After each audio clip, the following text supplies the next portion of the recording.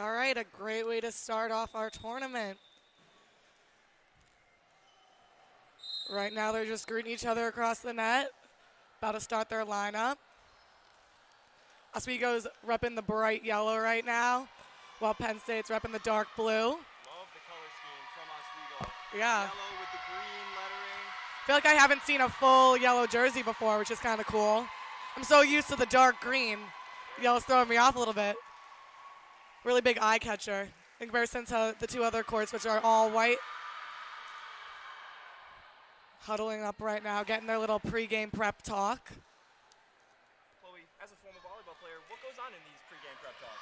You just kind of talk yourself down so you're not overly cocky, and just good game, start off strong, you got this, as they get onto the court getting ready for their lineup check.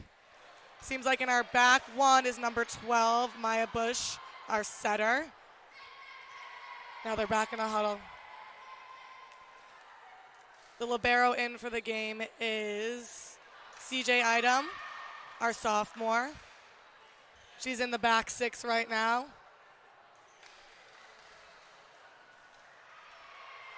Seems like how the court is playing out, they have receive. So Penn is starting with the serve, number 7, Bryn Smith. She is their setter.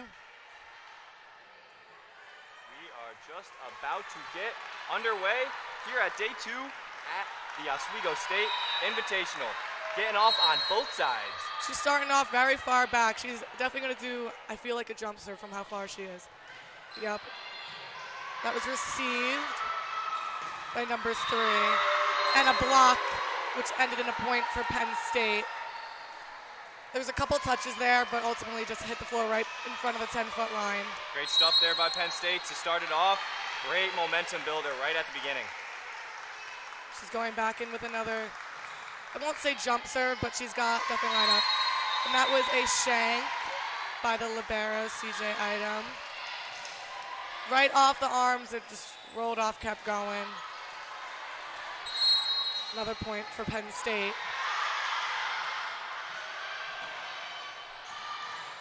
And that was a into the net serve, miss serve, and now it's going to Oswego. Number 3, Grace. Good 2 points for Penn State. Now Oswego back on the serve. Hopefully they can get their momentum now. Regular standing serve, a little bit of a float right to the back 6, received by number 3, their libero. And that was a swing on their right side, number 6, which gave them a point. Off the block, but again, hit the ground.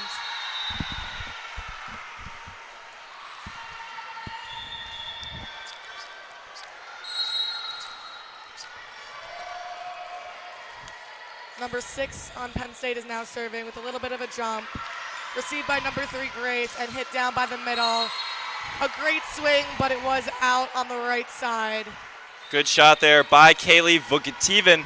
Unfortunately, just a little bit out there. Sorry, folks, you guys couldn't hear me before. You can now, and we are both here. There goes another serve for Penn State, right to the back 6. Great receive by CJ. And that was a point for Penn State again, which was a swing out. Too much power early on these Oswego spikes. Yeah. Got to really try and control that, keep it in the lines if you want to a little bit get of a the momentum slump, going. But it is the first game of the day. Might be their little warm-up set. Another little jump serve received by Grace. Great save from Emily Zeisler. Way to keep it in. Our player to watch on Oswego. Great spot placement by Penn State. They put it right towards the back 1 where nobody was there. And that's a timeout called by Oswego. Great set of points there by Penn State. Yeah. Behrend really just playing all over Oswego. Oswego looks very, very flustered early on. They can't seem to get any momentum going. Yeah. Penn State has them right where they want them, and I'm expecting a lot of changes to come out of this timeout for the Lakers. I'm sure John Stenman has a lot to talk about. I feel like right now they're definitely trying to get their heads back in the game. It's the beginning of the set so early on to fall into a slump, and this is what will get you at the end of the game, is when you're kind of stuck in the slump, and then you start to get your groove going, and then now it's neck and neck, but you don't get those points to make up just because of the slump that you fell in the beginning. In a potential 5-game series, going down early in the first match, how do you bounce back from that mentally? Honestly, it's a little tough. You just kind of are in your head, and then the next game you just got to push through that mental block of we just lost. We got to prove ourselves again and get this ball rolling. I feel like definitely in tournaments too, it's always the first game where you're just in a little bit of a slump to get into the groove of things. The ref just called. She almost served, but the ref didn't call it. It's a great serve received by CJ. And that was a free ball over. Tip. Nice save. And just missed it right over the net. Tried to free ball it. Fell a little bit short. Close to the net.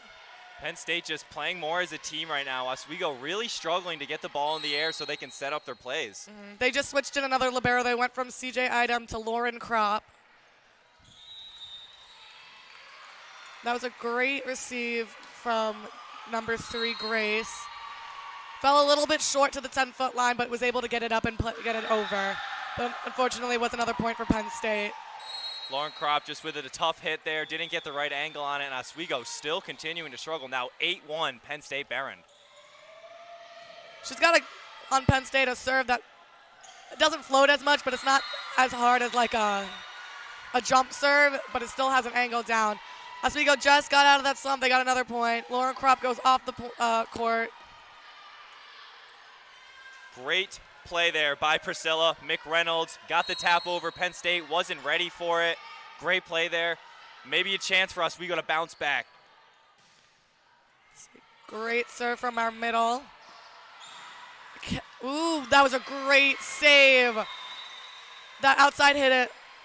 A hard, short cross, and it was a great save by number 9. Olivia Swinarski, though, great touch on the other end. Managed to put it just where she needed to, right in the center of that Laker defense, and they just couldn't do anything about it. Great play there by Penn State once again. She got kind of a sideways hop to that one. That was pretty cool. And they set it to the outside. A great swing by number 9, Priscilla McReynolds. McReynolds again. A line hit. Couldn't receive it. She put her hands up, ultimately shanking it. That was a great swing. McReynolds playing great so far. Really the only one that's been getting points for the Lakers. Definitely the fire that they need. Harper Finney now on the serve for the Lakers.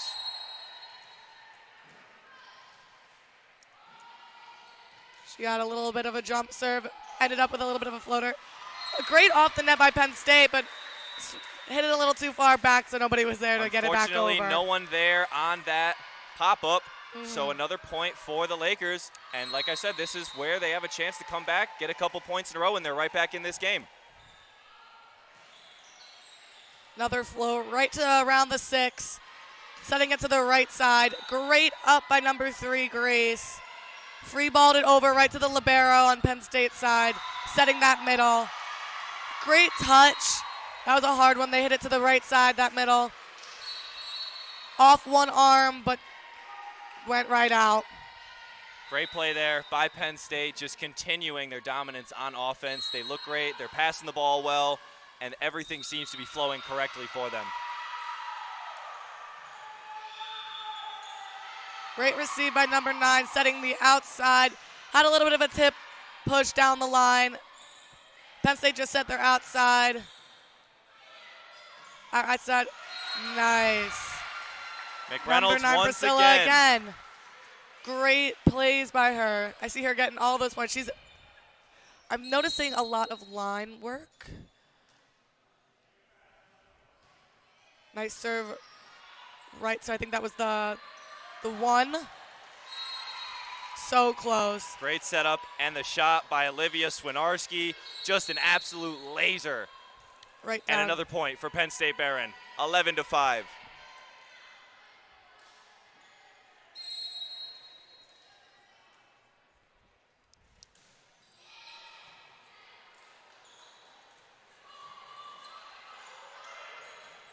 Oswego pops it back up. Number 2 set it to the Good right volley side. here, and a Great point for the swing, and that was a Lakers. kill by number 13, Gigi Basil. A nice cross, a little over the 10-foot line. That was great. Lauren Kropp, the libero, was serving. Right to the 1.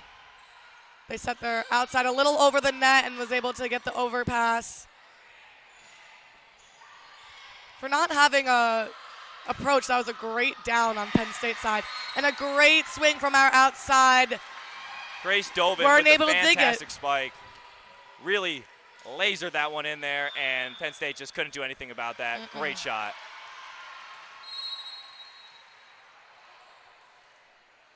Lauren Kropp on the serve Great once serve by again. Penn State has been sitting there, and that was an outswing that the ref called in, but the line judge called out. Very, it is, again, very confusing play right there. Referee might have missed that one. Yeah. Libero served on Penn State side. A great swing in our middle. Wow, off the block on Penn State side, right out, shot out, went flying. Kaylee Vugtavine, great spike there. Penn State tried to get up with their hands for the block, just couldn't get it up. Didn't get there. And a ricochet and another point for the Lakers. 12-8. They're slowly creeping their way back after a tough start. Maya Bush on the serve.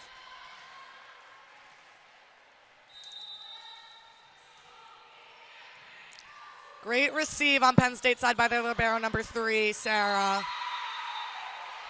Penn State gets that point right back. That's Cadence Jones on the spike. The Lakers just can't seem to do anything about these spikes coming from Penn State. They're really, really struggling right now. I feel like that is their little bit of an issue on this game. They're having great swings. Their hits are going over, but their passes aren't totally there. It's number 7 on Penn State, serves it right to the 6. That was out. Great look. I saw Lauren's arms go up a little bit, but it didn't touch her and went out. So That's a great fantastic discipline call. And we have Grace serving, number 3 on Oswego's side. Right to the 5 as they set their right side again. Great spot, rolled right off the top of the net. Received by the middle, but setter couldn't get there. Miscommunication there by the Lakers. You saw them bump into each other a little bit. Very, very costly mistake there by the Lakers. Yeah, Gotta get that that happens communication. so much too. When it's like the middle and you place it wrong and the setter runs from one side trying to get to the other, you would just end up bumping into each other. As a middle, I used to just stand by the net and hope to God I didn't let them run into me. Served by Penn State. Right to the 1 spot, received by Grace. Another great swing by our middle, number 18, Callie. Straight down, dug up, but shanked by Penn State. Callie Vugtavine, another standout for the Lakers early on. Got a couple points herself. 14-10 Penn State. Right to the 6 by our Oswego serve, received by our libero. Great up, really close to that. That was a great joust on her end. They called it for, I think that was a carry. So that one hand, sometimes you get, it's either you hold it for a little too long or you're able to set it with one hand. So that joust ended up being a carry. A lot of early mistakes for Oswego. Yeah. And only in the first game too. They definitely made it up a little bit. Great swing on our outside. Right off the top of the net, a hard cross right in front of the 10-foot line. Another fantastic play there by Priscilla McReynolds. Truly the firecracker that they need in this game. Killing she is it this keeping time. the Lakers alive right now. 15-11 Penn State. But Priscilla McReynolds is on fire. They're definitely making their way back. Much better than they are in the beginning. They're slowly warming up. Right now it's 11-15 Oswego with 11. Serve from number 2. Great serve right to the 5. Double blocked on that one. A great slow down for that swing on the right side, and they set our right side. Good line hit received, and no one can make it. Went flying out. A great job for Oswego. Great effort there by Penn State, but Gigi Basile had that great spike, and they just couldn't do anything about it. Oswego slowly creeping back into it after the slow start. That was a good short serve by Harper, right in front of the 10-foot line. Oh. Middle went for the approach, but nobody was there on the right side, or the outside. Once again, another miscommunication by the Lakers. They didn't have anyone to set up, get that spike, and it was an easy setup for Penn State, and they were able to capitalize on it, and another point for them. Pass was a little too far out to the left. I saw our libero Lauren Kropp try to get there, but didn't make it completely. So we have number 2 on Penn State's side, Sailor Ladd, serving again. Right into our 6, received by Lauren Kropp with her hands. Another great swing from our right side, but a little bit out, hard cross. A little bit of a heat check there for Priscilla McReynolds. Tried it there, just a little bit outside. So she's going to be kicking herself for that one.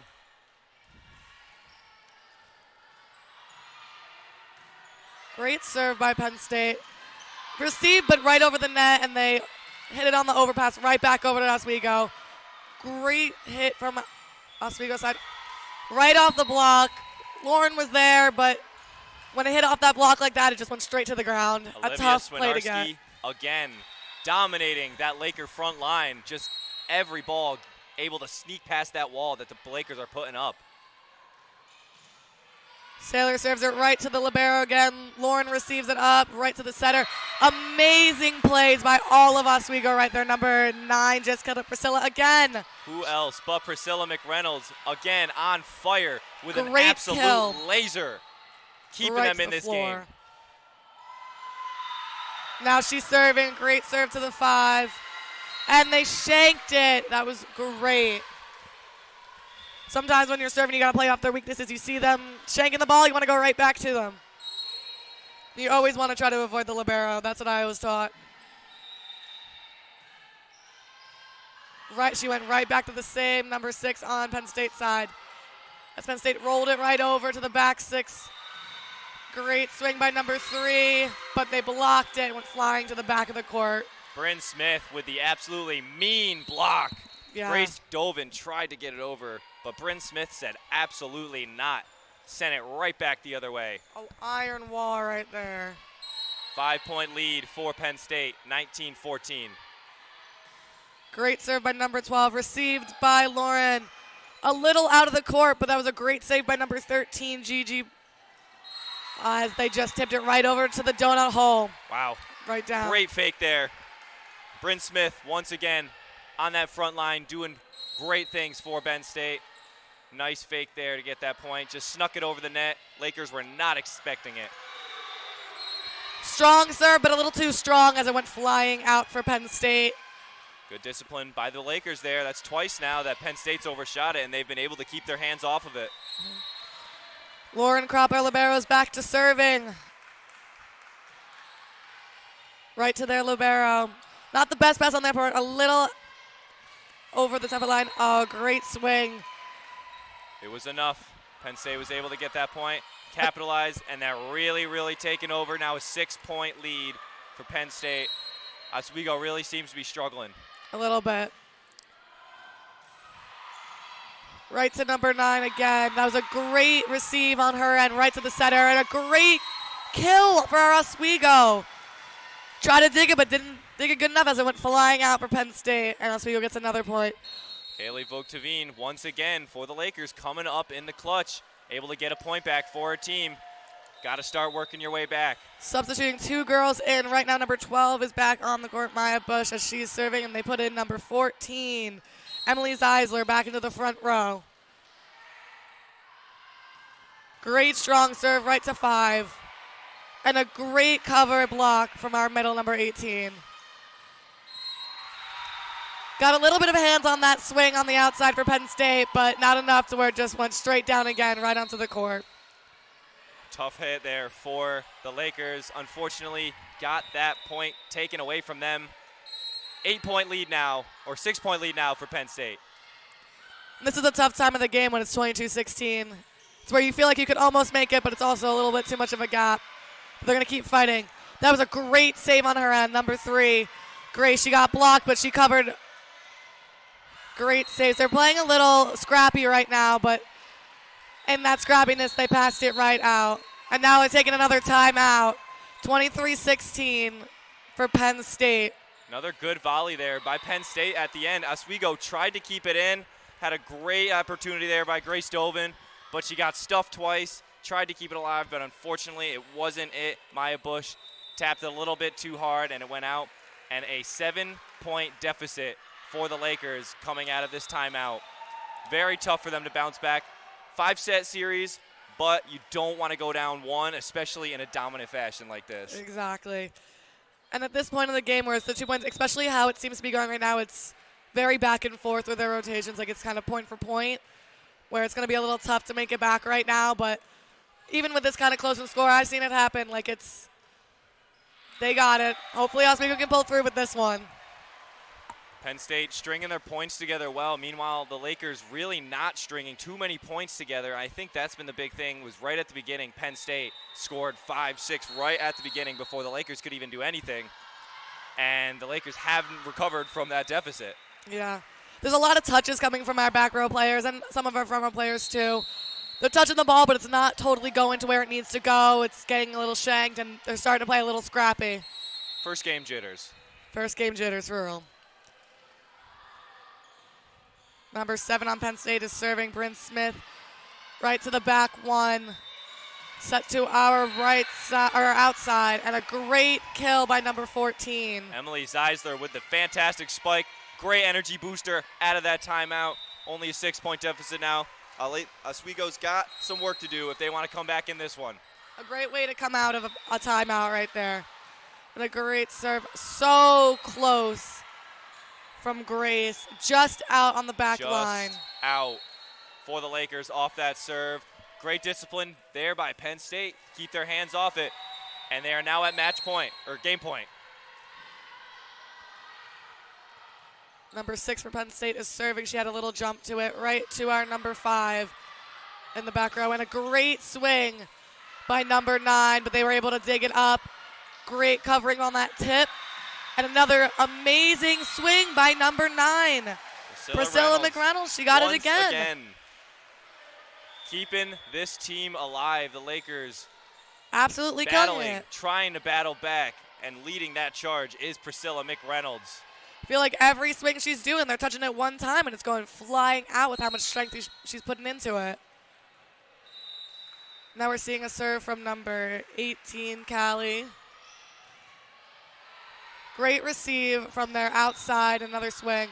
Great coverage from number 9. And they're able to free ball it over, and they did not get that free ball up on Penn State. Great teamwork there by the Lakers. Ball bounced off the net, kept it alive, and they were able to knock it over the net, and Penn State wasn't expecting it. Managed to sneak it by them. Only a 5-point deficit now for the Lakers. Another great serve from Callie. It was close to the net. Penn State's playing a little scared. They're not full swing, and they're kind of rolling it over. And we had a great swing from number 14. A lot of strength on that. And another great swing from Priscilla. Another kill, and that was off the block right in front of the 10-foot line for Penn State. We're not able to get it up. And another point for Oswego. They're making their comeback. Now they're only down by 4 points. Penn State a little flustered as it seems right now. Oswego managed to string a couple of points together and really turn this into a game. So yes, great call. Line judge got it wrong. It was in the back corner by, I think that's spot number 1 for Penn State. Just watched it hit the ground. A great ace for Oswego. Vugtavine back on the serve again. Penn State's playing a little too safe. A great receive right to the center as they set their right side. A nice up by number 3. I think she's playing all the way around right now. Oh, great covering. They tried to get that in the donut hole, and we're not able to do it. Good spot placement by Priscilla. As Penn State swings out. Although Grace tried to get that with one arm, fortunately she did miss it, and it was able to fly right out, which is another point for Oswego as Penn State calls that time out. Oswego's on their high right now. Timeout, Penn State. Back-to-back points for the Lakers. They are rolling coming out of that timeout. Playing it a little too safe. Must have said something to wake them up because it is now only a 2-point deficit. They were down 7 coming out of that timeout. And they are really giving it to Penn State now. See, I told you it happens sometimes. Now it's a close game. Ryan Lang, head coach for Penn State. I'm sure he's just telling his team, stay calm, keep composed. You've been beating them this whole match. Just get that last point and get out of here. We'll move on to the next game. That's all you got to do. on that side for the coaching. Just keep them composed. You got to get 1 point and play defense. Yeah, play your game and let the other team make their mistakes. They're obviously a little bit flustered. They're playing it a little safe. They're not swinging through. See a lot of rolls coming from their outside. They're focusing more on spot placement, which is what they tried to do before with getting into that donut hole. But there was great coverage from our front row players. A lot of diving going on. Bodies to the floor as Callie still is on the serve. Callie with a great couple of serves on this set of points. Amazing. Right off number 21's arms as it flies out. It was so close to that. She's got that really close to the net, which is definitely a little scary and intimidating when it's coming over and flying at you with the amount of strength that she's doing it with. Oswego playing like they want it badly. Amazing. See, just making them make their mistakes. Penn State was not able to receive that ball off the hands, a little too low. They tried to kick it with their feet, but ended up going out again. Tied game right now, tied set. Another great serve from Callie as they overpass it a little bit. And they call Penn State on the over. A controversial call by the referee on set point, no less. I don't know if that was the right call in total for Penn State. I think it would have been more of a two-touch rather than a, I don't know what he called, over the net, if anything. Referee's still discussing it. And it is a point for Oswego. It is a point for Oswego. Another great serve to the one as they set their outside. A harder swing on that. Grace was able to dig that up and get it in the court as they free-balled it over right to their libero and set their outside. Point for Penn State. It was off the arms, a close one. They put Lauren back in. What a first set we're having here between Oswego and Penn State Behrend. 25-25. Back and forth we go. Serve so close. A little bit of like a seams issue right there. I saw her arms were kind of turned to the side. She didn't move towards, but it was right in front of Grace. Not the best bump in the world. Wasn't able to set it up the way she wanted to. Great receive. Able to get that up and in the court. Ooh, and it's up. Oh, so close. Wasn't completely over the net, although it might have been a through the net kind of block, and then they were able to get it back up and keep playing, but it just ended up being 4 touches at the end of the day. So after the huge comeback by the Lakers, came back from a 7-point deficit, Penn State managed to hold on, keep them, fend them off 27-25.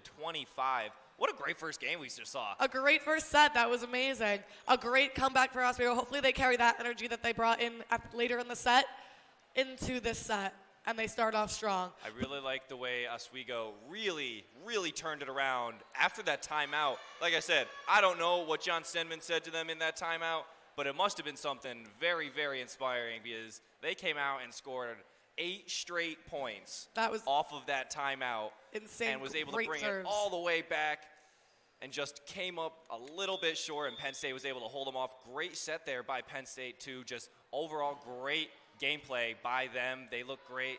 Their teamwork is phenomenal. They went from playing a little scrappy and towards the middle of the set right to bringing it all together. As they came together as a team, they let Penn State make their mistakes, and they were just struggling to receive Callie's serves. She had great low to the net, hard serves that were just aligned to you. That's such a hard play when it comes to hitting your arms versus are you going to set it? A tough plays for Penn State. Weren't able to get it up. So close for Oswego. So close. After that first set, Mick Reynolds, 7 kills in just her first game. Fantastic play by Priscilla Mick Reynolds. She looked really good out there. Really what kept Oswego alive in that first game.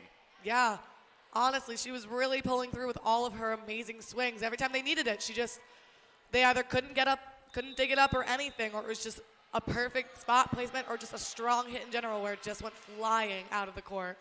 On the other side, we had Cadence Jones with 5 kills and another 5 kills for Olivia Swinarski, both playing really well for Penn State.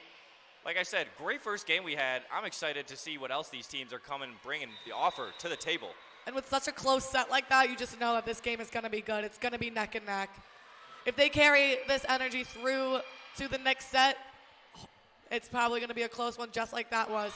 And what I was saying before when they were falling in that deficit in the very beginning, that's what happens is that in the beginning it was 1-6, 1-7, and that's where it comes into play at the end of the game, is they aren't able to make up those points in time for them to clutch the set.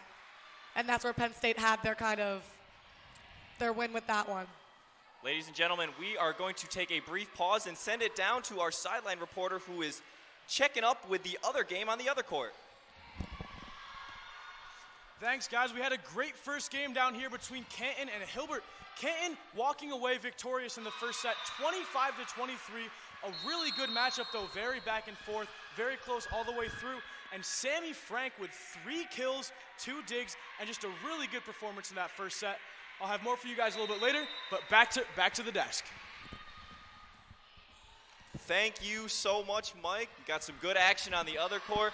We got even more action coming up in 1 second on this court. Match 2 between Oswego and Penn State Behrend coming up. Right now they switch sides, so maybe it's a lucky side. Maybe this time Oswego will clutch the set just based on being on the other side of the court.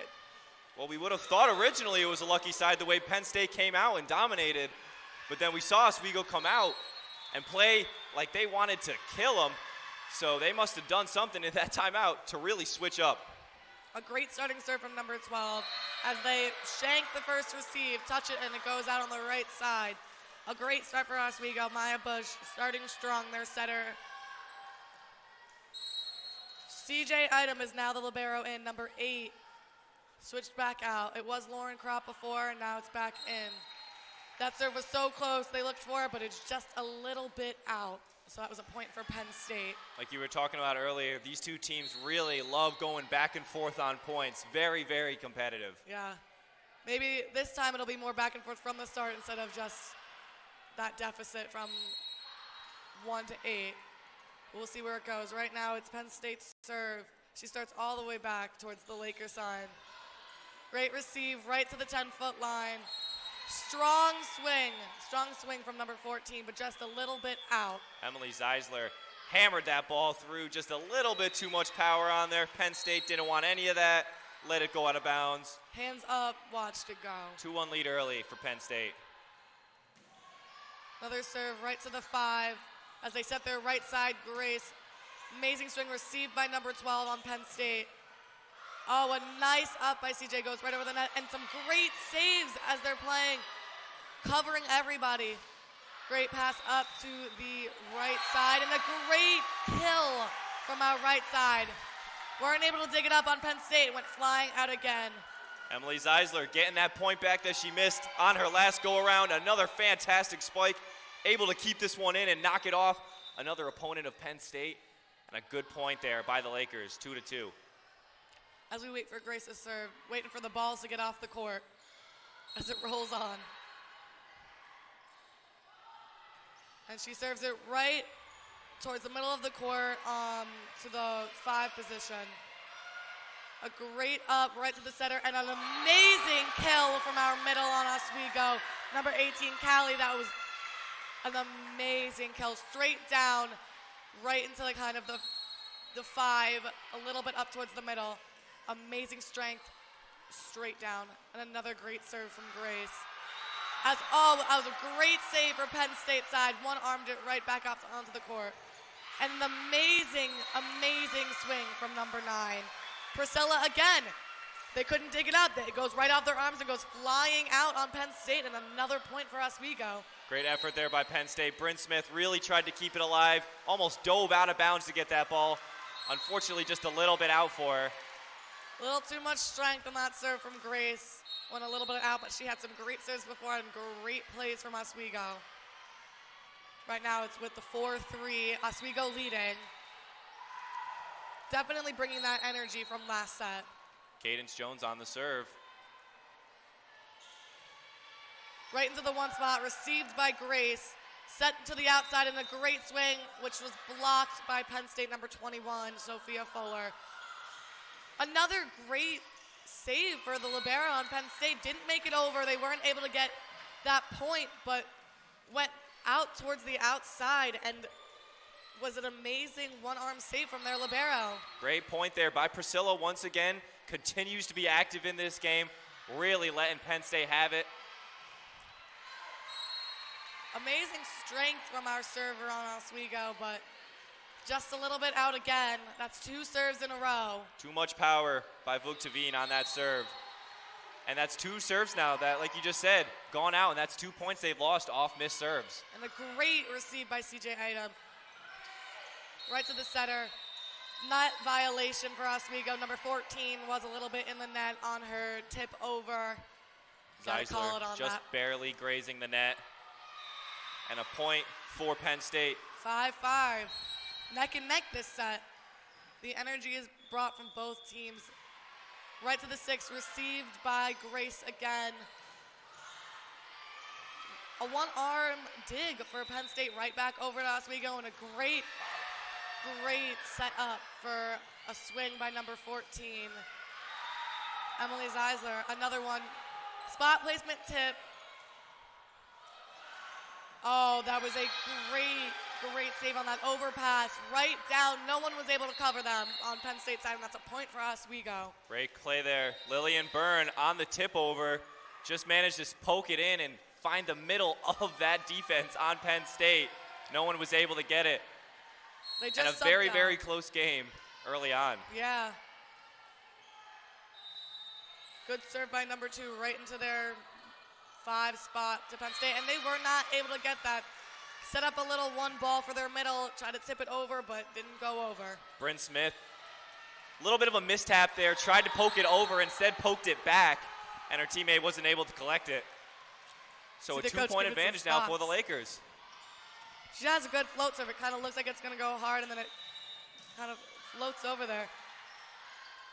Good save from CJ. Nice swing, a little too much strength again, not enough cut on that one, just a little bit out for Oswego. Now it's Penn State's point again. Serving is number 2, Sailor Ladd, their setter freshman.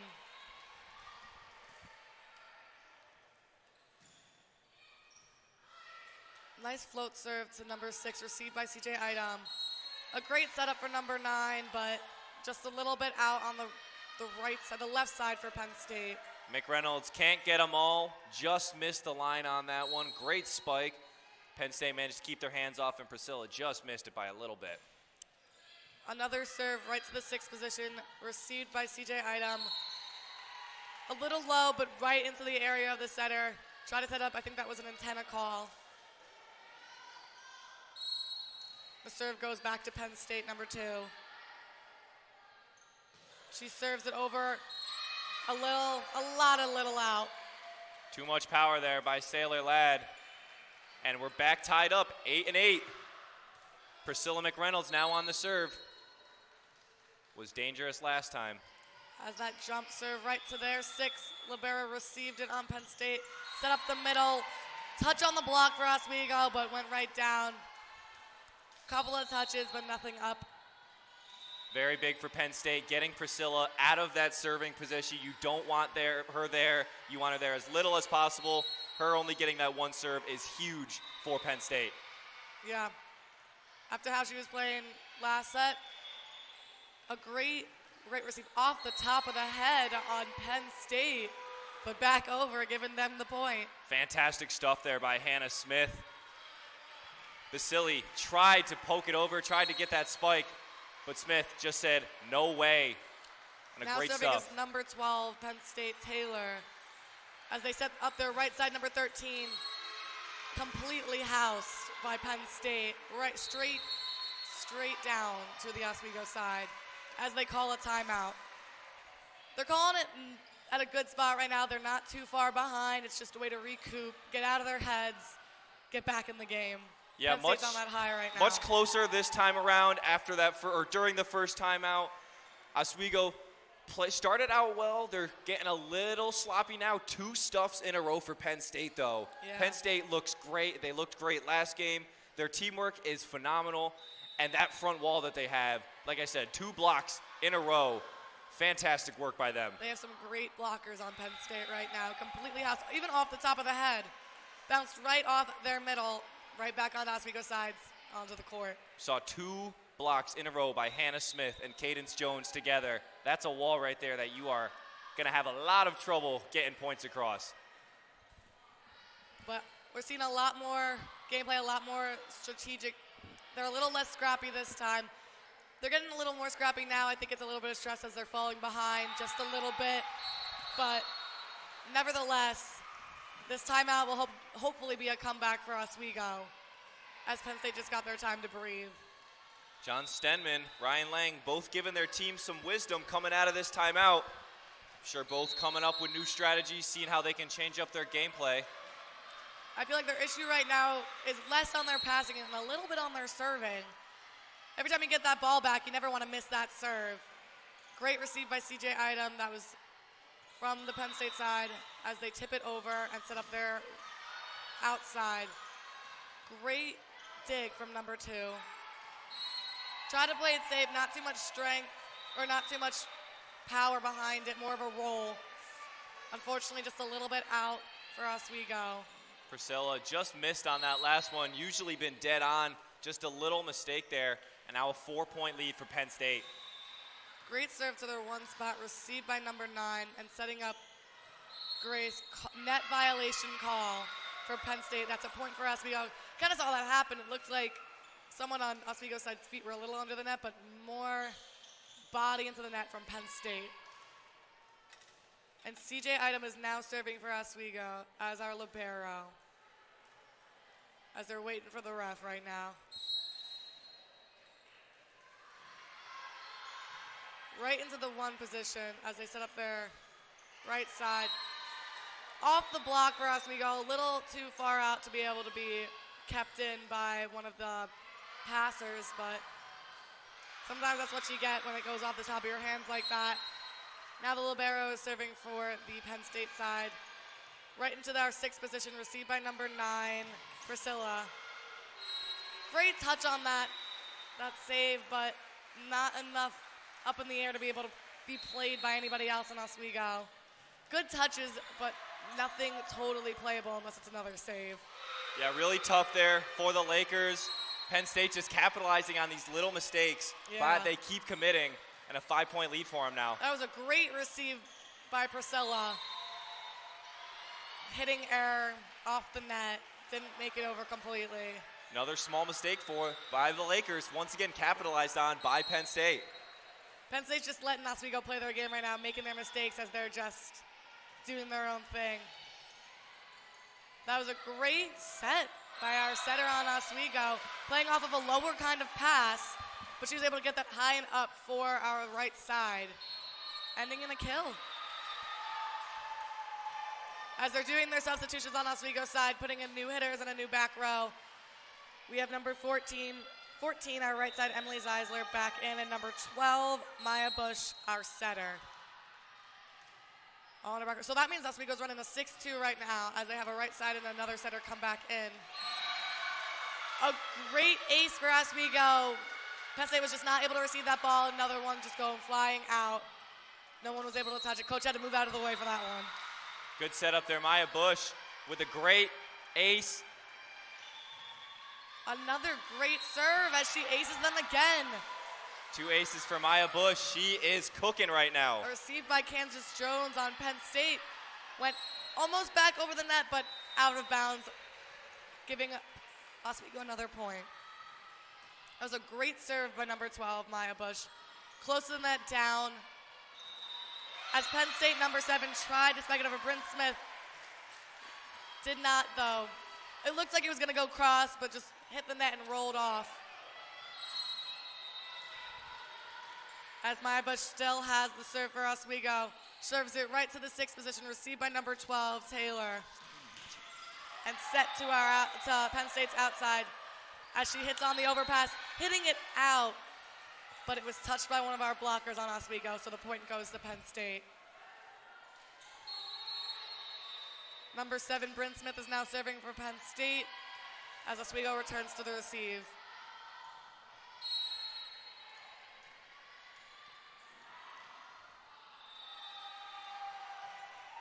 Serves it right Right into our one position, received by number 5, Gabriella Bishop. Didn't make it in. Went off to the right side. Another point for Penn State. Yeah, a couple of costly mistakes by the Lakers once again, and now a 4-point lead again for Penn State Behrend. Great serve by number 7, Bryn Smith. Tipped it over, received by a front row player on Penn State's. A good dig on their end, right to the center. A great save off the block as they called an antenna hit for Oswego, point going to Penn State. On that little joust they had on the Oswego right side, Oswego outside, Penn State right side, hitting the antenna, giving the point to Penn State on that one. Number 7 is still on the serve. Into the net. Didn't make it over. That's a point for Oswego. A serving error for Penn State. Lakers, here's a chance to battle back for him here. Down 4, need to get a couple points here. Gabriella Bishop, our junior utility players. Not going to do anything with another too powerful serve once again by the Lakers. Costly points they're losing off these overserves. These are the points that end up mattering at the end of the game. You finally get that point back, you go to serve, and then you miss it. Not the best feeling. Hopefully Penn State cancels it out. Cadence Jones now on the serve for Penn State Behrend. Great serve by Penn State, received by Grace in the one position. A great swing by our middle blocker, number 18, Callie.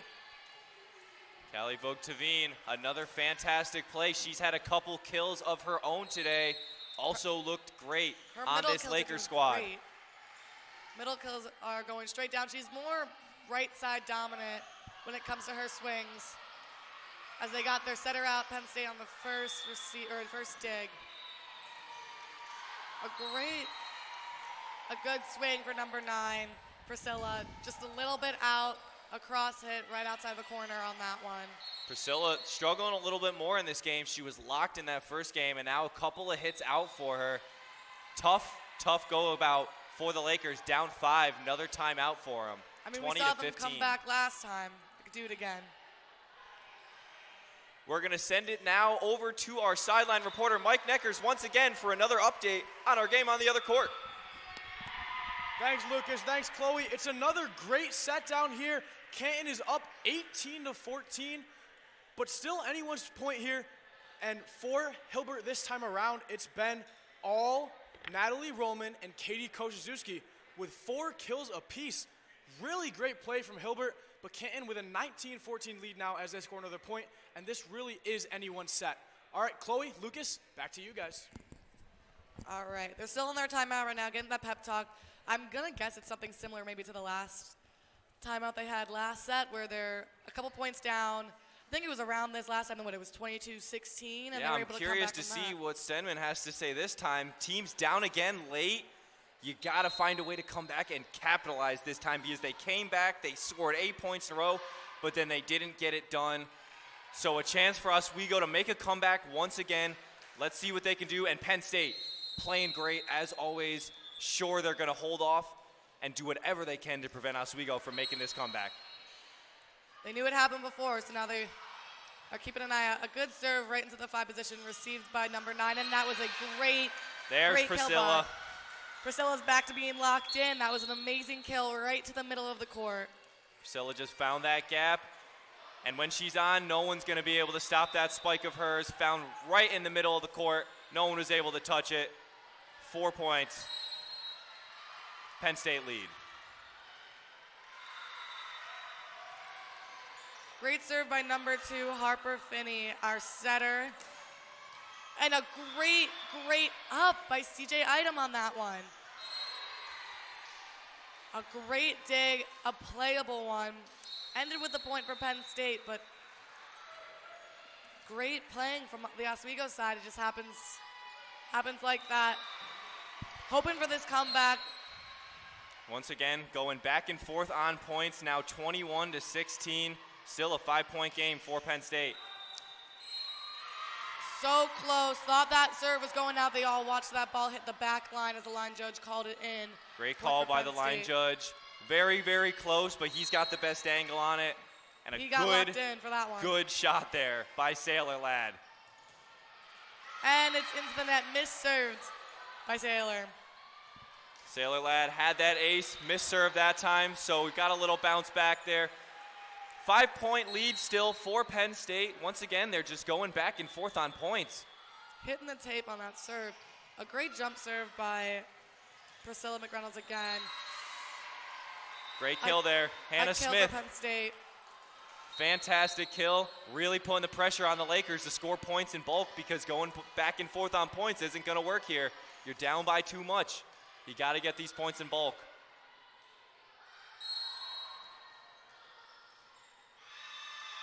Number 12 for Penn State just served right to the 6th spot. Received by CJ Item again. Able to get it up. Over on one, though. Oh, a great block and cover by number 13 on Oswego as they set up their middle for a tip. Great covering by CJ again. She was right there. So close. 4 hits for the Lakers. Tough mistake for them. And now match point for Penn State Behrend. Taylor Aklinski on the serve once again. Great receive by CJ again. Right to the center as they set up their outside.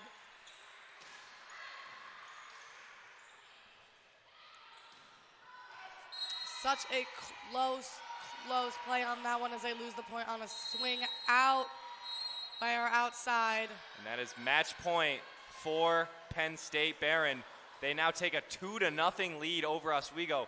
A close first set and a not so close second set. An 8-point win for what looks like just a more skilled Penn State team. They look better with their teamwork right now. And Oswego making a lot of little mistakes that turn into big mistakes that can cost a lot of points. And Penn State was able to capitalize and really take advantage in that game. So it's 2-0 now for Penn State. Oswego really needs to battle back here. Yeah, to be able to keep playing hopefully 5 for Oswego, they got to win this set. Penn State's on the high right now as they just won those 2 sets. Both relatively close sets with each other, like they were within about, well, the first set was within 2 points, and this set was within, I think, 6.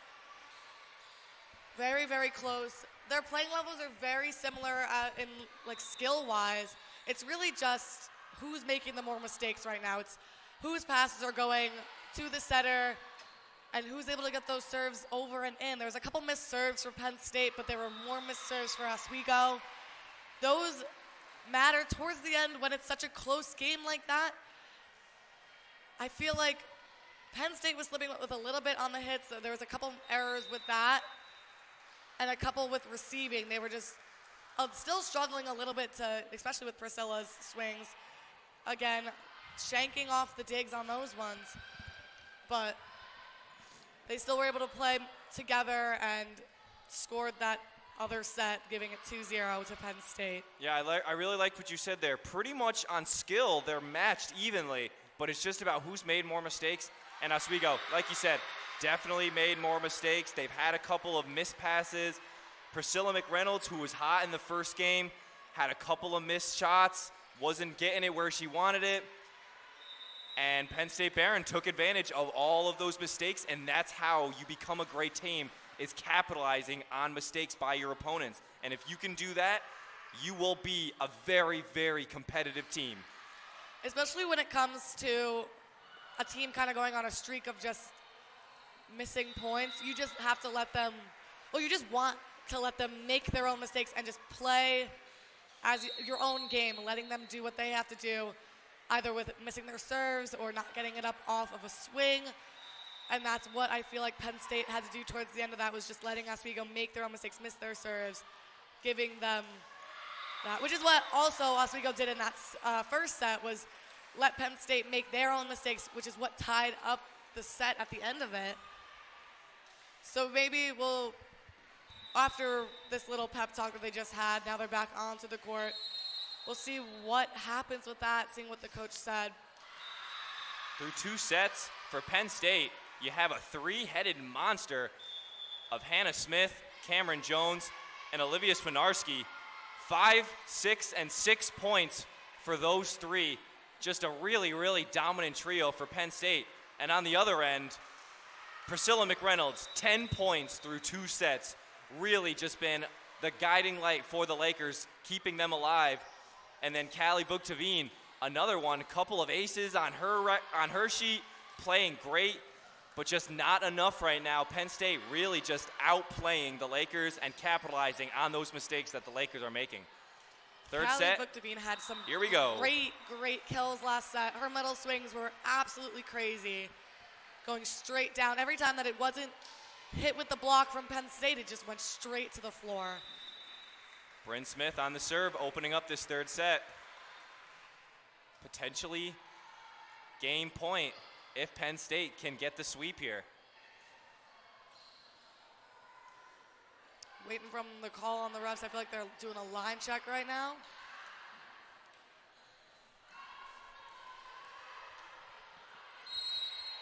And we are underway. Third set.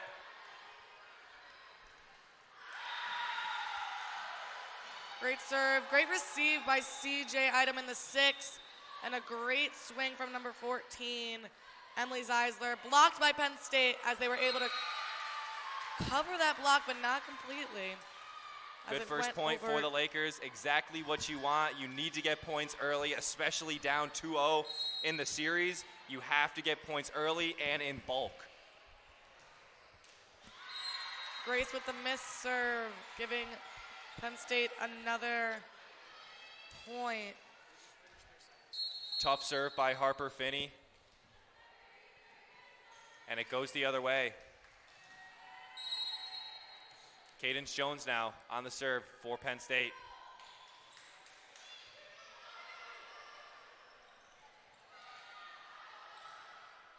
Good save by number 7 on Penn State as they swing on the right side, setting up our outside number 9. Who else but Priscilla?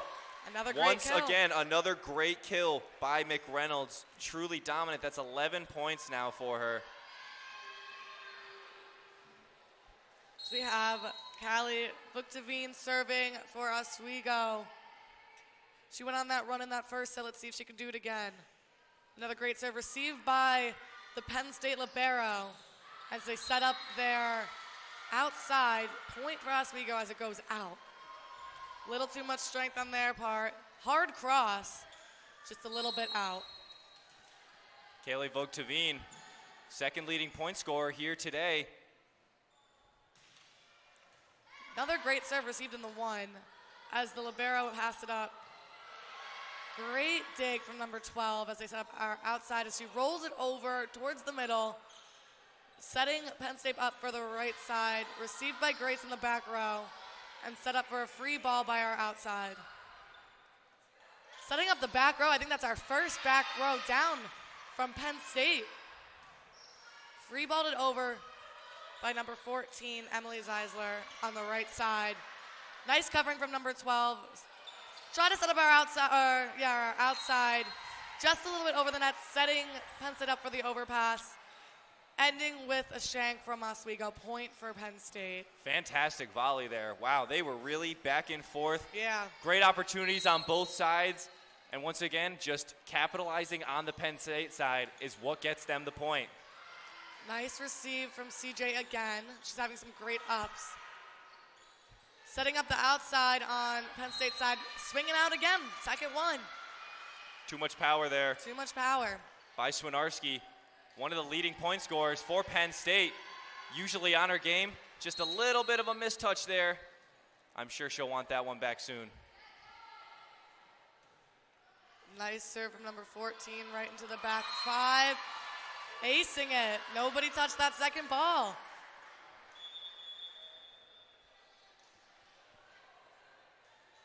Emily, our right side, is serving for the setter. I'm guessing once we lose this serve, she'll be subbed out. Serve right into the 5 again. Another great ace.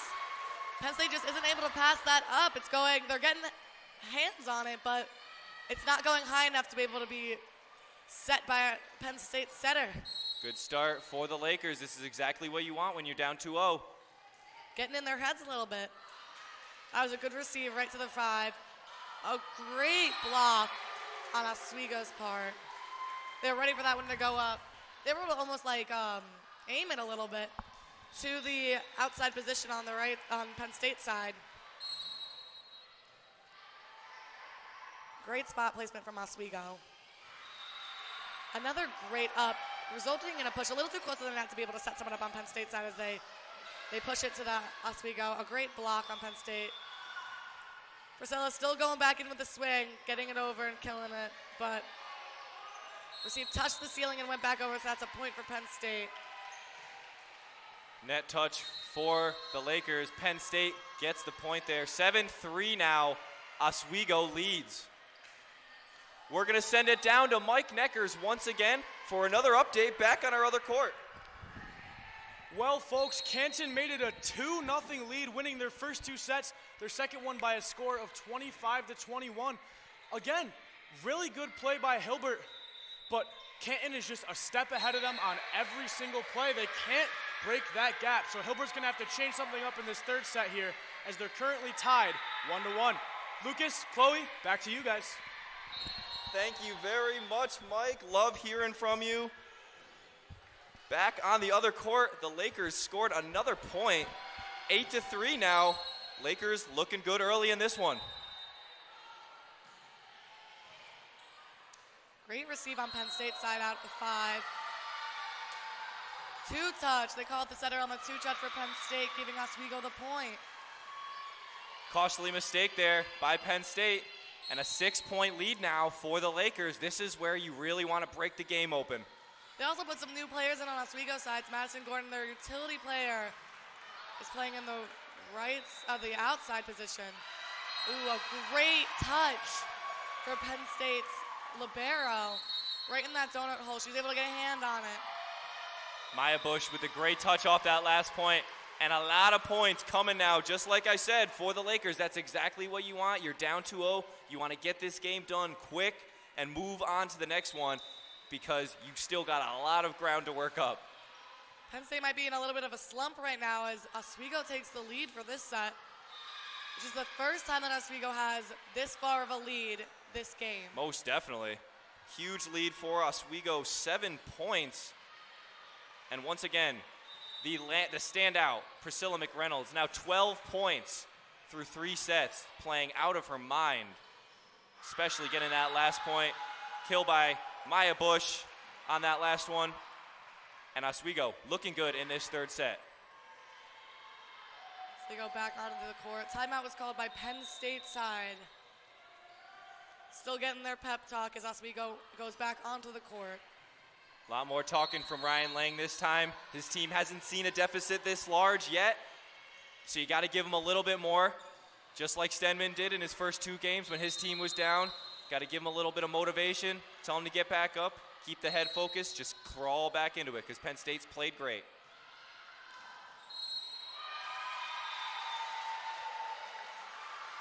Good call by the line judge calling that serve in. Line judge makes the call. Maybe a little bit of a miss there. Penn State didn't think it was in, but line judge is the one that makes the call. And that serve goes out. That one most definitely out. They put Lauren Kropp back in as the libero for Oswego's side. 11-4 lead for the Lakers. Taylor Aklinski on the serve for Penn State Behrend. Great serve received by our number 2 and 6. A great dig on Penn State side, but a point for a little bit of a miscommunication there by Penn State. I think they might have thought the point was over. A little confusion, yeah. So a point for the Lakers off the miscue. And an 8-point lead now for Oswego. As libero Lauren Kropp is serving right to their libero number 3, Sarah. Pushed it over on that one, playing a little scrappy on both sides as they set up their outside. A great dig from our back row, Priscilla. Another down hit. I think that's the first down hit on Oswego's side as the middle pushes it over. Both teams seem to be pushing it a lot as they set up the outside. Oh, a great spot placement from Madison Gordon, number 4. right into the donut hole. She tipped it right there. Nobody on Penn State's side was there to get to take that one up. Good volley there. Once again, Lakers coming out on top. Seems to be the case for a lot of these volleys in this set. A new fire for the Lakers. Lauren Kropp just short with her serve, hitting the tape and bouncing back onto the Oswego side, giving the point to Penn State. 13-5, Oswego. Largest lead of the day for sure for them. And Penn State really wants to start climbing back into this one. Great receive by our back row player, number 9, Priscilla. A great, almost great up by Lauren Kropp. She was able to get her hands on it, just sending the ball out. As number 3 on Penn State still serves. Sarah trying to close Novak. that gap. A great serve to 6. A little bit of communication error there as both the back row players put their arms out for it, ending with a carry on Oswego's side. That's another one of those mistakes we were talking about. Bumped into each other, a little bit of a miscue, and it turns into a Penn State point, and now it's back to a 6-point lead for the Lakers. A little too short of a serve from our Penn State server, giving the point to Oswego. Seeing the back and forth point play again. One team likes to take the lead, and then they start going back and forth. 7-point lead for the Lakers. Number 12, Maya Bush is serving for Oswego. Received by number 3, position right there. They're outside. Way too much power by Zeisler on that one. Way far over. Penn State is subbing in number 16 for 2 as 7 serves. Bryn Smith again, their setter.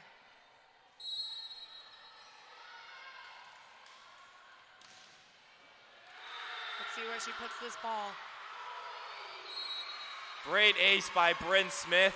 Oswego thought it was going out. Was not. A great ball placement there by Bryn Smith on that ace.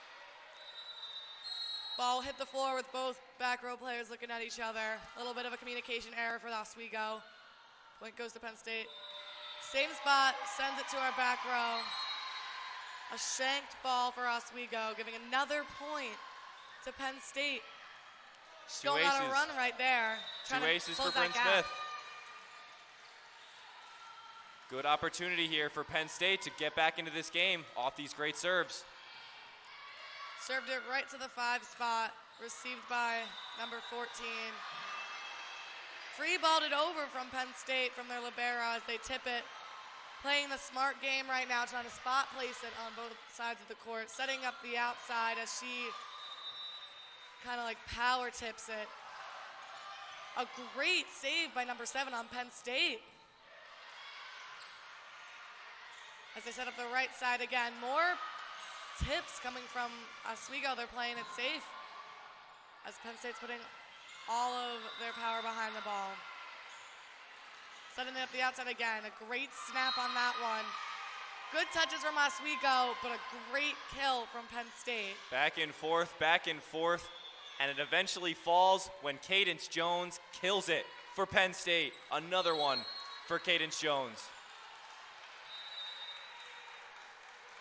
As Bryn Smith keeps this run going, serves right into the net. Bryn Smith, rare slip up on the serve. Couple of great serves, 2 aces. Just slips up a little bit there. Happens to the best of us. 4-point lead for Oswego after the possession change. 15-11 now. Serving now is Grace Joven for Oswego as she sends it close to the net, right to the libero in the 6th position as they set up their right side. Spiking at number 6 as she transitions to the outside position. A great dig on Penn State. Called in the net from number 7. Point for Oswego. I would have been a little surprised if they didn't call that one. It took them a second. Oswego is still with the 5-point lead as Grace Joven is serving again. Floated it back to the 1 spot, setting up their middle. Out. Call from the line judge, point for Oswego. Tough call there by the line judge. Penn State not happy with that call. And a 6-point lead now for the Lakers. Good eye, good watch from Lauren Kropp on that one.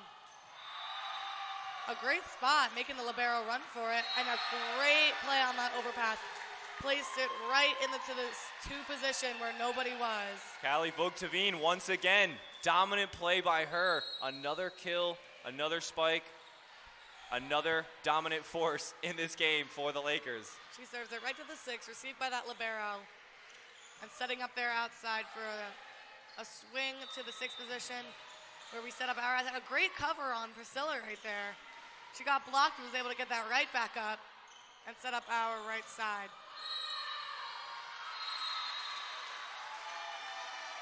Net interference, I believe what was called by the referee on Penn State. So another point for the Lakers, 8-point lead. And it looks like they're gonna run away with this one if Penn State doesn't twist something up fast.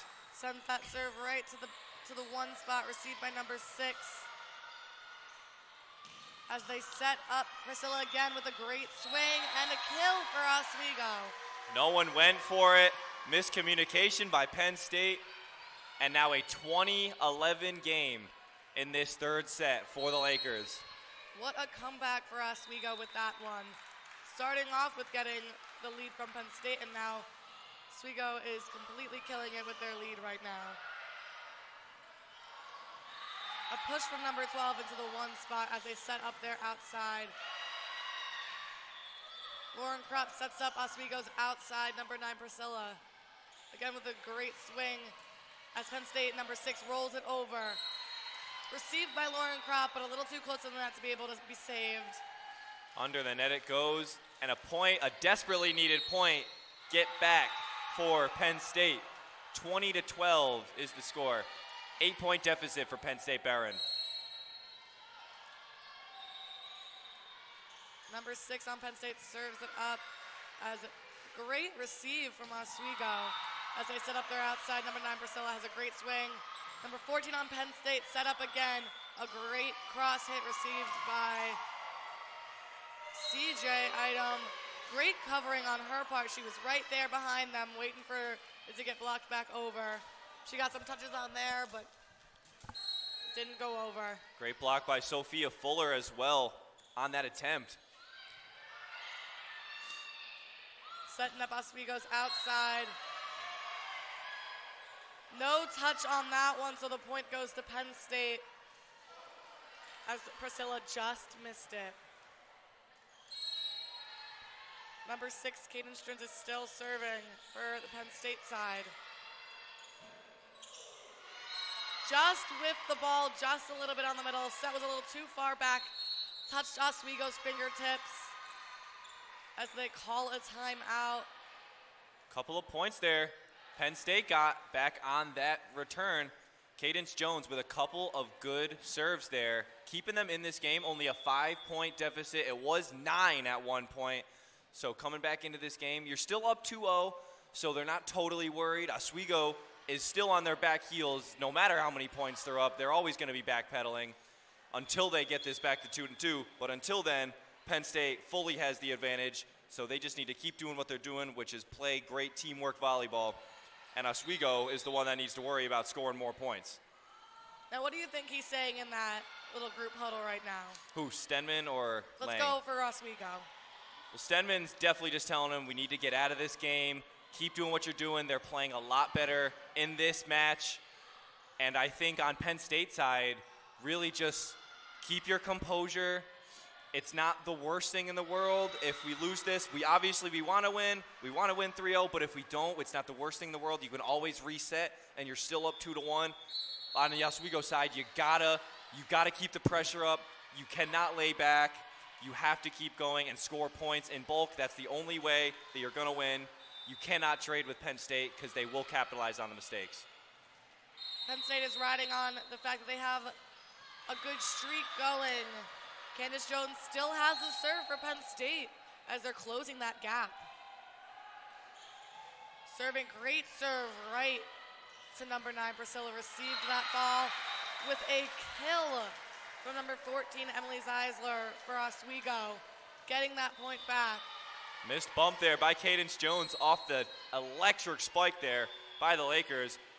And a 21-15 game now. 6-point lead for the Lakers. Now last set, Callie had a good run with her serves. So let's see if she can do it again. As our middle tip set received great by Penn State side.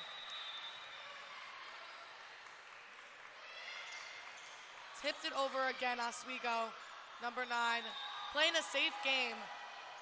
Setting up their back row from Penn State with a kill from their back row, number 6. Candace Jones getting the point back for Penn State.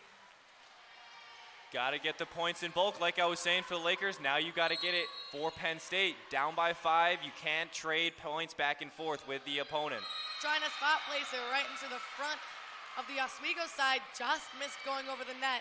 Missed serve for Tough Penn serve State. by Sophia Fuller. She is not happy with herself after that one.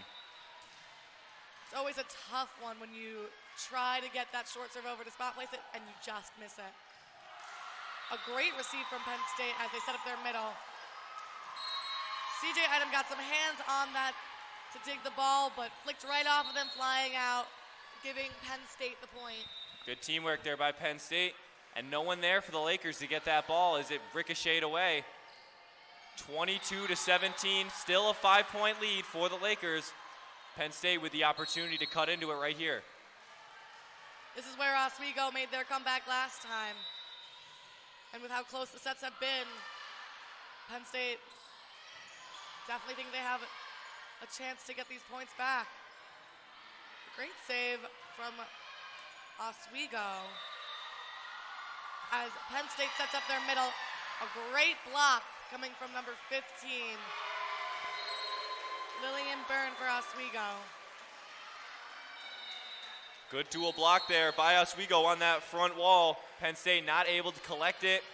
And now a 6-point lead for the Lakers, closing in on that first set point.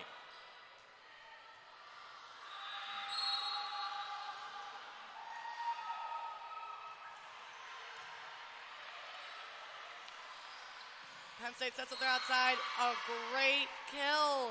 Cadence Jones, Olivia Swinarski that time. Another one of the elite killers for Penn State. Doing a great job keeping her team alive. 5-point deficit now for Penn State. Oswego tried to dig that ball, but it just ricocheted right off their arms, flying out. Serving it right to the 5 spot, received by CJ Item as they get that kill off the block on Penn State's hands as it drops right in the front. Libero was right there covering number 3, Sarah. Just missed it.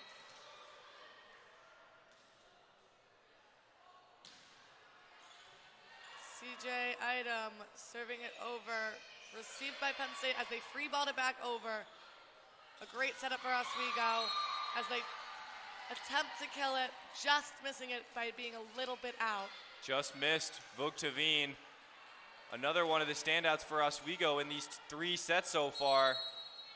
Penn State can't lose this point right now. She serves it in, received by number 2 in that 5 spot. Swing on the outside, setting up the outside on the outside. Great dig by CJ. Over on the 1, just out. As Penn State still goes on with trying to close that gap. That 4-point gap, they can't lose this, otherwise they lose this set. Received by number 2 again, Harper in the back row. As Oswego ends that set off of the kill. I bet they're feeling great right now, getting to go to another set to try and win back this game. Another close set, though, with Penn State right up there with 20. Yeah, great set there. I love the way Oswego played in that one. It was a very, very different feel. They looked much better in that 3rd set. Way, way less mistakes, and I think that was the big key for them. Penn State didn't make too many mistakes either, but I think this time it was just Oswego slightly outplayed them, and it was a great set overall. Got a lot of great kills, and the final kill by Callie Vuktavine to finish it off, 25-20. Penn State still up 2-1, so they're still not on their back heels yet. That's still Oswego. They still have a lot to work up to. Catch up on. But a good start for Oswego if they want to make that comeback. And on the other side, Penn State, keep doing what you're doing. You played great in those first 2 sets. Try and get that aggressiveness back that you had in those first 2 games, because they let off the pedal just a little bit in that 3rd game, and I think that was the issue, is that maybe they weren't capitalizing as much on those 3rd set. Once they fell into that slump before, it was very hard to dig themselves out of that hole, which is what cost them a little bit on that set. They were down, 9 in the beginning, and they lost by 5. That hole caught them a little bit. They couldn't totally come back from it. So we'll see how they start off with this set. Starting off strong, maybe like all of their other sets this time. They just dropped the ball a little bit on it, falling into that hole, causing them a little bit on that set, giving Oswego State the win for that 1 set. Now it's 2-1, Penn State leading. We'll see where this set takes us. Ladies and gentlemen, once again, we are going to send it down to Mike Neckers, who has an update down on our other court.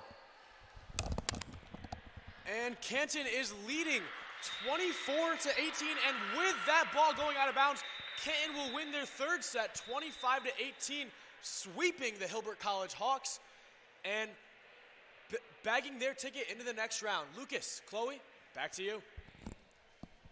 All right. Thank you, Mike. Once again, always great to hear from you. 4th set now, just about to get underway for the Lakers and Penn State Behrend. Oswego slowly making their way back onto the court for the next set. Honestly, I'm surprised that these tournaments go to 5 sets. A lot of the times I see only go to 3, and it's best 2 out of 3. Really shows the competitiveness here. You want to see who's the best, and the best will win in 5 sets. So you want to pick the most competitive edge for both teams, and 5 sets really shows who wants it more, who's got more grit. Certainly a tiring game for both teams on this one. Point for point, too. They have no breaks, no way to catch their breath. Keep going back and forth between both teams. Right now, the libero in for Oswego is CJ Idem. And the libero on this side is Sarah Nobach, their junior libero on Penn State side. I don't think that Penn State has switched out their setter. I think libero. I think they might only have 1, while Oswego has 2, as they keep trading out within the sets. And maybe that's a different strategy that you got to think about, is rotating that position out, giving some air, giving some time to them, so because they are a much more important position on the floor. We saw some new players come in next game. Oh, a great cover on that one. The ball was rolling across the top of the tape as Penn State sets up their outside number 6. A great swing from Grace Dovin on Oswego's side. As Sarah Penn Novak State just touched the ball going out. Tried not to touch it. She really didn't want to. Just got a hand on it, unfortunately, for her. Line and a judge 1-point almost lead called it for otherwise, Oswego. too. Great serve from number 12 as Penn State sets up their outside. Just outside the antenna on Penn State side, giving the point to Oswego. So we tried to kind of roll it in a way, not complete. It wasn't like a tip, but it wasn't a swing either. Just outside the antenna, trying to save that ball. Set was a little too far out to play and a little too low. Received by number 6 on Penn State side as they go up for the swing again. Right into the 6th position, received by Priscilla. Dropping right by the net, giving Oswego the point. Great start here for the Lakers. Again, exactly what you want. You want to get these points early because you're still down 2-1. You want to even it up, and you can't give Penn State any edge. Don't want to give them any points that they don't earn. Great serve on Oswego side. Great receive as well, right into the center position. They tip it over on the middle, spot placing. A strong swing from Grace off the block and out, giving Oswego the point. Right off the hands of Penn State. The block was there, but the angle wasn't as the ball went flying out back over the net. Sophia Fuller tried to get their hands up for the block. Unfortunately, just ricocheted right off of her and straight out of bounds. Setting up their outside. Wow. That was a snap right there. Cadence Jones getting the first point of this 4th set on the board for her team. just an absolute monster. That was a laser. Crazy kill on her part. Right down the line, but it was 10 foot. There was a passer on Oswego that was there, but just right off her arms. A great swing for Oswego, but kind of controlled by the block on Penn State side. Great dig on their part, setting up Candace again. Reach over for Oswego, gives a point to Penn State. 4-2 early on in this one. Lakers lead. But Penn State trying to get the momentum going here. We're seeing some great swings from Candace Jones on Penn State side. Bryn Smith now the leading ace scorer for Penn State. Right over the net as they try to play it off with a couple of And swipes. another ace for Bryn Smith. Great serves for her. Close with that one as they try to play it off the net. Didn't completely make it though. Oswego was leading 4-0 as Penn State's now making their comeback 4-3 with Oswego leading. As they set up number 14 on Oswego's side. And now they're setting up Candace again for Penn State. I feel like we see more variety from the Oswego State side as they try to set up different hitters. Not so much with Penn State. I see a lot of sets to the outside, which as of right now, I think Candace is their strongest hitter. So it makes sense that they keep setting their outside with her complete kills. Serving it right to the 6, received by CJ. Fantastic snipe there. Grace Dovin just managed to break it in the corner of the box. And a good point for Oswego to break the streak for Bryn Smith, who was having her way serving the balls. Serving it right to the 1 spot on Penn State side as they set up their right side. Controlled by the block on Oswego, making it easier to set up a play. Again with them, a block coming from Penn State just did not go back over, dropped right in front of them. Not enough self-coverage on that one. Fell right between the middle and the outside.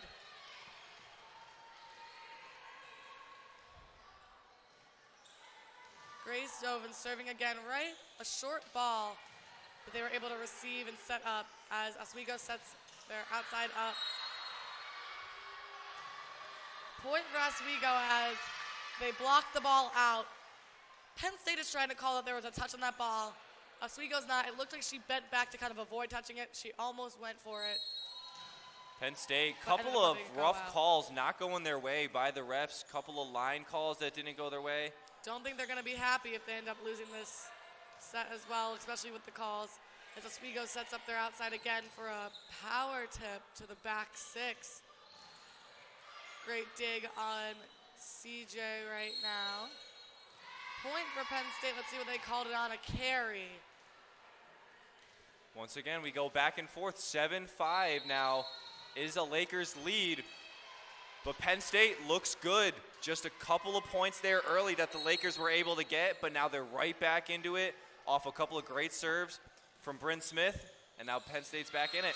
Penn State with a missed serve falling right into number 14's arms off the net. Rare miss from Cadence Jones on her serve. Lakers get the ball back and puts it into the hands of Callie Vuktavine.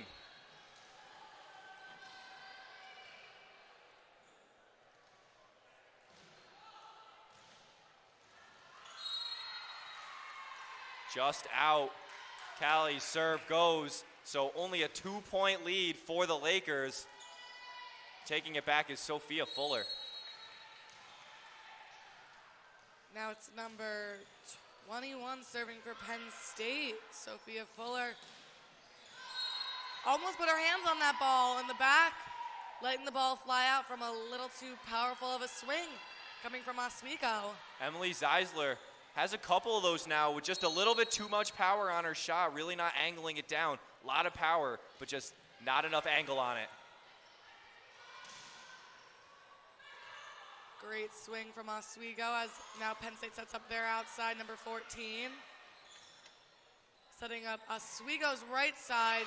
Powerful cross swing from number 14, Emily Zeisler, as she kills it with a cross hit right off of the defensive players on Penn State's side flying out.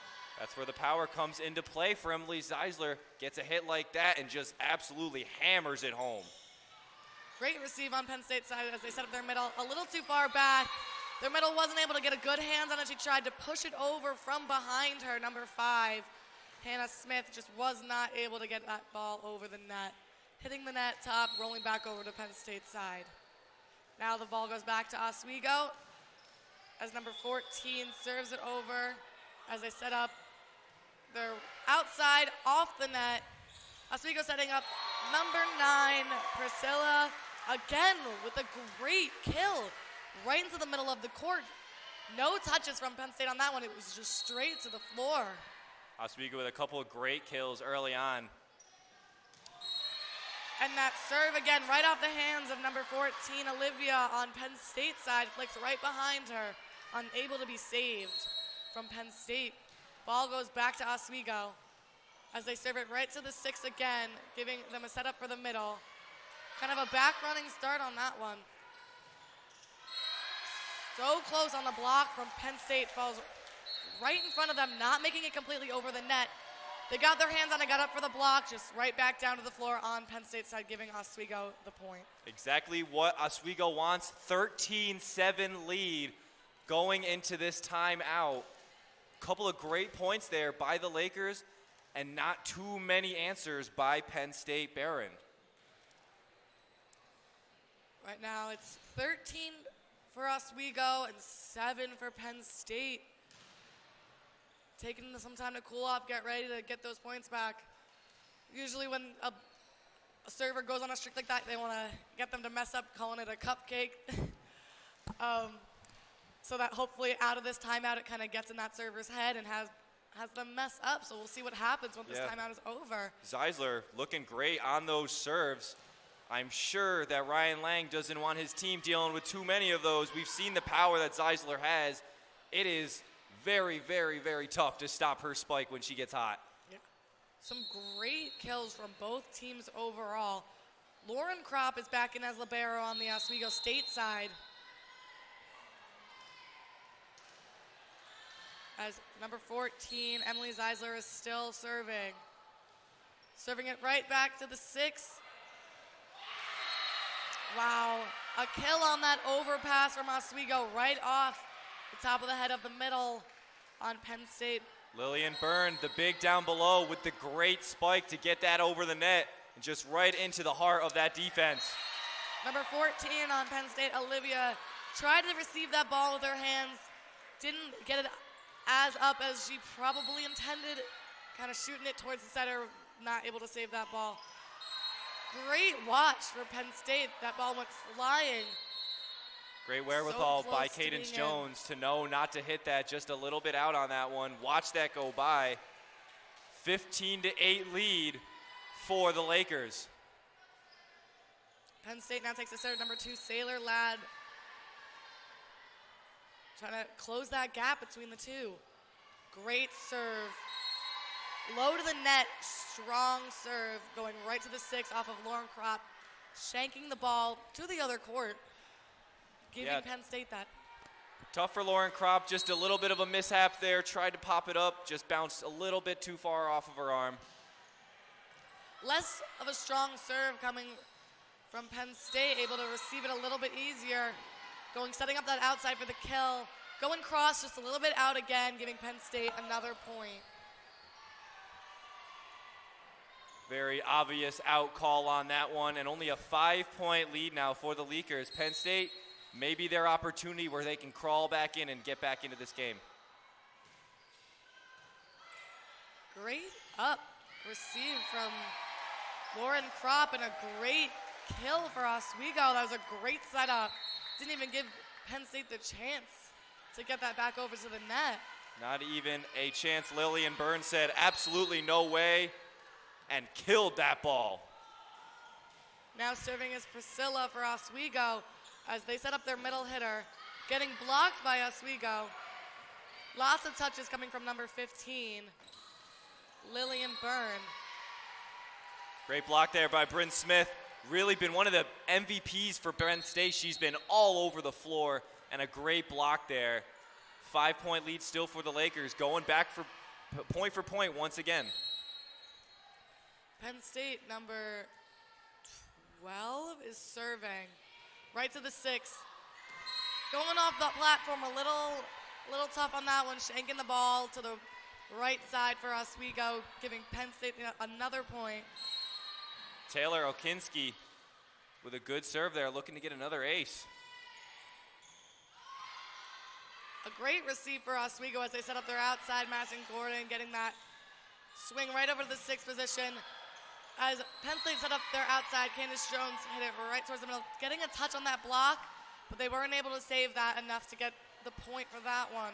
Who else but Cadence Jones? She's been the MVP for Penn State, no doubt, has the most kills, absolutely killing it for her team. Oswego sets up the ball, setting up their outside again,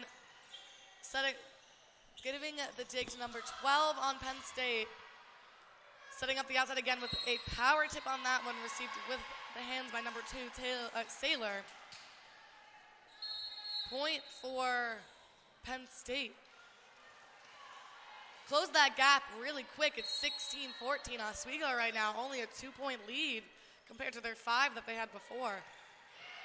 Great receive, a little too close to the net as she played it off as a tip. And Penn State sets up their outside, over on 2 from Oswego. Oswego gets the point with their placement of the ball. Penn State just wasn't able to get that up. They were all very up close to that covering, just wasn't able to lay a hand on that one. Very tough for Penn State. Had a couple of points there, but the streak did die right there. Setting up the outside, blocked from Oswego as they set up their outside again. Candace Jones, another nasty kill from her. She's killing it with those line hits. They're going straight down. Such a hard ball to receive for Oswego.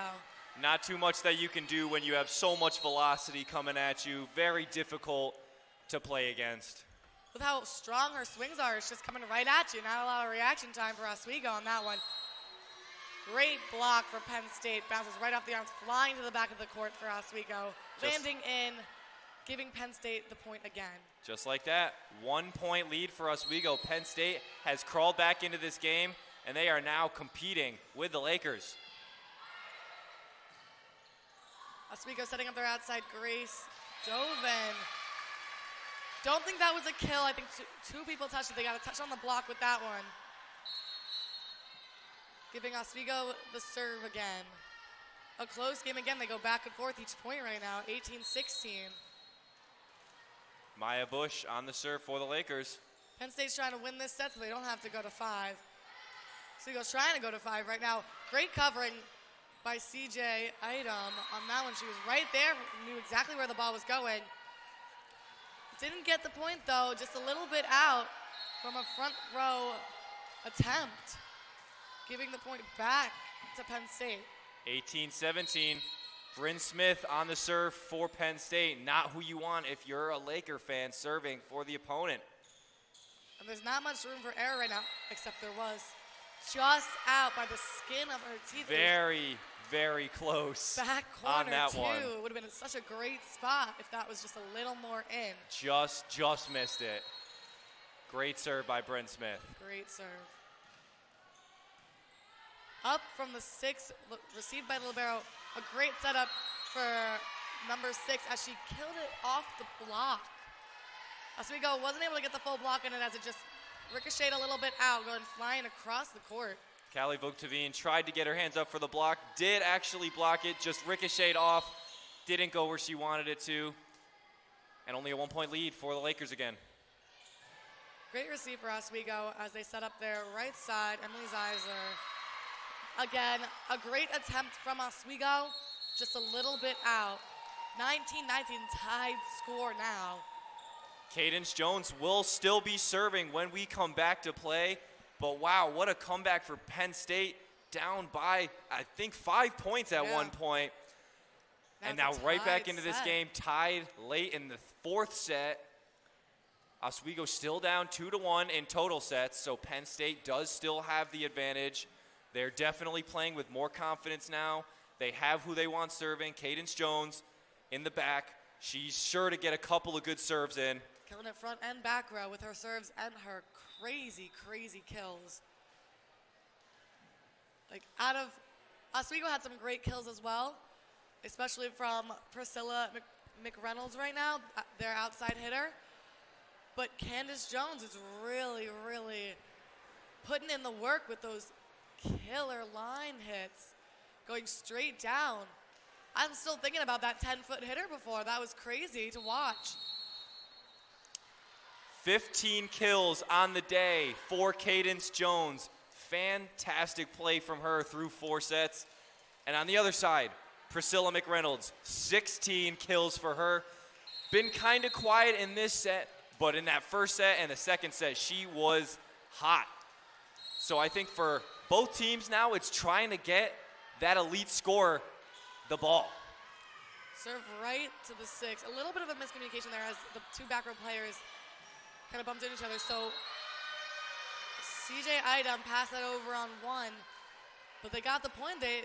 Penn State hit it out, giving Oswego the point on that one. Now, Callie is now Callie serving in the back row. She had that killer streak before. Let's see if she does it again. Setting up their outside number 14, Olivia. A little jousting action between the 2 middles on both teams, giving Penn State the point. They won that joust, sending it over to the outside position on Oswego's side. We're seeing the back-to-back point scoring once again. Both teams battling hard, trying to get this set. Serving it right to the 6. The ball was up, but setter wasn't able to make it there to be able to set up a play for Oswego. Great ace there by Sophia Fuller. Oswego just didn't get it in time, and they weren't able to collect. Let's see where she places this ball. Back 6. Calling her on the carry on that one. Trying to change the direction of that overpass. Holding on to that ball a little too long, resulting in a carry for Oswego, giving the point to Penn State. Just held a little bit too much on that last one. Really calling the carries on this game. Number 9, Priscilla tried to save that off the net ball that they were able to pass off of it, but didn't make it, just flicked off her arm, continuing going out. Just like that. 3-point lead now for Penn State Behrend, 23-20. They are looking to capitalize and finish this match off. Great covering from Grace Dovin on that one. Right off the hands of CJ Idem. But Grace was right there to back her up on that one as Penn State hits it out, giving Oswego the point. Hannah Smith, too much power on that one, and Oswego had the good discipline. Don't touch it. 2-point lead now for Penn State. But Emily Zeisler is in the back. You want her serving when you're down. Little awkward of a pass coming from Penn State, causing the ball to go on 2 just as to save it. There she is again. Priscilla McReynolds exactly when they needed her. Only down by a point now are the Lakers. Good point there. Good cross kill right off the arms of the libero on Penn State's side. She put her arms up, hit kind of her forearm, continued to go out. Serving it right to the 6th position as they set up their outside for a tip. They're playing it a little safe on that one. As Oswego sets up their outside, also focusing on the spot placement. A great play from Priscilla again. She got that right into the donut hole. And that's a timeout from Penn State, a tied game. 3 straight points for the Lakers, 23-20. We are close in this 4th set. Great competition that we're seeing here between these 2 teams. I'm sure both Stenman and Lang are really trying to hammer it home how you just have to stay mentally locked in. You got to keep the points coming, and you got to maintain that teamwork and try and limit the mistakes. Exactly. Right now it's anybody's game. They're both playing phenomenally on both sides. Definitely warmed up since the first set. And it's just back and forth, point for point at this point, with great plays coming from both sides. I bet their nerves are up right now as they're seeing who's going to take this set, resulting in either a win for Penn State or going on to another set for the game point. Very high stakes coming down the wire in this 4th set. Fantastic set we've seen so far. Emily Zeisler will still be on the serve. Like I said, that's exactly who you want late in the game. Tied up, you want her serving. She has that power, and she can sneak it in and get it the ace. Let's see where she decides to put this ball.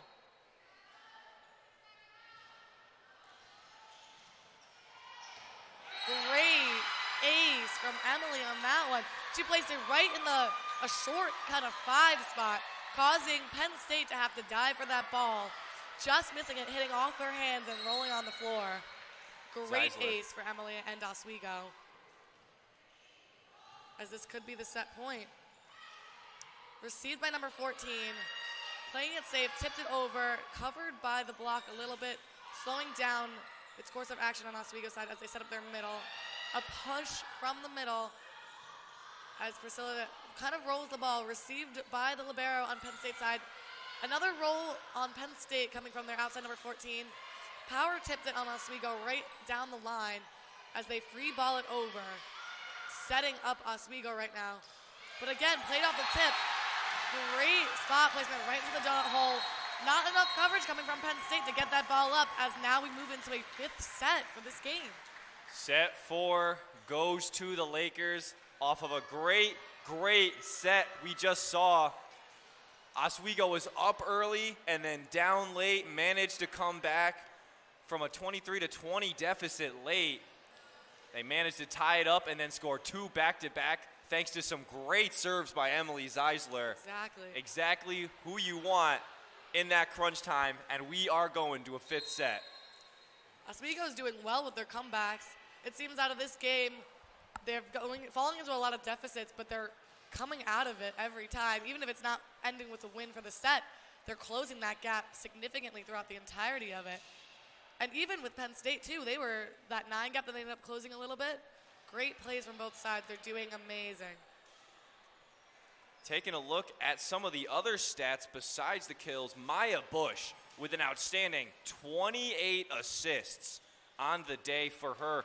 And then on the other side, Bryn Smith with an astonishing 25 assists, really setting up her team, and another 4 aces to go along with it for Smith. But on the kill side, you still got Cadence Jones, 15 of them through 4 sets, really hammering at home. And then on the Oswego side, Priscilla McReynolds, once again, dominating. 18 kills through 4. Callie Vuktavine, 9 kills, also playing phenomenal. Oswego really struggled in those first 2 sets, but they've definitely found their groove in those back 2. And I think now we're going to see a really competitive 5th set between these 2 teams. Exactly. Definitely going to be, again, another close set, winning just by 2 points on that one. Anybody's game at this point. On the edge of our seats. Now, how do you think they're feeling right now? How do you think Penn State is feeling right now? It's all even. It's a 0-0 game now. We got 1 set to go. It's sudden death. This is it for this game. You got to win here. You got to hammer it home. Both coaches, I'm sure they're just laying it in. Stay focused. Remember your game. Don't get flustered if you go down early. Just keep playing the way you're playing. That's what I think Ryan Lang needs to say to his team, because they've been struggling late. They've been getting flustered. Oswego's been putting the pressure on them, and I don't think that they've been liking it too much. Definitely from how the first 2 sets were played, they were probably not expecting this kind of comeback from Oswego. Just absolutely closing the gaps and bringing their A game right now. A little slowish in the beginning, a little bit scrappier in the beginning, and now they're coming together as a full team. Really starting off the last 2 sets so strong with their leads. A great couple of sets so far. Both teams making their way back out. Ref blows the whistle. 5th set about to get underway in what originally looked like it wasn't gonna be a highly contested matchup, but Oswego has come back from 2-0 and are now tied with them, and we are going to see a 5th set here. Getting ready with some lineup checks right now. You can see that CJ Item is coming in for the beginning of the set as the libero. Again, number 3, Sarah Nobach, is coming in for the Penn State side. She's been doing great with some of her saves. Obviously for Oswego, you want all of your best strikers in there. You got Priscilla, you got Callie, you want all of them in there. And then obviously on the Penn State side, you want Bryn Smith in there. She is the glue that holds that team together. And then you want Cadence Jones and you want Olivia Swinarski. All of them on the floor. That is how you win for both teams. Put your best players. You're in your last set. You just got to give it everything you got. Right now, Penn State has the serve. Oswego has the receive. Good starting server for Penn State, Bryn Smith. 4 aces for her.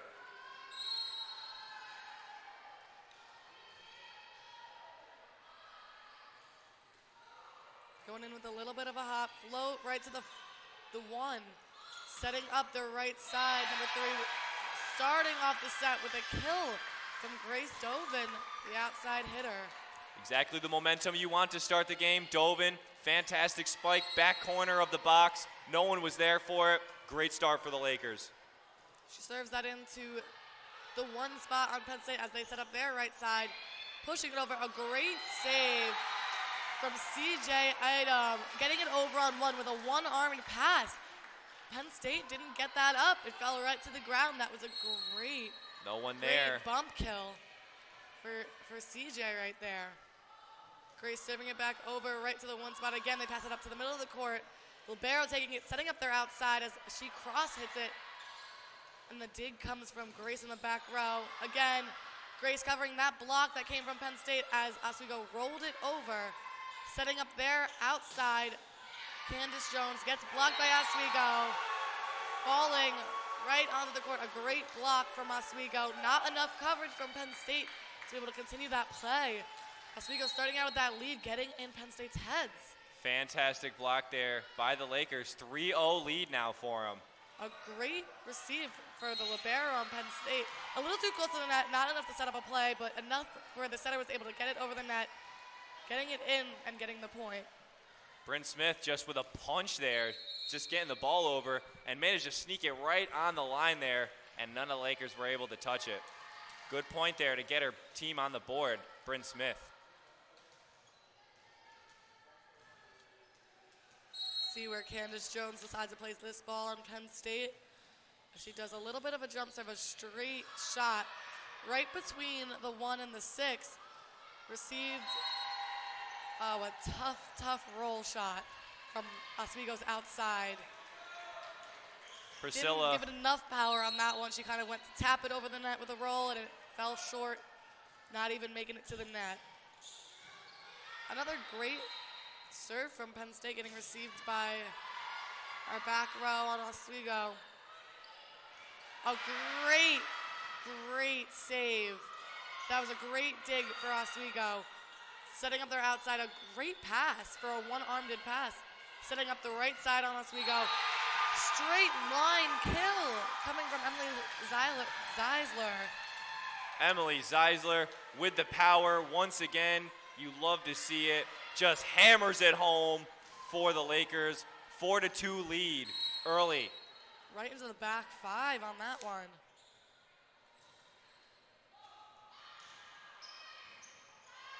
Great serve it was between the 6 and the 1. Giving the point to Oswego. Into the net hit. Tough shot there by Penn State. Just not enough to get it over. Really slow start for Penn State in this 5th set. Really trying to find their footing here. Great receive from Penn State, setting up their outside, and a great swing from number 14. A receive from back row Oswego. And a right side swing from Penn State with the block going out, giving the point to Penn State. Right off the hands of Oswego from the swing on Penn, right out on the right side, dropping. Good spike by Lauren Krug. Just managed to get it over, and then the ricochet off the arms for the point. Iffy receive from Oswego as they try to save the ball. Almost got it with that free ball, just hitting the net. Pass wasn't too high, had to be a save from the Oswego side. Giving the point to Penn State. Making up that gap that they kind of had in the beginning, it being 5 for Oswego leading. Tough call from Grace in the back row. Didn't know to use her hands or to pass. flying out a little bit, tried to move, hitting her shoulder and going out. Dove in with a tough mistake there. Tried not to touch it, but just didn't have enough time to move out of the way. And an unfortunate point lost for her team. Good call for Oswego. CJ on that one. Had her hands up, almost touched that ball, saw it was going out and let it be. Giving Oswego the point.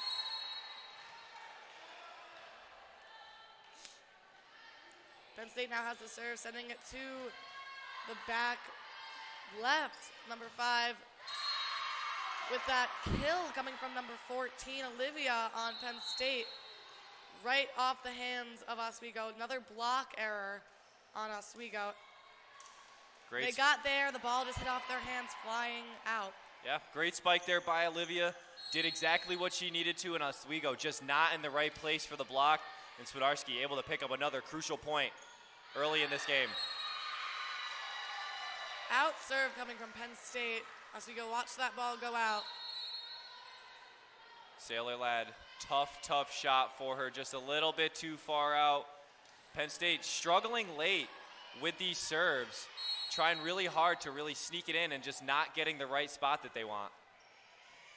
Good serve to the 5 spot, causing a little bit of a back pedal and a lean back from number 6 on Penn State, setting up that outside for a swing.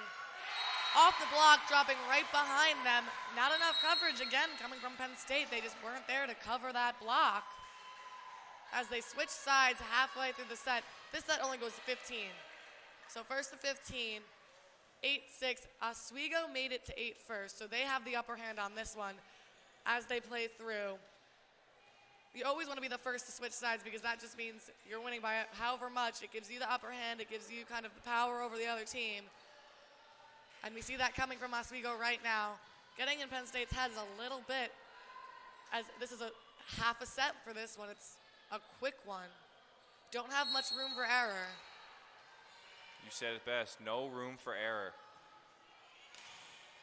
Sending it right to the 5 spot on Penn State's side. A swing from number 14.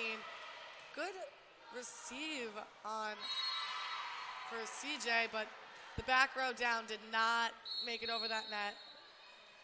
Hitting error, just didn't make it over on that one. Good try there by Priscilla, just not enough height on that shot. She's been on her game all day long. An unfortunate mistake for her. I'm sure she'll want to get that one back. Going right to the 6. Hard receive going over on 1, setting up their outside for Penn State. Giving the libero time to set up the right side on Oswego.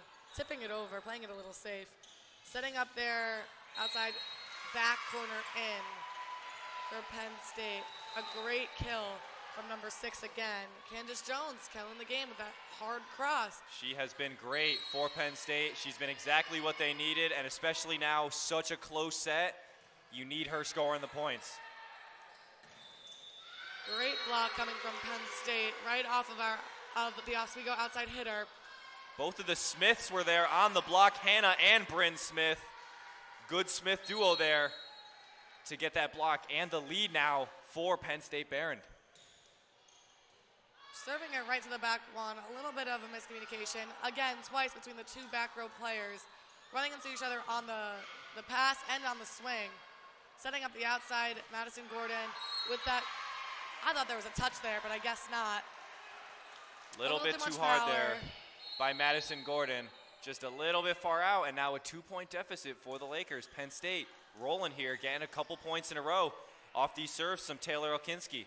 Switching out Madison Gordon for Grace Dove in the front row, and the CJ item for Lauren Kropp as the libero. Another great serve by Taylor Elkinski. 3-point lead now for Penn State, and they go into a timeout. Now way more confident that they were coming out of the switch. Tendons are a little high right now. They're down. They got 4 points to go. That was a 5-point run by Penn State. Down 8-6 off the switch, and now up 11-8. Very, very tough spot for the Lakers to be in right now. Definitely what Penn State wanted and needed. Now they have this upper hand, being such a close game and also so close to a win. Coming from Penn State, they both want this. So much stress. You could see the coaches talking about it. Less stress coming from Penn State's side, a little more stress coming from Oswego looks like it's getting a little heated. A lot of stress. They want to win this. Penn State wants to win this. It's going to be a close set. And a couple of great shots by Taylor Elkinski in that set of 5 points. She has really been the difference maker, getting those points back for Penn State. Still serving is Taylor Elkinski.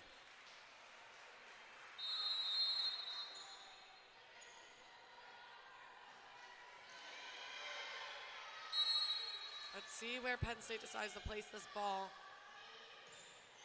They go back 6 again, received by number 2, Harper Finney. Grace Dovin try to swing on that one, getting completely housed by Penn State, going straight back over, straight down. Didn't even have enough time to cover that one. It was kind of just hit the hands, hit the floor.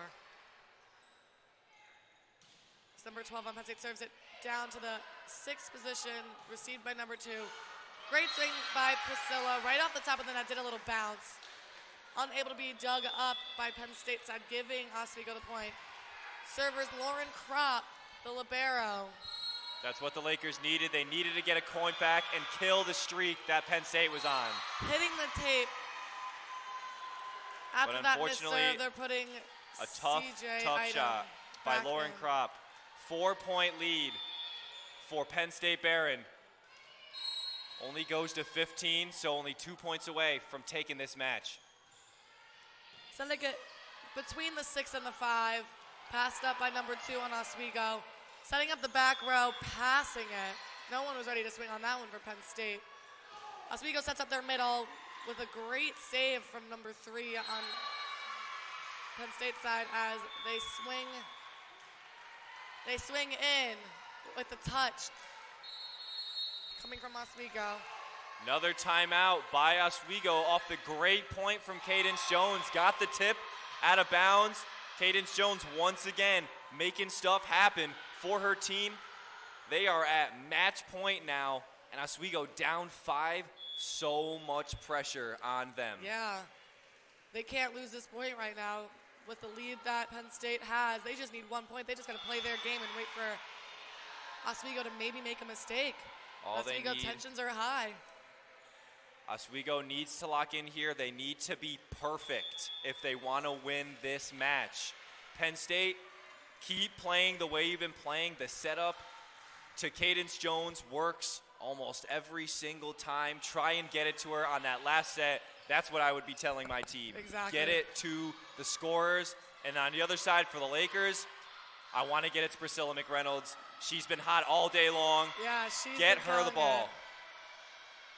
I feel like they're definitely going to be playing it safe, though, like doing a lot of either tips. I've seen a lot of power tips coming from Oswego, or a lot of roll shots and spot placement, especially with the lead that Penn State has. I feel like they're not going to be really trying to swing as hard as they can with it possibly going out.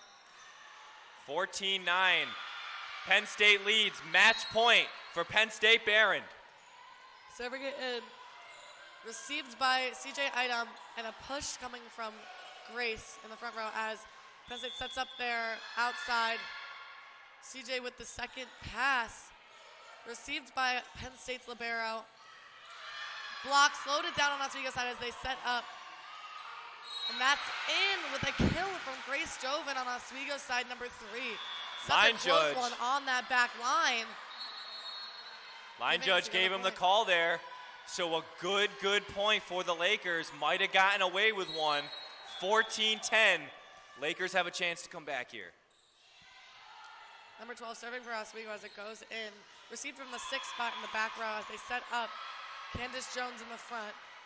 A great swing from Grace Dovin on that overpass. They said that right over, but Grace was ready and she spiked it right back at them, giving Oswego a kill. It's exactly what Oswego wants. You want to get these points back, and you need to make Penn State flustered. Number 12 with that serve to the back 5. Cadence Jones. Wow. What an absolute dominant way to capitalize on that last point. Not even touched. Cadence Jones with the phenomenal last point. And a great match by these two teams. 15-11.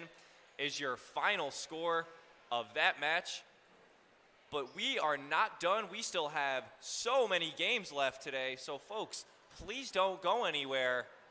We have a lot of volleyball left still to cover. So please stay tuned.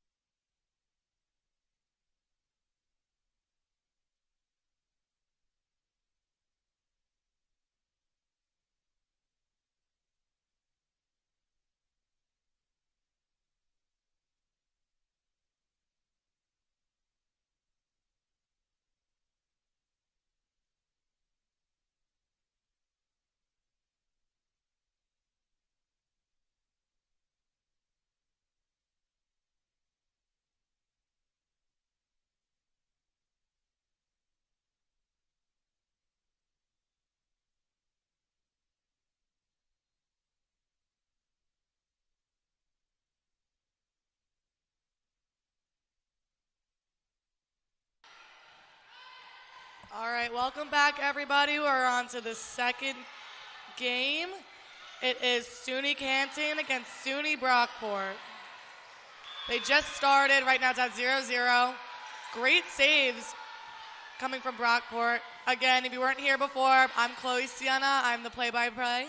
And I am Lucas McGarry, color commentator for today's match between SUNY Canton and SUNY Brockport. SUNY Canton with the first point off the bat. Great start for them in this second game of the day for both these teams. Or for SUNY Canton's second game of the day, SUNY Brockport, this is their first game of the day. So with Canton starting out, now they have first serve. It is number 1, who is Sammy Frank. Serving it to the back 6, right to the libero. They set up their right side, which is number 16. Sorry, number 12. Elena Williamson. Getting that kill off of the block onto Canton's side. Now Brockport has serve again. Their libero is starting off with the serve. She sends it right to the 5 in the back, which 7 was able to receive. And they send it back over to their 6 as they set up their outside as they roll it down to the middle. And up for the joust, the middles, and Brockport ended up winning that joust, it going back over to Canton side as they set up their right side, smashing it down so close, but out on the cross, right, just missing that back corner. Elena Williamson with the great shot, great opportunity, just couldn't capture the moment. And a 2-1 deficit now for SUNY Brockport. All right, Canton sends it over to Brockport, received by the player in number 6. Their libero on Canton sets up the right side as they swing towards 6. A great dig coming from back there, and a kill coming from Brockport's outside number 2, Alexis Sisson. Alexis Sisson, fantastic setup on that shot, and she had no problem spiking that one right over. SUNY Canton didn't have anything that they could do about that. Just a fantastic spike there by Sisson. A couple of substitutions coming on Brockport's side as they get their new lineup. Already a tied game, a great start for both of them, 2-2. Let's see where she decides to place this ball. She sends that over right to the back 1. The Tough pass miss. going a little behind the players as the libero on Canton's side tries to save that ball. Not making it in time. She dives for it, but it hits the floor, giving Brockport the point. Tough miss there by Daisy Bain. Costly opportunity for her team. That serve by Brockport just got over the net, hitting the top of the tape and rolling over as Canton sets up their outside, killing it with a sharp cross. That's Emerson Coulter. She is the MVP of SUNY Canton's team. She has some fantastic stats. 75.5 points last year, 2.8 points per set. She is going to be the player to watch in this one. Number 7, Emerson Coulter. Canton just sent it over to Brockport, heading in the deep 5 as they set up their outside. Stuck in a little bit of a transition. A little confusion is going on Brockport's side, not really knowing where they're going. Their right side and outside didn't switch in time. Canton with the kill as the back row player on Brockport dives for the ball and misses it in the deep 5. Getting Canton that kill for them in that point. Great shot there by Canton. Really what you needed, staying up on Brockport. Got to maintain that lead early on in the sets. Great spot placement coming from Canton. And great off the net from Brockport. A rough start, a rough receive. That pass went right into the net and rolled a little bit, but I think it was number 15 that was able to get it off that. Passing it right up as they tried to save that point. Great ace there by Sarah Balcombe. Look if she can do it again. That was a great pass coming from number 9 on Brockport as they set up their right side. Sharp cross, a great dig, sending it right over the net on 1 from Canton, their setter. Dumping it right to the middle. That donut hole was wide open for Brockport. They saw that opportunity and they took it and they got that point. Canton racking up the score now 6-3. Great play there by Sammy Frank. She noticed that the defense was trying to anticipate a spike, so she went, I'm not going to set it, just pop it over, got that easy point. Right there. And then missed serve coming from number 5 on Canton, Sarah Balcombe, giving Brockport the point again, and now they have the serve. Right now, number 2, Alexis Sisson, serving up for Brockport. Alexis Sisson already has a kill on the serve. Deep, deep six. You had to use your hands to pop it up as they set up their outside. And they're setting it over on a free from the libero on Brockport, right to the 6 as number 8 digs it. And number 2 on Brockport is setting up that outside as she hits it into the block. Canton blocks it right back, and they set up their right side on Brockport, sending it over in kind of a roll. Setting up their right side, getting caught in the block, coming down on Brockport, giving Canton the point. Right through her hands, that hit was a great play by Canton. They got stuck between the hands of the blockers, falling on top of them, unable to save that point, giving it to Canton. Ladies and gentlemen, we are going to send it now to our sideline reporter, Mike Neckers, where he has an update on the game on the other court. Well, folks, it's been a great match so far over here. Started right at 2, so we're a little bit ahead of this Brockport-Canton game. Morrisville took the first set 25-15, a resounding win, but Hilbert bounced back, winning the next set 25-14. So both teams having a really strong set. And right now, Morrisville is in the lead in their third set, 14-4. So we'll see how things play out, but still plenty of game left for both teams. Lucas, Chloe, back to you. Mike, thank you very much. Always phenomenal to hear from you. Back now to the action. SUNY Canton up 8-5 on SUNY Brockport. Good match to start it out. Got a couple of key players already playing well. Alexis Sisson for Brockport has been all over. And on the other side, Emerson Coulter, number 7, playing out of her mind already. Great down coming from Canton, sending it back to the deep 1 as they set up their outside number 7 with that kill. More of like a soft hit on that one, but was not played well by Canton as it just flicked off their arms going out, giving Brockport a point. And what started their point was a great kill by number 7 that gave them this little in, and now they have a run going on with the serve. Great serve right into kind of middle 6 as they set up their right side, spiking it. It bounced off the top of the net, landing right in the middle where nobody was.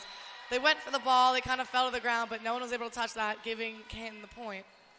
Alexis Marshall, great spike there. Crazy athleticism on that spike. Just tons and tons of power from Marshall. Great serve coming from Canton. Kind of unfortunate ceiling bounce there for Brockport. Just a rule of the Max Zeal. Just keep playing it. Very unfortunate for Brockport, but that's how it goes. Kind of bounced right off the ceiling, right down to the ground. A tough one to play with. A receive from number 2 in the back of Brockport, sending it over on 1 as they tried to get it back over from Canton, but initially just hitting into the net. Alexis Marshall just trying to set up that spike. Didn't quite get all of it. Planted it right in the net. Definitely want to get that one back. Brockport down 7-10 early in the first set. Right now, number 4, Lauren Ferrand is serving. Canton sends it over as a down as they set up their middle. A nice one ball. Kind of blocked a little bit, just slowed down, giving them an easier play. Amazing. Wow. Amazing kill from number 7 on Brockport. Kaylee Dickerson-Holly with the absolute missile. No one's touching that ball. That is all her all day long. What a play by Kaylee Dickerson-Holly. Great line to floor shot. Nobody touched it.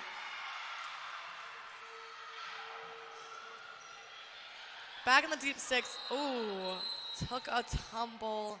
Tough fall by Alexis Marshall. She's down. Might have collided with her teammate there.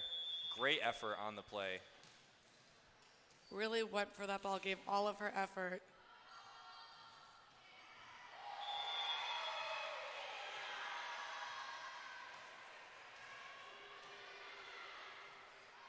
Taking a brief little break to make sure that she's okay, having the athletic trainer come over and check her out.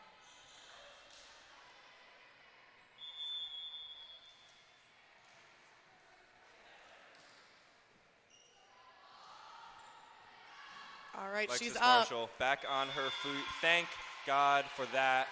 Tough fall, but I'm sure every single one of these women are very tough. And she is all set, back up and ready to go. Definitely a bit of like an initial kind of shock factor to getting collided with. Just have to lay there to recuperate a little bit. Good for Alexis Marshall. So happy to see her back on her feet.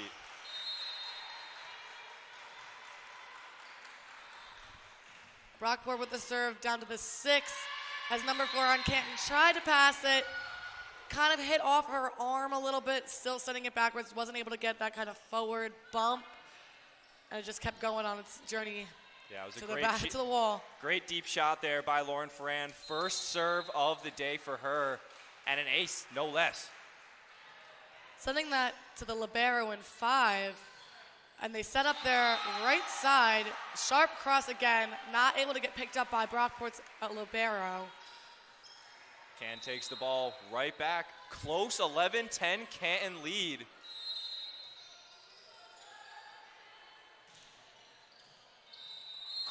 Oh. Very, very Close tough call call by the line judge. Over the ref, the up ref had his call, and that the line judge said something else, but the ref himself called that one out. Very interesting call there by the line judge. You saw the shock on some of the players' faces for a quick second as they were a little confused on why he called that in. But Brockport has the serve still. Gianna Felipe on the serve for SUNY Brockport. And play continues. Tied game. She serves it to the 5 spot as they set up their outside, and they blocked it on Brockport. Great wall Housing there. it right back down to Canton's side, giving Brockport the point. Elena Williamson and Maddie Howell forming an unbreachable wall. No one was hitting that ball. Brooke Height tried her best. Number What 9 a on stuff. Brockport giving with a jump serve, going right back to that 5 spot, setting up that outside number 14 as she gets blocked again. And off of the covering, off of the touch, the ball goes out, giving Brockport the point again off of another amazing block.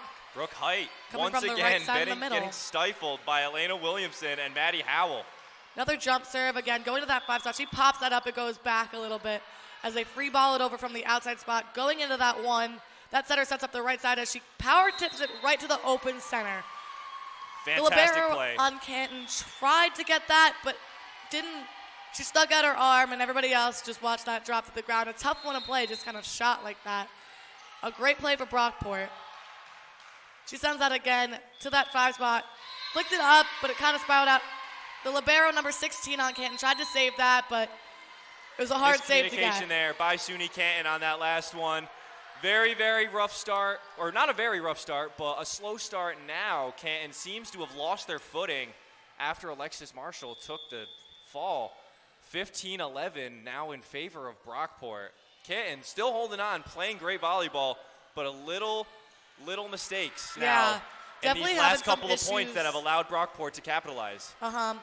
Definitely a little bit on the passing end of things. I feel like they're getting touches on that ball for sure, and they're doing great with getting it up, but it's not always going forward, and it's not always going to kind of your target area where the setter is, which is making it hard for them to set up a play. And on top of that, their great stringer, number 14, is getting blocked by the right side and the middle on Brockport, which is getting hard to get a play in when you're just consistently getting blocked like that.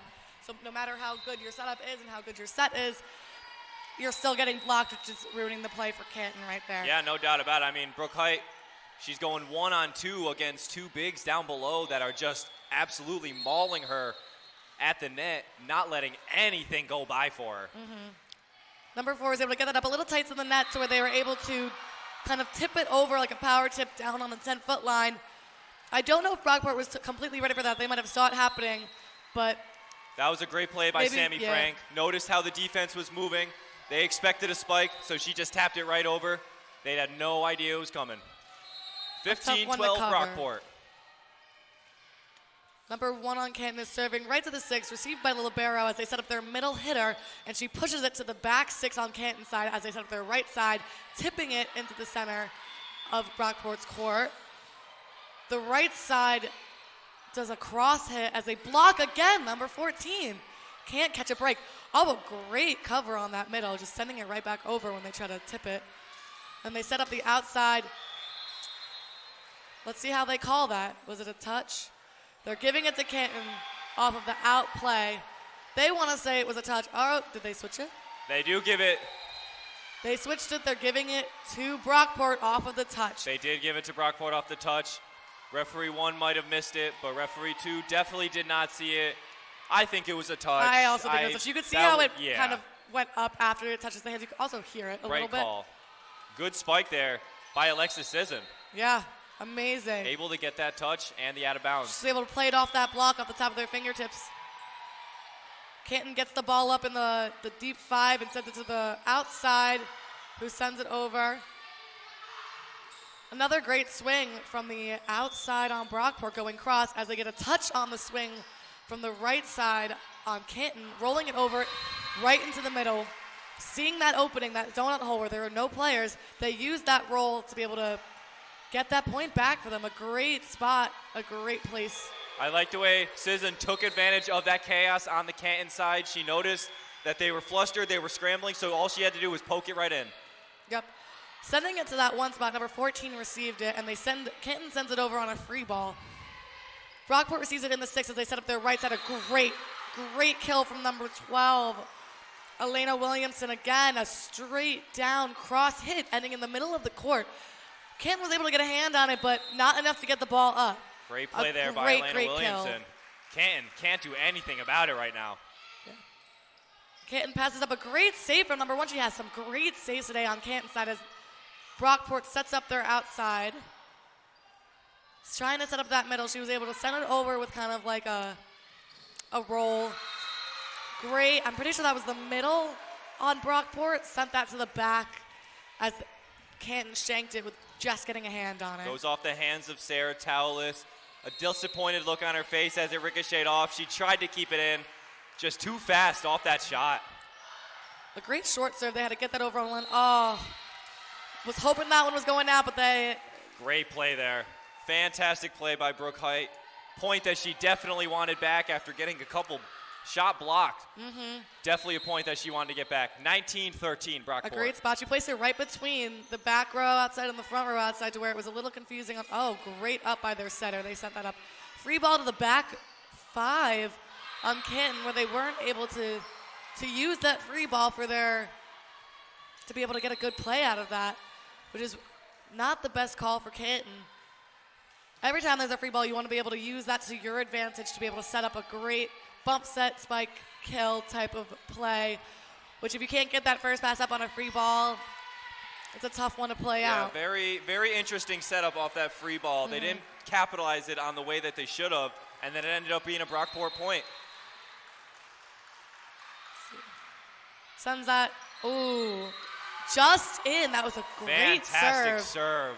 Right between the 1 and the 6 spot, had the libero and the defense and 1 both look at that ball, thinking it was going out, hits the line. Caitlin a great Jewett. ace. Fantastic snipe right at the edge. Same thing, she sends it to the same area. A great touch by that libero. As number 8 on Canton tries to use her hands. Too much power by Caitlin Jewett. Daisy Bain couldn't do much about it, tried to tip it up, just lost it on her fingers. Brockport has 22, Canton 13. Let's see how they take it. Definitely needed some time to warm up. A great serve again. That was a nice close to the net serve as they try to tip it, but it gets blocked by Brockport. Setting up their outside, a great cross swing, but saved by the libero on Brockport. Fantastic effort on both sides of the ball. Nice swing coming from the right side on Canton as they set up their outside again. A great swing coming from number 2 on Brockport. The defense was able to get a hand on it on Canton, but again, not enough to get that ball up. They're very close to being able to get it, but it's just selling a little bit short. Both teams playing very, very hard, gritty volleyball. Daisy Bain with the diving save on that last possession. Unfortunate that they couldn't get the point out of it. Nice swing coming from the outside on Canton. A joust that Canton wins as it gets sent back over to the Brockport side as they set up their right side from behind the 10-foot line. Let's see. They use their libero to set up their outside. So close. A great swing coming from Power from that outside, but wasn't able to get that over the net. It hits the tape. It comes back over to the Brockport side, giving Canton the point. Sisson saw her first mistake of the day by her. Has been lights out so far on those strikes. puts it right into the net on that one. Definitely wants to get that one back. A little out-of-system play coming from the libero, setting up the outside. Let's see, setting up their middle on Brockport. A great kill. Getting blocked, but not blocked over the net. Blocked right into the net, landing on Canton's side, giving Brockport the point. Set point for the Brockport Golden Eagles. Alexis Sisson on the serve. Definitely who you want back.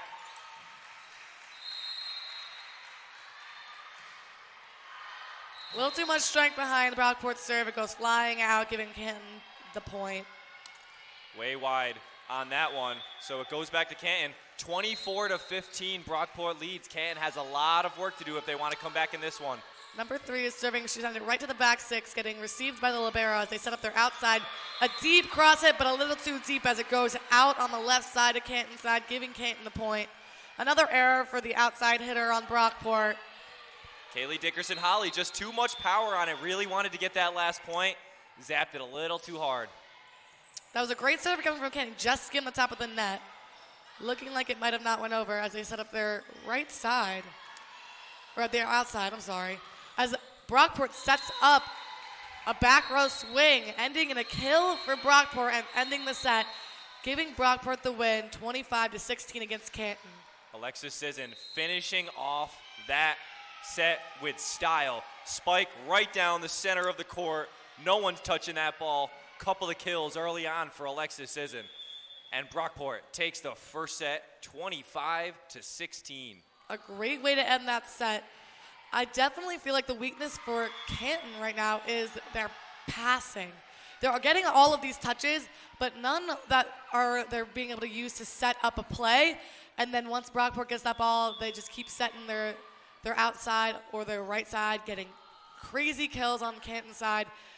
While Canton is just, although they have great hitters, are getting blocked. And when they're not blocked, the passes aren't the best to be able to set up a good play.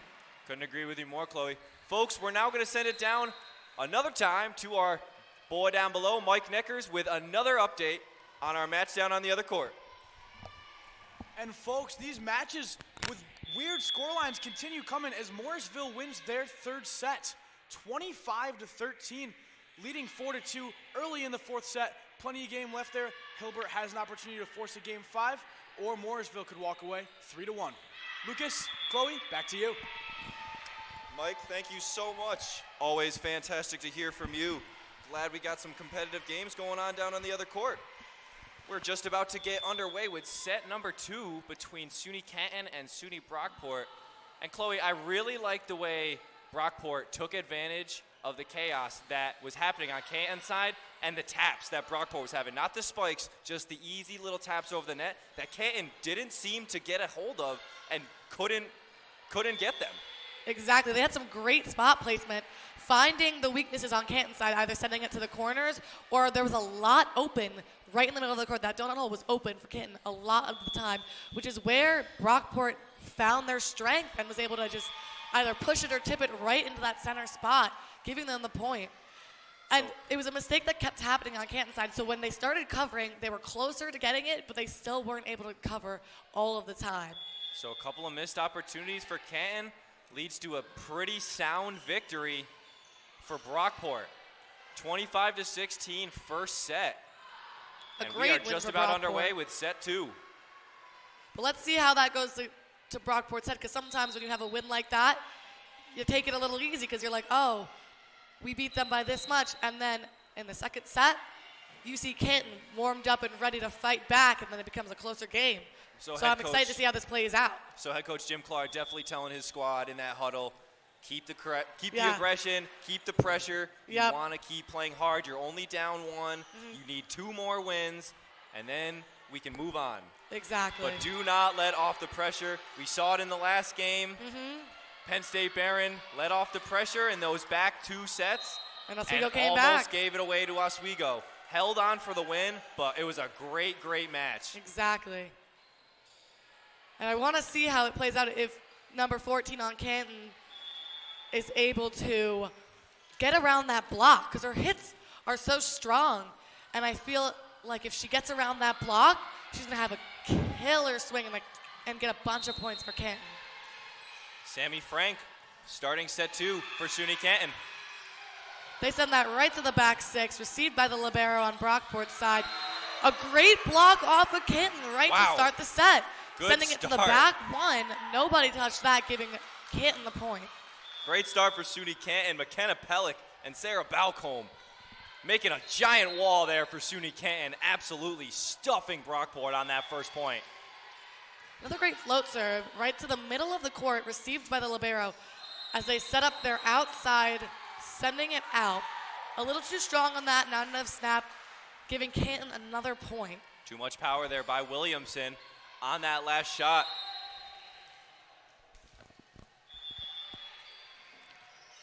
Let's see, setting it again to the back 6, received by the libero on Brockport. Once again, a little miscommunication right there. They didn't really know who was going to take that final ball as they just free-ball it over. And Canton was able to set up a middle swing, but got blocked by Brockport, sending it right back over. Were not able to cover that, giving Brockport the point. Great block there by Brockport. That's exactly what you want. You don't want to go down by too much. Canton got the first 2. You get the next one back. Great serve right to the 6, received by the Canton libero as they set up their middle. A great swing right through the block, trying to get received by number 9. She was not able to successfully take that as it went off her fingertips, flying off the court, giving Canton another point. Sarah Balcombe, great spike there. Canton looking much better in this second set. Definitely found their footing. All right, looks like Brockport set up their right side for a tip. Again, with the spot placement, they were able to play it right at the front where the right side is on Canton. Not enough coverage was there again. Great play there by Brockport. Bringing that back together. 3-2 now, Canton early in this one. Elsie Logan on the serve for the Golden Eagles. One thing I always like to notice is when they have matching shoes. Right now, I see a bunch of girls on Brockport's team with some purple shoes. Great ace coming from Brockport, too.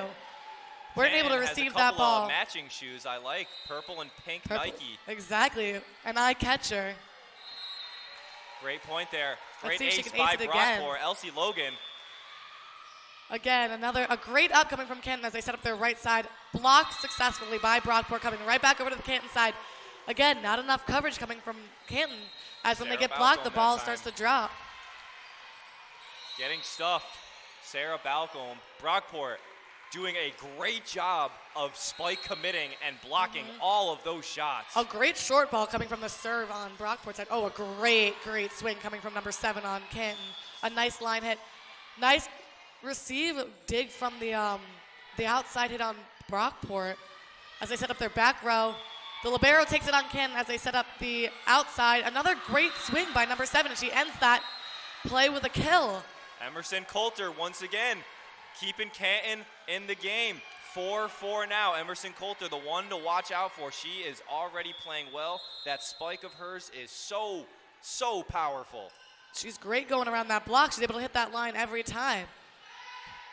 You can see if Brockport decides to adjust their block to be able to get her next time she swings. A great hit out of Brockport, getting a touch on the block with Canton. But again, off the block, it drops. Brockport doing a really great job right now, limiting the spikes that Canton can produce. Really not able to get anything over that net with that wall that Brockport is putting up. Exactly. Great timing on those front row players. All right, the middle takes the ball to set up the outside as she swings again through the block. Amazing swings from number 7 on Canton. Oh, great swing coming from Brockport. A cross hit received in the back row as they try to set up the right side, hitting into that, giving Brockport the point. I think it was number 2 on Brockport with that crazy swing going cross.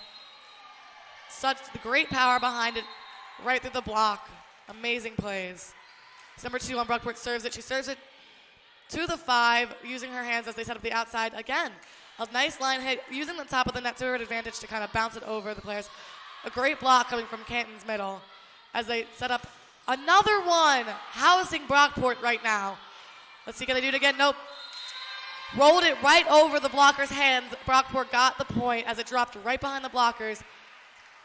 The defense dove for it, but wasn't able to get there. 2 blocks there by Canton, still not enough to get the point. Great effort. Amazing block. Just need to be able to capitalize. Great receive from the 5 position. Sent it a little too far out to the right. The setter wasn't able to get there. Tough bounce there for Emerson Coulter, and Sammy Franks just not able to get there in time and pop that ball back up to get the set. 8-4, Brockport lead over SUNY Canton. Served it right to the one spot, received by the libero on Canton side as they set up their middle. Strong hit just outside the back line. That ball is now Brockport's just by a sliver. I'm glad Alexis Marshall is okay, yeah, because that spike was very, very powerful, but unfortunately it was a little too powerful. A little too powerful, yeah. And going into the first timeout, Brockport up 9-4 over Canton. Canton came out strong. They had the first two, and they were up 4-1. But then Brockport just maintaining that defensive wall up at the front. Canton not able to get anything over, trying their best. The real only success I've seen on spikes was from Emerson Coulter, who has been the only problem that Brockport has had. Yep. That's the downfall right now for Canton is they're getting blocked and there's not enough players covering where the block is falling. Like they see it happening and then they dive for it or they get a slight hand on it, but not enough to be able to continue that play. And as long as they keep getting blocked like that and if they don't adjust their players, it's going to keep happening. And that's what we're seeing throughout this set is a lot of blocks or a lot of tips and not enough coverage coming from Canton's side. Letting too many things by, for sure. I'm sure coming out of that timeout, SUNY Canton head coach Cooper Colsante had a couple of choice words for his team, definitely getting him back into this. Canton's just set up their middle, getting blocked by Brockport, and they're playing again. That was great coverage on that one as their libero swings over the net. Setting up the right side on Brockport. She kills it. Going to the back six as they try to dig that ball. It goes off their arms, flying out, giving Brockport the point. Great shot great there. Kill. Anna Cascapera, her first strike of the day. That goes on the board for her. 10-4, Brockport. Setting that to the one, received that a libero on Canton's side. They set up their outside as she swings across. A great dig coming from Brockport's libero. As the right side tries to get it over, they get blocked by Canton, but there was a net violation. Marshall so someone just on Brockport a hit the net. too close on that last one. Just barely. Did even get the tip, but just bumped the net a little bit. Fortunately, you can't do that. 11-4, 7-point lead for SUNY Brockport. See, does she go to the same spot? Ooh. Try to change up the spot a little bit. It was going more towards between the 5 and the 6 position, but a little too strong. Didn't go as far down, just kind of flew a little bit out, giving Canton the point. Good power there from Caitlin Jewett, just a little bit off accuracy-wise. Canton gets their point back, first in a while. So they send that to the back 5, and they set up their middle with a little one ball. Ooh, a great dig by number 3 on Canton, and another save by the libero, but not enough. It shot a little bit out to the left, and the other players weren't able to send it over. Good effort there by Canton, just unfortunately not quick enough to get that ball back off the ground, and a 12-5 lead for SUNY Brockport. Substitution came in from Canton. Now number 10 is on in place of number 3. We'll see where she decides to place it once the refs figure out what's going on. There we go. Alexis Sisson on the serve. Number 2 from Brockport serves it to the 6th position, and they set up the outside. Missed swing coming from the outside. She was a little too turned in. She was kind of almost parallel with the net, so when she swung at it, it just went almost sideways into the net. Yeah, very awkward angle for her on that one. Couldn't really get the best hit. Just kind of bumped it into the net. A little bit low of a set, too, which is why I think she hit it at such a low point. Great serve from number 2 on Brockport, sending it to that 6, again, off the arms, giving her that ace as it flies to the back off the court. Bain having a little bit of trouble collecting that one there. Great, great serve by Alexis Sisson. Tons of power. Not much you can do about it. She's got a great serve, low to the net.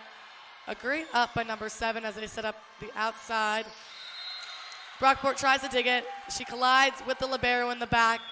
She was able to touch it, but not enough to get that ball up. Alexis Marshall gets her point back there. Great shot by her. 14-6, Brockport lead. Canton with a chance to start crawling back. They'll leave it up to Emerson Coulter. A great serve from Canton going into the 6th position as they set up their right side.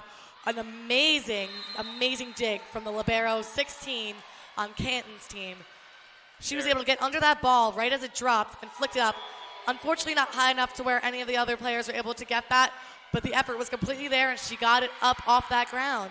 Yeah, a great effort there play. by Sarah Taulis. Almost got it, but just not quick enough.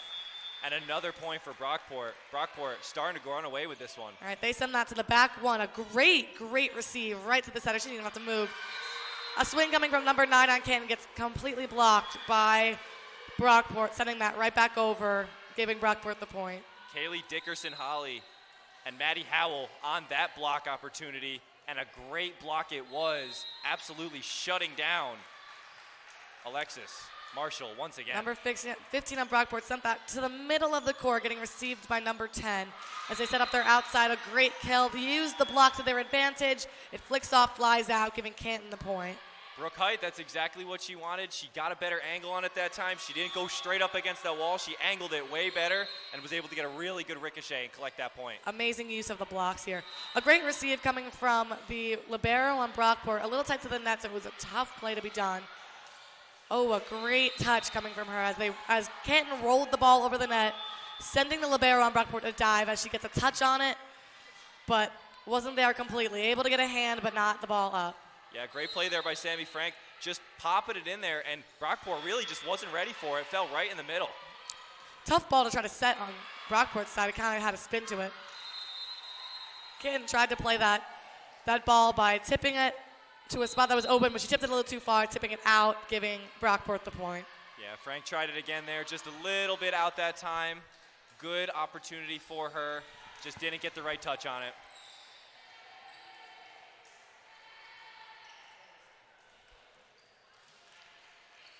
See where they decide to place it this time. Number 4 on Brockport, a great serve, sends it to the 5 position. And they set up the middle hitter on Canton, but she hits it out. Trying to avoid that block, a little too far to the right. Great shot there by McKenna Cameron, just a little bit too much to the left. It was so close to the line. Good call there by the line judges. Too much on that one. A great receive from number 7 on Canton. She was able to send that right to the center.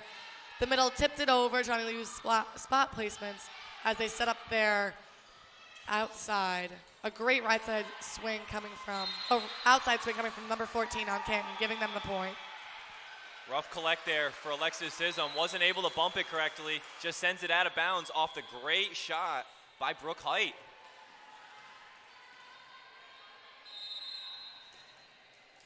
Sammy Frank is now serving for Canton right now. She unfortunately sends it into the net. 10-point lead for SUNY Brockport, but we are going to send it down to Mike Neckers for another update on our match on the other court.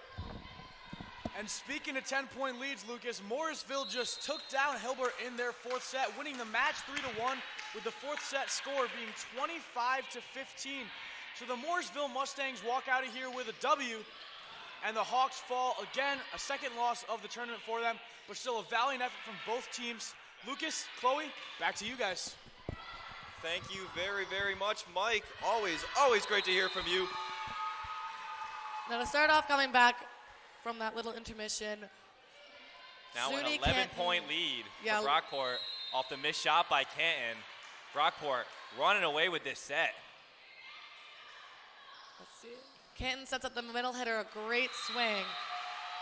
Number 4 on Brockport tried to dig that up, but rolled right off her arms and then gave it a little boost to go a little farther out. Harder for the other players to play off of it, giving Great Canton shot the point. by Sarah Balcombe. Really still showing a side of life. They're really trying to get back into this one. Canton gave that jump serve. Didn't get too much of a snap on that one, so it went way out of bounds on that. Yeah, despite being down 11, Canton still hustling, still running for every single loose ball. Got to give them credit for that. Just not playing the best on that net. They're getting stuffed every time. Every time. A nice receive coming from number 8 in the 1 position as number 7 kills that ball with another line hit as 4 tries to receive it, flicking right off of them. Emerson Coulter Canton's star so far. She has played great, and she seems to be the only problem that Brockport can't solve. She keeps putting the ball in spots that they aren't at. Rarely getting blocked, too. A great receive coming from Brockport as they set up their right side hitter, getting completely housed by Canton. Oh, a great block coming from Canton right there. She saw that going over the net. She got ready for it, jumped up, and got it before it even really made its way over. Great play by Alexis Marshall. Knew exactly what she needed to do. Brockport was not ready for that. Canton serves it to the 6th position as they send it a little too close to the net, giving it a hard setup. Oh, a great swing coming from number 7, getting blocked by Brockport as they free ball it over to the back 5. Received by the libero as they set up their outside. Oh, a great Brockport kill right there. Number 2 with the crazy swing. Alexis Sisson again. Alexis Sisson with Cross a fantastic kill. And not much that Daisy Bain can do there, unfortunately. Just an absolute laser. She tried her best. Got a touch on it. But only so much you can do when you got a missile coming at you like that. Exactly. A crazy kill on that, right? 10-point lead for Brockport, 22-12. Brockport sent it towards the middle, towards the 6th position, but going out, giving Canton the point. It's looking like it's going to be a similar score to the last game. See a great receive in the back row, setting up the outside. A great swing coming from Brockport. Cross hit, setting up the outside on Canton. Blocked by Brockport. Number 16 was there to cover it, but flicked right off her arms again, shanking the ball, giving Brockport the point. That was a clutch block there on Emerson Coulter by Brockport. Great front wall there. Anna, great block there for SUNY Brockport. 23-13 late in this second set. Alexis Sisson on the serve. Already has a couple of aces. Great serve right into the 5 position as Canton sets up their outside. Brockport does the same thing, setting up their outside with another great kill. Using the net to her advantage, it popped right off the net, kind of bouncing and flying behind a lot of the players that they weren't able to get the ball unless they were to backpedal heavily on that one. Kaylee Dickerson-Holly, fantastic strike there. Match point, or set point now for the Eagles.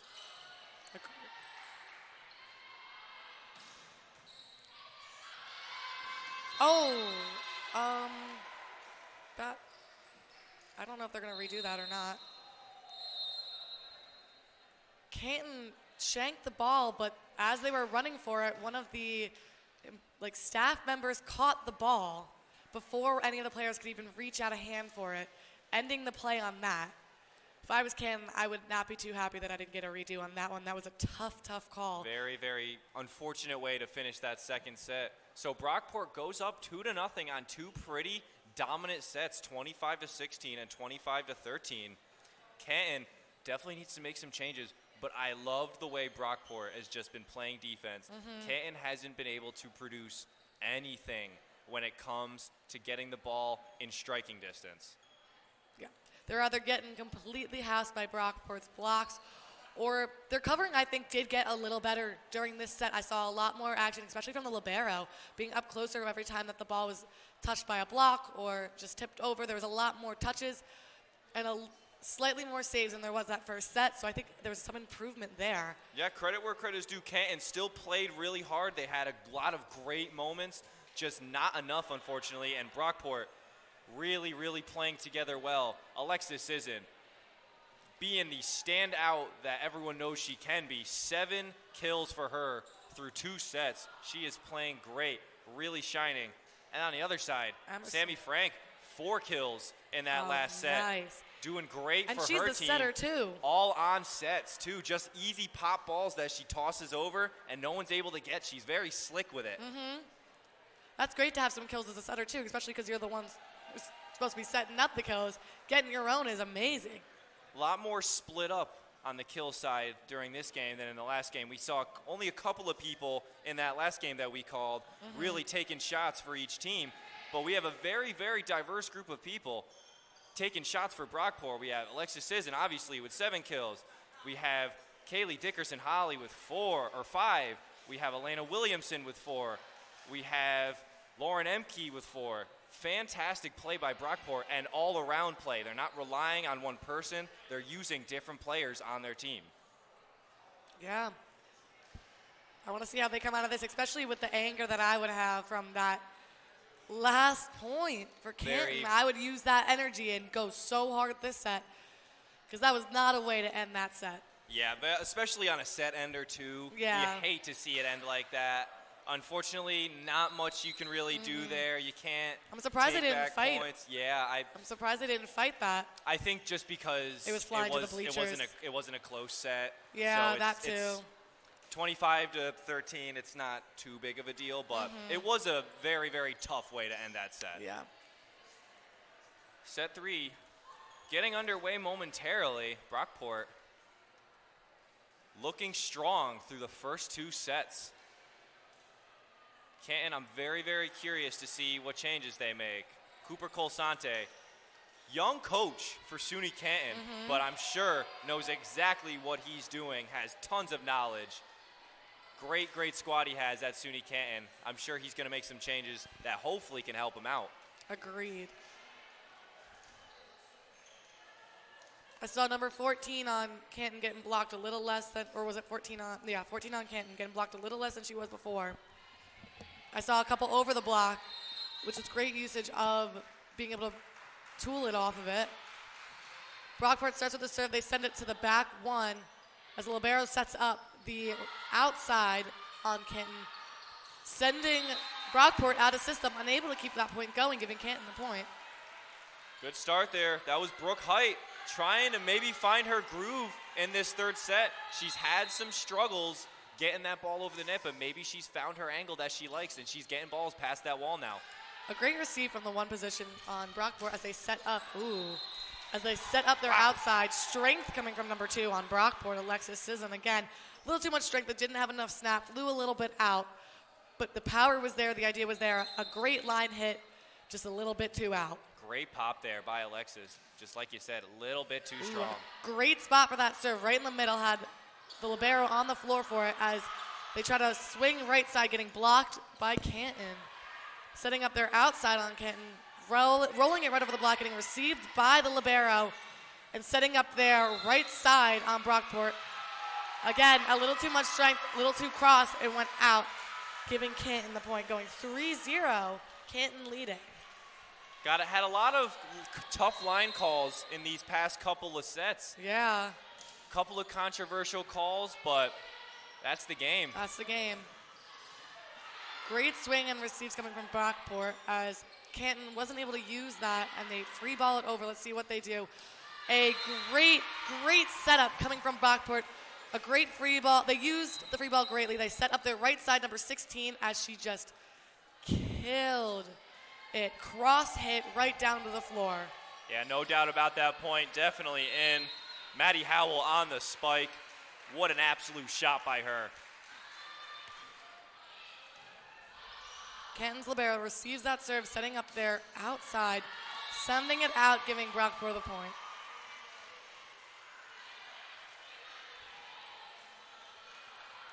Tough break there for Sarah Towles. Really tried to get that one just a little bit too far over on that last shot. Brockport sends it again to the 6 with the libero on it as they set up their right side as she sends it out. Trying to get around that block, a little too cross. It goes out on the right side, giving Brockport the point. Back-to-back shots, too much power for Canton, and just like that, we're tied back at 3 apiece. Brockport's Elsie Logan on the serve. She sends out again to the same spot, sending it to the libero on the back 6 as Canton sets up a down hit coming from the libero. Brockport uses that and sets up their middle as she decides to place it right into the front 2 spot. Yeah, where nobody was. That was a great touch there by Brockport. Managed just to sneak it in. Could have argued that it was out, but a great placement there on the ball. They are finding the spots. Oh, a great save on Canton from number 16 from a bad receive as Brockport now sets.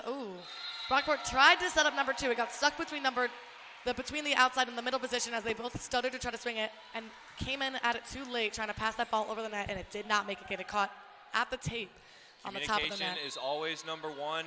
You have miscues like that, you're going to make mistakes, and unfortunately, it's a point loss for Brockport. Exactly. A receive from the 5 position on Brockport, sending it over on 1. Canton getting the point off of the block as Brockport blocked their right side swing, number 14, but blocked it out, giving Canton the point. Great shot there by Brooke Height, and once again manages to get that angle right and knock it out of bounds off the block. Great pass coming from Brockport. That's a perfect pass to the setter. As they set up the right side, she tips it over. Doing it again, she sets up the outside. A great save. Ooh, let's see what they do with this. Amazing saves. What they call it on? I don't know what that call was. Called out of bounds. I don't know what the call was there. Maybe it looks like a great couple of saves coming from Canton. I thought so too, but the ref saw something that we must have missed. Yeah, I guess so. 5-5 Brockport and Canton.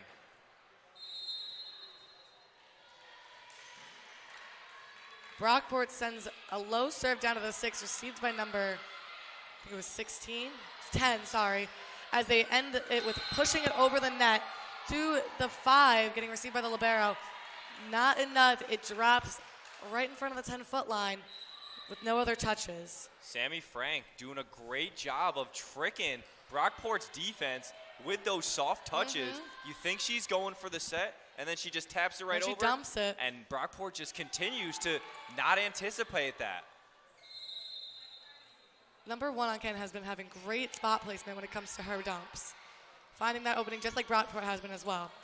A great swing coming from number 10 on Brockport, off the arms of number 10 on Canton, flying out of bounds, giving Brockport the point. Good hustle by Daisy Bain, just unfortunately too far out of bounds for her to try and reach that. Blocked too far up in the air by McKenna Cameron. A great serve coming from Brockport as they set up their outside hitter. Again, that setter she's playing front and back row. I see what's happening there. So right now, number 1 is right side as she went for that outside swing, getting blocked, but blocked out, giving Canton the point. Another good block by Brockport, just not getting the right angles on it this time around on those blocks. They're all getting knocked out of bounds. Canton definitely switched something up to angle those better. Great receive coming from Brockport as they power tip it over in on that line tip. Fantastic play there by Brockport. Right on the line there. Tie the game back up at 7 apiece. We got a close one here in this third set.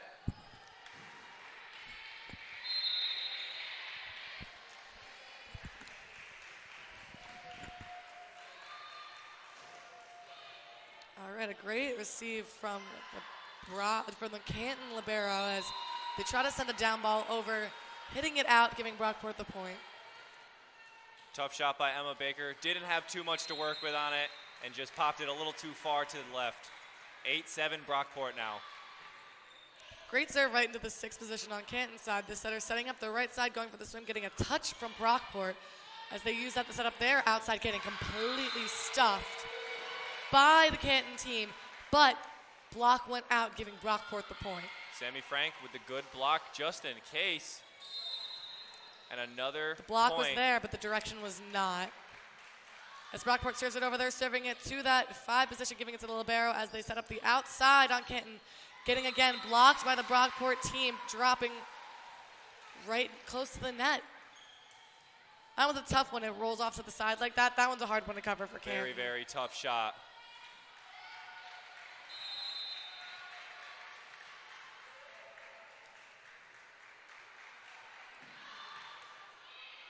Great serve coming from Brockport, giving it to the libero again as they safely dump it over to the right side spot. And the right side on Brockport hits it over cross. Canton free ball it over. Let's see what they use that for. A great play. It looked a little iffy at first where the pass was a little too close to the net. It was a hard set for Brockport, but they used that to their advantage. They didn't get a swing on it, but they got a tip on it and placed it right to where Canton wasn't, giving Brockport the point. Took a little bit to settle in this game, but now looks like they might have. 4-point lead for Brockport, 11-7. Great spot, sending it to 5 again, giving it to that libero, setting up their outside, going cross, received it in the 6th position. Oh, a great kill from number 7 on Brockport. Kaylee Dickerson-Hawley. Amazing line swing yet again. Going straight down with that kill. That was a mean spike by Kaylee Dickerson-Hawley. That had some anger to it. I don't think anyone on Canton's touching that one. A great serve going into that one position. Setter didn't get there in time. They didn't send it to the right spot. Miscue by Sarah Towless. Didn't have anyone there on that bump. I'm wondering if they'll call help because it's happened a couple of times where she's tried to run across the court and has not made it. So maybe to be able to keep that ball playing. Let's see. Great effort by Sammy Frank. Great spike coming from Canton. Oh, Brockport got completely housed by Canton. Amazing block coming from number 3, McKenna Pelch. She did great with that block.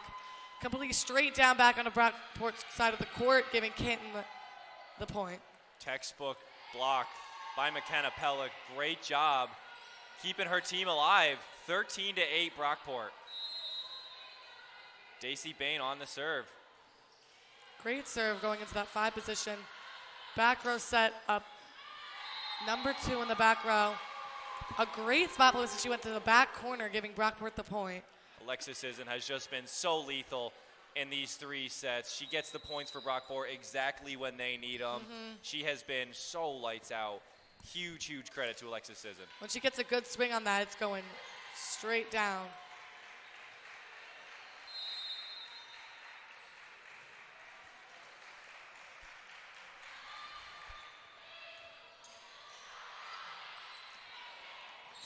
Oh, are they going to get that net violation?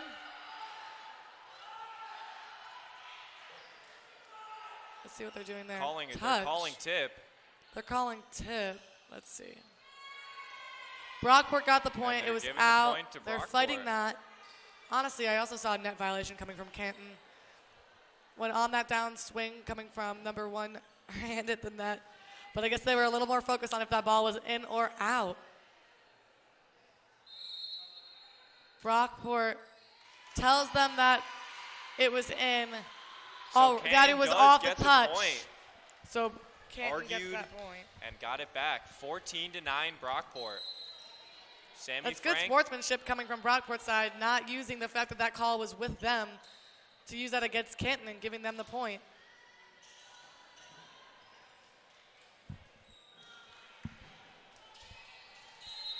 Sammy Frank on the serve for the Kangaroos. Oh, a great save coming from that receive, number 12. She got that up right as it was about what looked like it wasn't going over the net. Oh, number 7 so close with that dig. A great swing coming from Canton. A nice hard cross, ending right before the 10-foot line, giving 12 on Brockport. Not enough time to react and get that ball up. A great swing and a great attempt to try to pass it up from Brockport, and a great swing from Canton. Good receive coming from Brockport. They set up their right side, doing a tip to the back 6 as they set up their right side on Canton. Great coverage coming from everyone on Brockport as it was a touchy little off the block, off the swing type of thing. Brockport gets that point off the swing. A nice roll that Canton was not able to get up. Sisson, once again, just keeps finding the spots on the court where Canton isn't. She knows how to do it so well. 15-10, SUNY Brockport over SUNY Canton. A great serve coming from Brockport right there. Number 9, Gianna Felipe.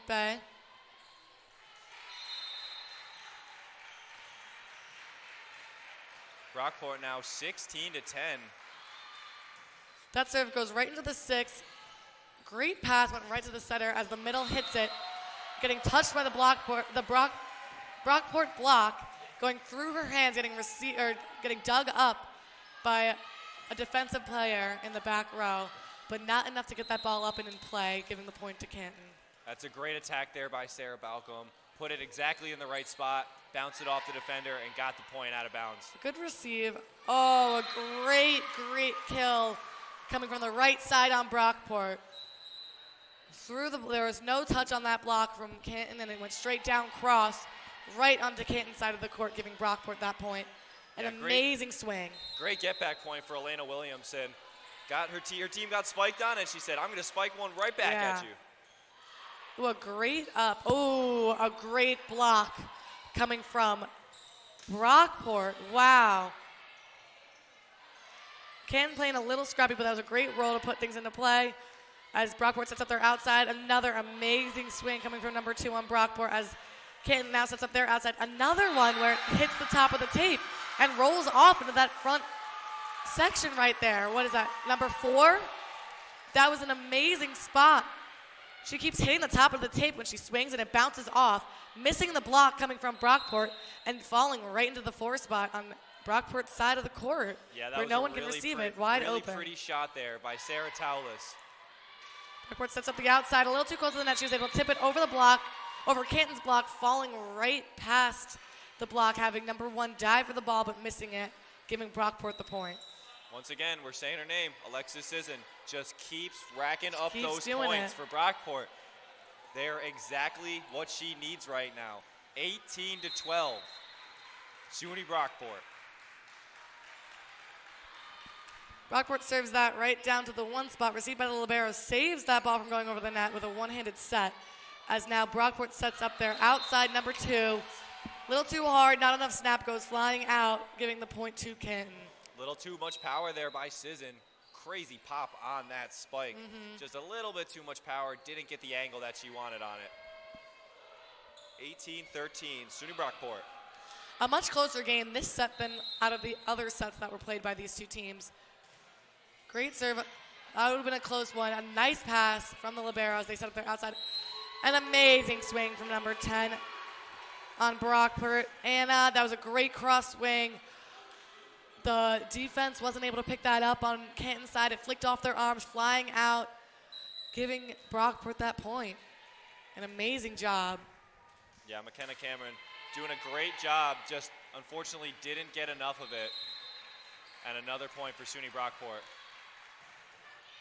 Great serve right into the 6th position, received by the libero on Canton as they set up their outside. That swing gets touched by the block on Brockport as they attempt to set up their middle. Less of a touch. The libero on Canton's side gets a hand on it, but it flies out right towards the coach, giving Brockport that point. A great attempt by the libero on Canton, but again, the point goes to Brockport. An amazing swing is coming from all the front row members of Brockport. A nice ace. They're attacking so well right now. Alexis Sisson with another ace. She is absolutely on fire. Unable to receive that ball right there. And a point streak now for Brockport, 21-13 in this 3rd set. Oh, another ace. Sisson hitting on off fire. at number 6's arms in the back row of Canton's team. A hard receive to get. It goes flying off, shanking the ball, giving Brockport that point. 22-13. Another amazing save. She chooses the same spot in the 1 position. They were able to save it that time as they free ball it over to the back 6. A great hand dig. That hit was a little too hard, not down enough, went flying out, giving Canton the point. That's a good point for Canton. Stop the momentum of Brockport. See what you can do now. Sarah Towless on the serve for the Roos. Let's see if they can get a couple points here. A great serve right into that 1 position, getting saved by that libero on Brockport as they set up their outside. A great way to get an out-of-system swing, and a strong one too, going cross as Canton tried to reciprocate with their outside swing and getting completely blocked by Brockport. It bounces right off and onto the court, giving Brockport that point. Alyssa Bruno and Anna Cascapera making their own formidable wall that Canton can't get past. 23-14, SUNY Brockport closing in on a dominant sweep over Canton.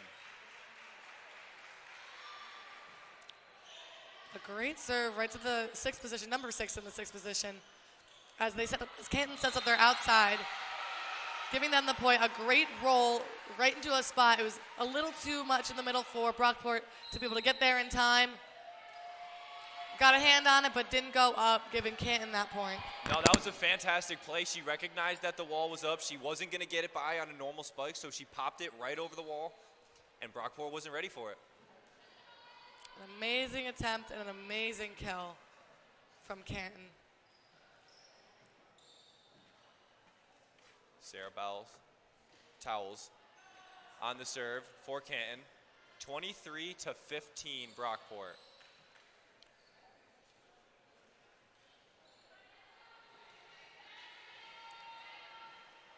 Brief pause. Referee discussing with the score table over something.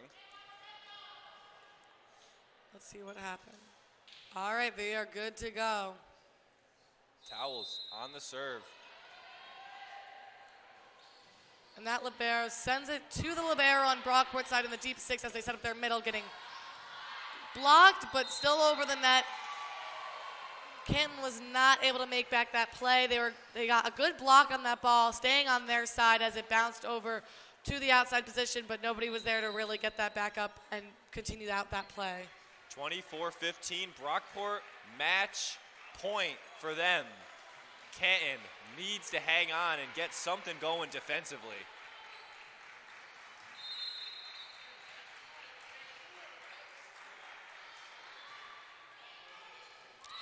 And that's in. great- And Brockport wins with an ace. And Canton loses that third set, giving Brockport the game win. A great way for Brockport to end the set with a nice ace. Yeah, absolutely dominant performance by SUNY Brockport.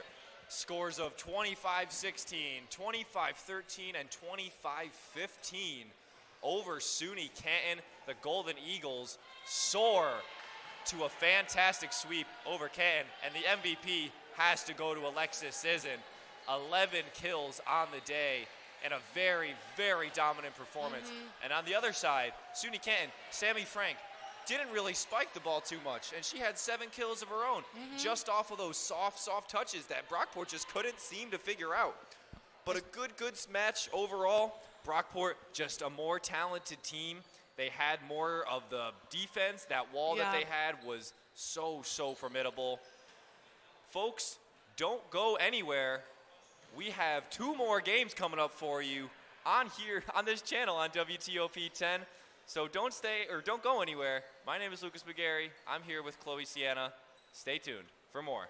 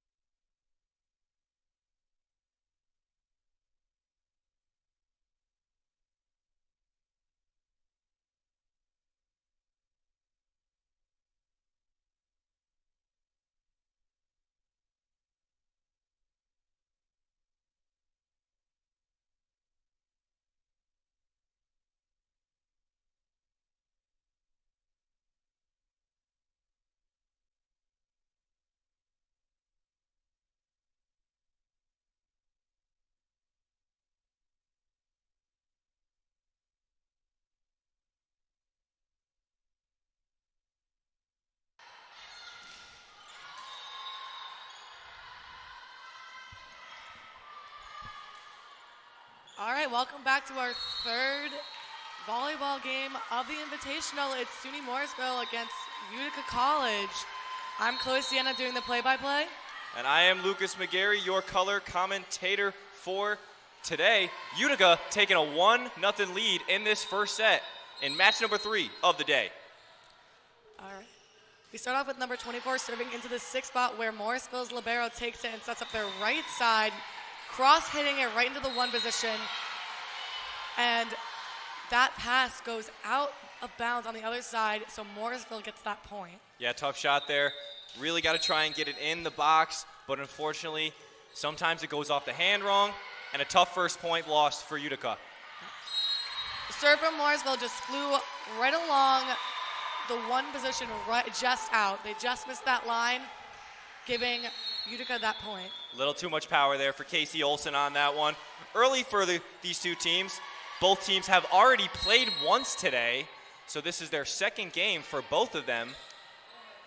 A great pass from the Morrisville libero, setting up their outside and getting that kill against Utica. An amazing swing and getting that point for Morrisville.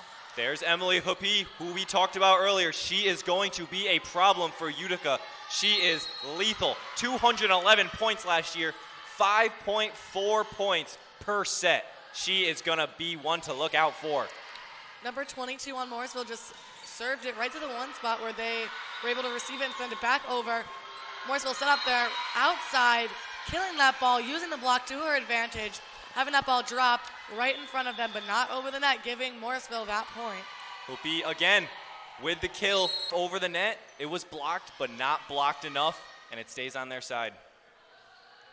There she goes again, right into the same spot, that back 1.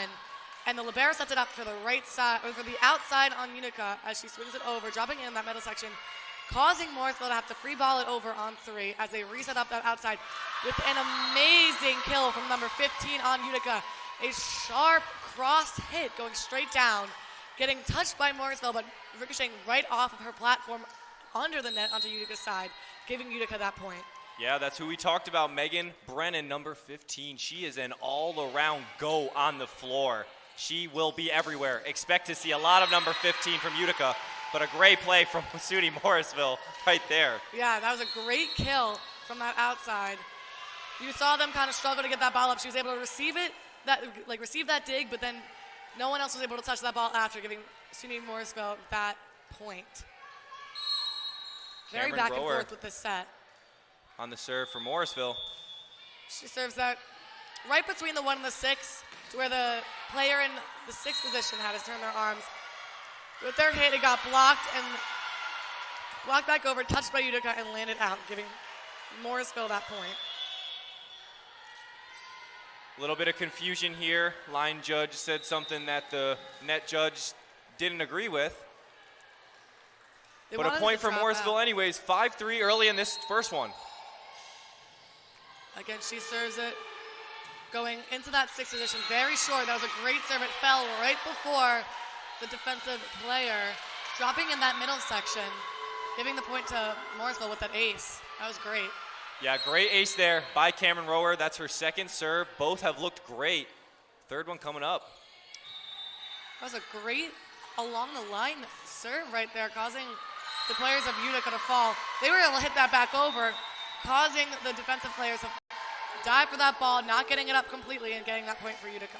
Yeah, tough play there for Roher. She dove on it, tried to get that dig, just not enough there, and she doesn't get it high enough up. Great serve to the back 5 on Utica, where they were able to set up the right side player, hitting a sharp cross, but a little too sharp as it went all the way out. But they did call it for a touch, so Morrisville did get that point. A great swing using that, again, that block to your advantage, just hitting off that fingertips to get that touch, but not enough to stop the ball from going out. It's a great way to get a point. Another great kill from Emily Hoopy early in this game. She already looks phenomenal. Great serve and receive from number 14 on Utica. The right side tried to swing, but it got blocked. Back on the Utica side, they tipped it. Great covering on Morrisville as they set up their outside right now. Utica gets a touch on that block. They were able to dig it up and set up their outside with an amazing swing from number 15. Getting blocked, but blocking it right into the net, giving Utica that point. Another kill for Megan Brennan. She looks great too. Couple of nice, solid strikes for her early. Putting it mean down on the other side of the court. Again, she sent that right between the seam of 5 and 6, causing the players to kind of collide a little bit. They weren't able to get it over the net due to that pass, giving Utica that point. Yeah, very weird play there for Samara Hunt. Was just too far under the net for her to really do anything there. Tough break for her. 7-6 SUNY Morrisville. Utica on a drive here.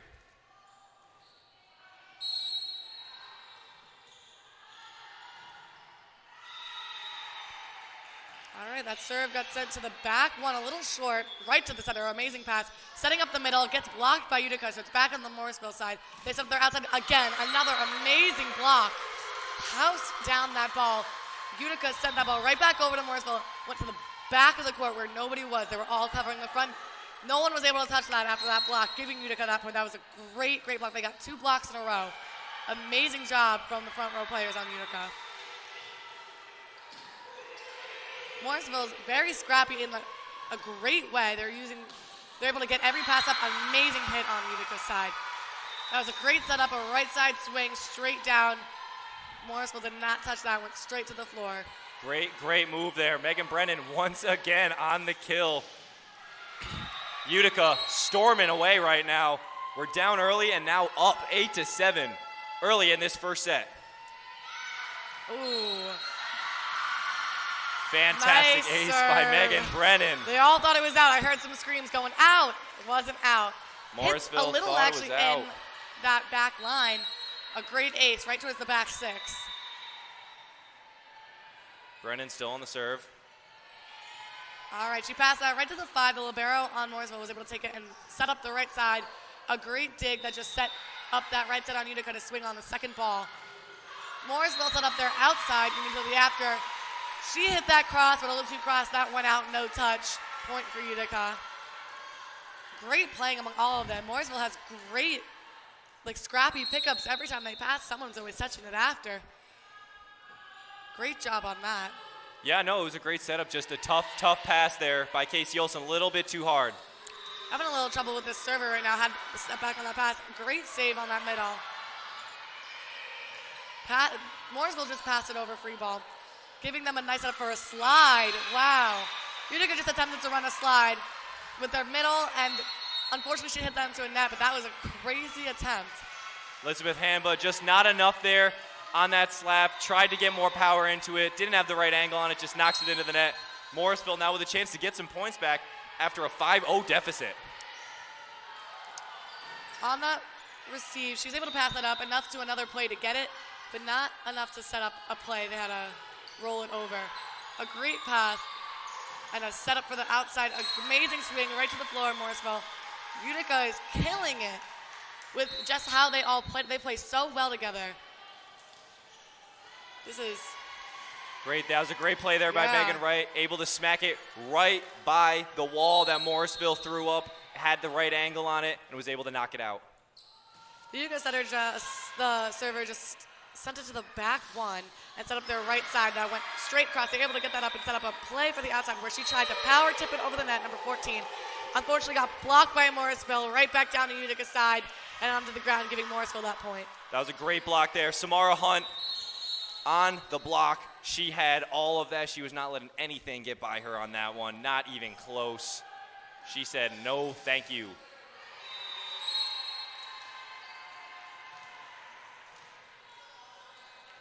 Dalia Aguilera on the serve for Morrisville. A great pass from number 14. That serve kind of dropped short. Ooh, wow. That was a great block for a back row swing. And now Utica is setting up their outside where she tipped it over the net. They were able to cover it. And she got that overpass, landing in the back one. An amazing spot where nobody was. It was wide open. A great spot placement for Utica. Amazing, just all around. Everything they're doing is just, they pick perfect spots, and they're always doing the right ideas on what they have to do with the ball. This is a great, they're very cohesive in everything. And Morrisville is doing great too. They have strong hits. That was a great hit from the right side on Morrisville, hitting off the roof of another tough roof spot. Had a little bit of a ricochet off there. Not much you can do about it. Point for Morrisville. You got to anticipate stuff like that. Because you know the rules, when you see it go high up like that, you got to expect something. And a point for Morrisville, and they get it back. Number 15 serving on Morrisville. That serve is low on the net, hits the 6th spot. The libero receives it, and they set up their outside. She was a little too far back and didn't get a right swing on that. It ended up going kind of sideways and didn't make it over the net. A little hitting error for Utica going back to Morrisville. Yeah, tough shot there by Trinity Bailey. Didn't really have much to it. Wasn't able to get the power that she wanted, and unfortunately didn't make it over. A great serve to the back 5 for Utica. They were able to get a play on that outside swing. Same thing with Morrisville. They both got a great swing from the outside. The Utica tried to block that one, hit off their hands, and fell on the Utica side, giving Morrisville that point. Emily Hoopy, once again, already racking up those kills early in this game. 12-12, close first set between SUNY Morrisville and Utica, seeing if one team can break away from the other. That serve going to the back 1. A great play, great outside swing. Oh, wow. Morrisville with the strong cross. That was a great dig for Utica, too, on such a strong hit. Same thing. Morrisville with a strong right side swing, pulling off the block from Utica, getting that ball to ricochet off the Utica player's arm out, giving Morrisville that point. That was a great use of a block. Samara Hunt, fantastic shot there. Put a lot of anger into that one. Just ripped it over the net and right into that wall to get the ricochet. That was a great serve to the back 6 on Utica's side. They used the right side hitter. They were able to dig the ball on the back 1 and kind of scrappy played it back, setting up the right side again on Utica. Libero dove for the ball, but it hit the ground, giving Utica that point. That was a great kill from the right side. Trinity Bailey, good shot there. Fantastic kill. Got it back after that one that she messed up a little bit. Great point for Utica. This game, dead even. 13s on the board for both teams. Utica, a little too much strength on that one. Got the ball soaring out right behind the 6 line, the 6 spot. Something you see a lot here. Yeah. Lot of pushing out of the box. I get it, you want to hit that line, but sometimes just a little bit too much power. Morrisville serving it up. It's going right back to the 6. A great receive by that libero on Utica. Went straight to the center. A great swing on the middle. Morrisville was not able to get that ball back up, giving Utica that point. Amazing swings and amazing receives from both teams. Yeah, that was a great defense by Utica, and just a little bit of a miscue on Morrisville. Might have thought that they were out of touches, and Samara Hunt didn't know what to do with it. Unfortunately, wasn't able to get to it in time. The serve fell, kind of floated and fell right in the middle of Morrisville's court, giving Utica that ace. That was a great serve. Didn't really give them enough time to run up to that ball before it dropped.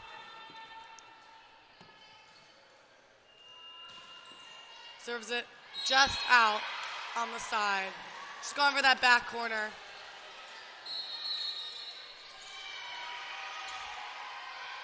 (15-15). This game is still dead even in this first set. Looks like this is going to be a very, very competitive matchup. Both teams so skilled on both sides of the ball. Great serve right to the back 6 onto Utica's side where they set up the right side. Couldn't really get a good approach on that, so she pushes it over, giving Morrisville that opportunity to set up their outside, using a block to their favor, and that ball bounced out onto the side of the Utica's place. Who else but Emily Hoopy, once again, racking up those points for SUNY Morrisville. That's now her 7th kill. So close, Utica hits it a little too far. On the middle hit goes soaring out, giving Morrisville that point again. Megan Brennan got some height on that one, and she absolutely killed it, just a little bit too powerful. Goes straight over the box. A little float serve falling short right on the 10-foot line. She's sending it to the outside. Nobody was there. They had to pass that over, giving Morrisville that, a great swing from Morrisville. Great swing on Morrisville. Gets blocked right over. They covered it, got it back up. She went to free ball it over and got it right into the net. That is an unfortunate play from Morrisville. Tough break for her there. Hoopy doesn't make too many mistakes. That was an unfortunate one. It cost her team a point. 17-16 Morrisville. Great serve. She served that right to the 6, giving it to the libero on the Morrisville side. Setting up their right side. Hits off the block. a little miscommunication going on where they weren't able to get that ball over. They didn't really know what was going on for a second. A little confusion. Giving Morrisville that point, they didn't get that ball over. They shanked it to the other side of the gym. Yeah, great spike there by Hoopy. Got that point right back. She wanted that one bad. Was able to break that wall, get the angle right, and knock it right out of bounds off the block. Morrisville serves it to the 1, setting up their right side, kind of power tipping it over across as they set up their right side, getting completely blocked by Utica. So many saves. That was amazing coverage on the Morrisville team. Oh, to lose it to a tip in kind of like a donut hole situation. There was just a gap and a circle between all of the players. They did such a good job covering that block right beforehand that when they were going back to their bases, they were able to use that. Utica used that to their advantage. Strong serve on Utica's side, just out. Megan Brennan, once again, little bit too powerful. Knocks it over the box. 2-point lead for Morrisville, 19-17. Alicia Ankowitz on the serve. Morrisville just served into the deep one. Even with it not being, it was out of system, but they still got a swing on it. And a touch off of Morrisville, giving the point to Utica. Little bit too much power there once again by Megan Wright. Utica having a little bit of trouble with control right now, forcing the ball too much, and they're knocking balls out of the box. Yeah, they got lucky with it being a touch on that one to get them the point, but a lot of power coming from the Utica side. Strong players.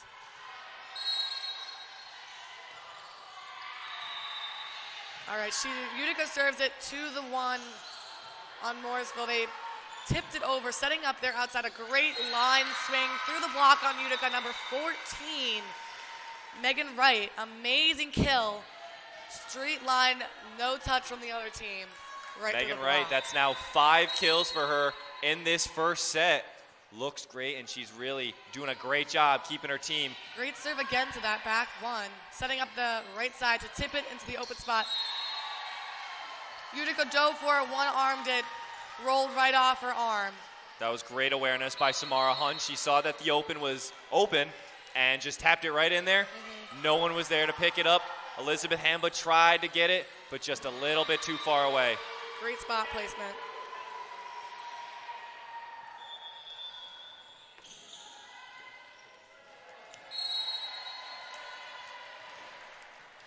Number 2 on Morrisville is serving right now. Served it to seams between 5 and 6. The defensive player in 5 was the one that reached out their arms. It didn't get the ball up. It kind of just put it straight to the ground. She got a touch on that receive, but didn't send the ball up. Yeah, great serve there by Kylie Hutchinson. Wants to get another ace here. Serving again. Right to that 5 spot again. They set up the middle. Looking like she's going to swim, but she ends up tipping it over, which has caused a little bit of confusion for Morrisville. Not totally covering in that moment. That was a dirty play. Caitlin Esposito looked like she was going for the overhand spike and went, no, I changed my mind, and just popped it right over. No one was ready for it. No one was ready. All right, they just sent that serve right into the deep 5. Again, another tip. Utica was so close to get that coverage. She saw it coming, she dove for it, just didn't make it there in time. Right back the other way, Casey Olsen with the easy touch, and once again, too many people spread out. No one in that center spot where that ball is being placed. Such beautiful placement from Casey Olsen. It was a great right over the block placement. Serving again right into that 6, received by the Utica libero as they set up their right side. An amazing swing.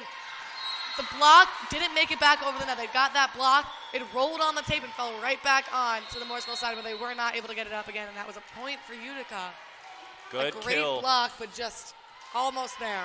Good kill by Megan Wright. Now her 6th kill of the set. Looking great so far late in this one. She's the one bringing her team back to within 1. A great short serve for Utica, causing the libero to dive on the Morrisville side, not making it any time to get that ball up. But a great, great short serve right into the open spot right in the middle of the court. All right, she just sent that to the 5 right there, setting up that outside, spiking down. Utica gets that block and was able to tip it right back over. They set up that outside again. They're going up for the block. Didn't get a touch on that. It dropped right down right in front of the 5 spot. Libero was not able to pick that up. Emily Hoopy. A great spike on Morrisville. Once again, 7th kill of the set for her. Putting her team back up by 1. Great battle we're seeing so far between Megan Wright and Emily Hoopy, putting their teams on their back in this first set. 6 kills and 7 kills respectively. All right, Utica set up their right side. Got blocked by Morrisville. They set him up again, going for an outside swing. Morrisville got that touch on that block, but went right through it, dropping right behind the right side hitter, right on the 10-foot line on Morrisville side, giving that point to Utica. Megan Brennan, fantastic kill there. Exactly where she needed to put it, got the ricochet. Morrisville wasn't able to do anything about it. A good short serve on Utica. Whoa, a great spike. She was able to get that off, I think, with her chest. They were able to send that over on a free ball. Great spike on Morrisville's side. That was amazing. Again, Utica just sent it from their right side, cross hit. Now Morrisville is setting up on their outside, getting blocked by Utica. Great coverage on Morrisville. They were able to get that back over, pushing it to the back of the court as Utica sets up their outside. She rolls it over, cross. They dump it. Utica's libero gets it up, set up their middle. So close. What a great volley. That was a great Emily Hoopy with a couple of missiles on that last volley. Wow. I want to know if that so many women being taken out with those shots. They have families. Violent by Emily Hoopy. That was crazy. All right. The serve went right to the 5. They set up their middle. Gets blocked. Coverage was there on Utica. They were able to dump it over. Great dig on that. And they housed it on Utica. Crazy house right down on that strong swing. Huge stuff on the one person you want to get the stuff on. Hoopy, who seemed untouchable. Wow. And now she gets stuffed. Match point for both teams. That is crazy. All right, Morrisville sets up their right side and goes to the swing. Received out of the 6. Utica gets that point, tipping it over the net. Amazing. All of them are on their A game right now. Fantastic first set we just saw there, Chloe. Well, it's not over yet. I'm sorry, you got to win by 2. We're still going. Let's see where they place this one. Right to the 5. Great pass up to the center. They set up the right side, going for the swing. Who else to get that point back? But Emily Hoopy putting in work. Those are some absolute missiles she is laying into Utica. Wow. I'm afraid of their right side. That is power.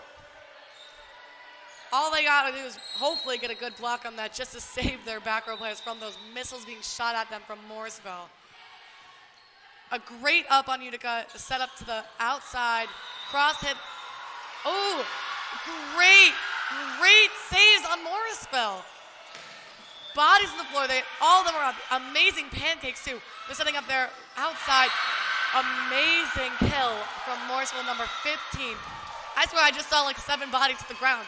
That was amazing coverage, amazing communication coming from Morrisville to just be able to have like not the best pass from the start and have everybody go for that ball, get that ball up and save it and put it back over the net. Yeah. Whether it's a free ball or not, that was an amazing job from Morrisville. Great shot by Casey Olsen. Hoopy now on the serve. A great serve right to the 5. Sets up the right side swing on Utica. She cross hits it right to the 5 again. They're setting up their outside. She's going to snap her wrist straight down to the 6.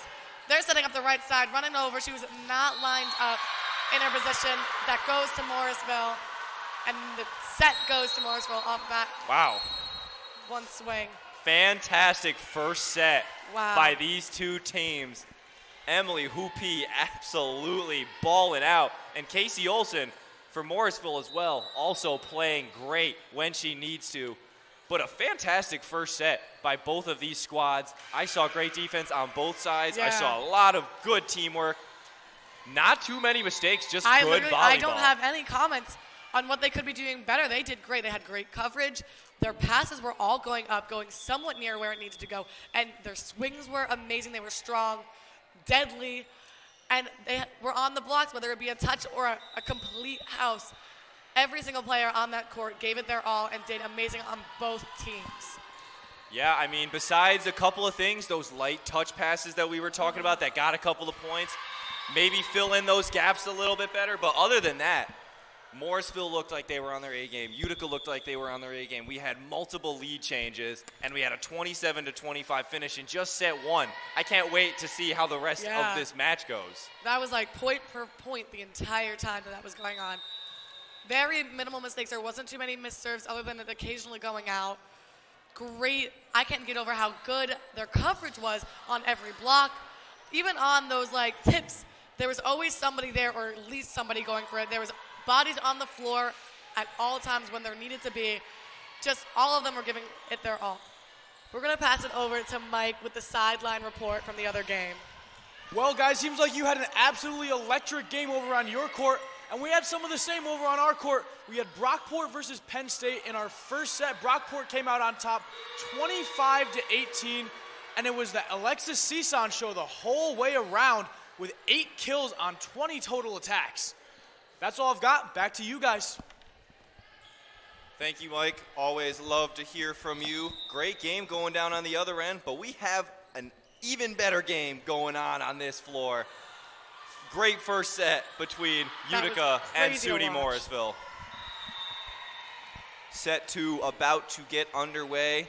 We swap sides like always and then get right back to the action. Wright and Brennan are out there for Utica, and then obviously Olsen and Hoopy are out there for Morrisville, the 4 stars of these teams so far in that first set. And I'm expecting a lot more close sets just like that. That was a great set to watch. On my toes the whole time. I didn't know who was going to take that. I really didn't know. And as they're setting up, I'm just excited to see what happens this set. There were some great plays. I still can't get over that one missile of a hit. Like, very, that was scary. And they were all just hyped up, great communication, great coverage. I can't. A really good set from both teams. Lauren Jones to start it out for Utica on the serve.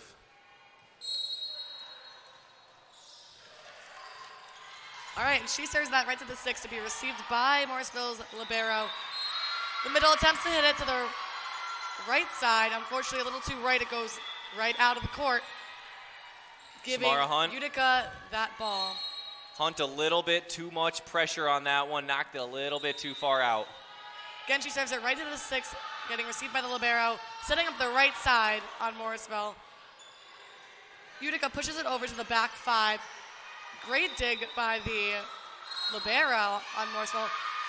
Net violation, carry called on Morrisville on that one, giving another point to Utica. 2-0 early lead for Utica. Lauren Jones still serving for them. She sends it over right to 5. Oh, she used her foot to get on. That would have been really cool if that worked. That ball was served right to the 5. Wasn't a great pass up. Someone stuck their foot out, touched it again, but. Not the best bump there by Hoopy. Not too much to collect off that. It's a great serve back to the 5 again. They set up their right side. An amazing swing from number 15 on Morrisville. Utica pushes it over. A little miscommunication there. The outside swings, drops it right in the middle, kind of cross, as they set up their right side hitter.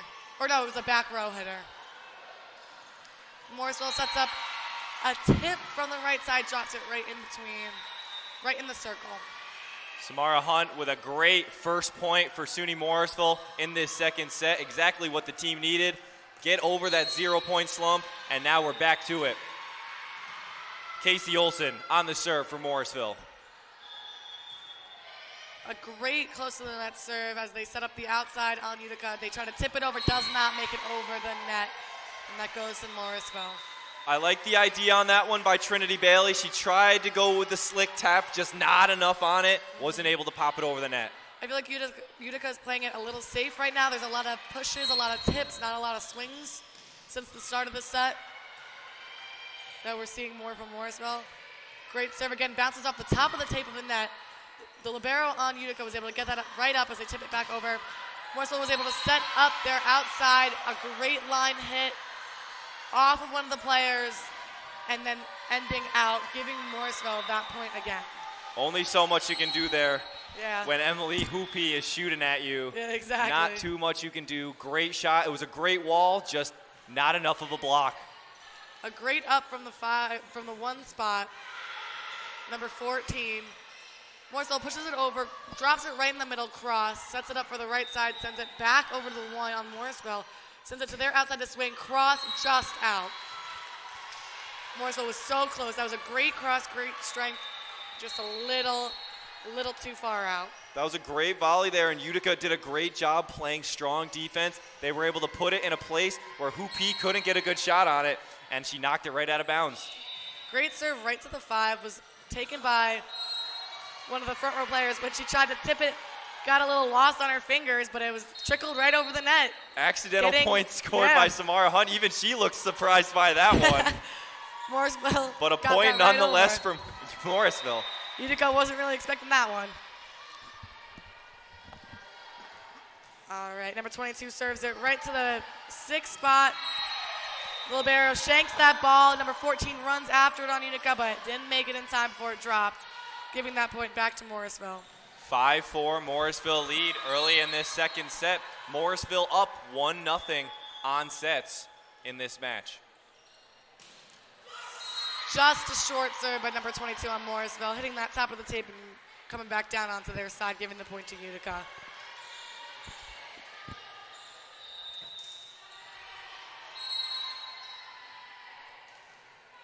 Morrisville on the serve. 32 on Utica is now serving. She serves it right to the 6, right to the libero on the Morrisville side. They set up their middle. I think they were trying to do a one ball by how her approach was. It was a little bit of a 2-set though. So again, it wasn't a fantastic hit. It trickled off her fingers. Still got them the point, which is amazing. Yeah, no power on that one. I think that was more of a slick game. I don't think she was going for the spike on that one. I think she recognized that everyone pressed up against that wall because they thought she was going to hammer it home. Oh, again, Morrisville misses another serve. Tough for Cameron Roher. Comes in, just hits it right off the net. 6s here in this second set between Morrisville and Utica. On the serve for Utica is Trinity Bailey. All right, Utica serves it right to the 6 again, received by the libero. Great spot placement by Morrisville. They found that hole on Utica's side and tipped it right in there. Didn't have enough coverage to get that back up, giving that point to Morrisville. Great spot, looking around the court, finding an open area. Great job by Morrisville on that one. Once again, those little touches, they just find in the center of that court, and no one seems to be there. They're all too spread out. Morrisville missed another serve. Just out on the back. That's, I think, 3 serves in a row missed by Morrisville. Little bit too much power from Hoopy on that serve. Understandable, because as we've seen her strikes. Yeah. Great serve on you. Oh, lack of communication between the Morrisville players. Huge lack of communication on that Dropping one. right between the 1 and the 6 spot. They just kind of looked at each other in confusion, thinking the other one was going to get one, changing up their Hoopy and Samara Hunt obviously didn't know who was who going for that one. Thought the other one was going to come grab it. She sends it right back to the 1 again. They were able to receive it. And the libero sets up a back row hit, which was amazing, right into the middle of the court. Little miscommunication on the Utica side. Didn't know who was going to free ball that over, but they got it over. Again, Morrisville didn't get an approach on that, so they pushed it over. Now they're setting up their right side. Cross hit. The libero on the Utica side kind of stuck out her arms to get that ball up and ended up shanking it. All the girls went running after it, but by the time they made it, it already hit the ground. Too much of a ricochet on that one. Not much you can do. Good point there for Morrisville, and we're tied back up at 8. I feel like both teams right now are having their own little mistakes that are causing them to stay tied. Whether it be Morrisville serves or Utica's passing. Oh, an amazing power tip on the outside from Morrisville. A great, great block from Morrisville. Complete down right to the floor. Samara Hunt on that block for the team, doing a great job of that. Served it right to the 5. They got that up. A little miscommunication as multiple people were running for the ball. Great ace there by Morrisville. 2-point lead, 10-8 in the middle of this second set. On the serve for Morrisville, Michaela Martinez. She serves it received from the back, but shanked across the court. Couldn't get another touch on that, and that's a point for Morrisville. Timeout call on Utica's side. Fantastic ace there by Michaela Martinez. Great serve, and really just no one there. She put it dead center in the middle of the court. Saw a couple dives, but no one was able to dig for it. And an 11-8 lead for SUNY Morrisville at our first timeout. And if I'm remembering this correctly, and thinking back on this first set, this is probably the biggest lead, the closest to the tie, or I think it's a tie of the biggest lead, which was only 3 points. So very, very close game so far. In this second set, too. They both have very equivalent, playing, skill. They all are very unified as a team. They all work together. Even with Morrisville's little bits of, lack of communication that has happened a couple times, they're still able to get right back on it. They're able to make up for it in other spots and other aspects of the game. And even so, you could see them almost talk it out on the court to figure out, oh, we did this wrong, let's correct this so that it doesn't happen again. Michaela Martinez coming hot off an ace. Let's see if she can get another one. Great serve right to the back 5. They set up the right side and hits cross. Utica hits it just out, giving Morrisville the point. Jada Anthony, a little bit too much power on that one. Knocked it a little bit too far out. And a 4-point lead now for Morrisville. Utica's got to find a way to cut this streak down. Morrisville just served it again to the 5. Good pass, setting up the outside. A great approach, blocked completely by Morrisville, but they were able to cover, setting up the outside again. Hits it over. They set up the outside for a tip. Utica's able to set up their middle again, and a great block on Morrisville goes right back down. Oh, nope, didn't go over. No block, just 4 touches. It's a great block there by Samantha Sidelecki and Cassandra Belmore. 2 great walls there up against that net for the block. Serve went right back to the 5. They set up their right side on Utica. Ooh, they found that right side, found the spot that was open on the Morrisville side and pushed it right to the back 5 where nobody was. Nobody got there in time. Nobody touched it. Right to Utica. Got out of that little hole they were in. That's exactly what Utica needed. Morrisville was on a hot streak. I think they had 6 straight points. And now finally Utica has a chance to take back some of those points.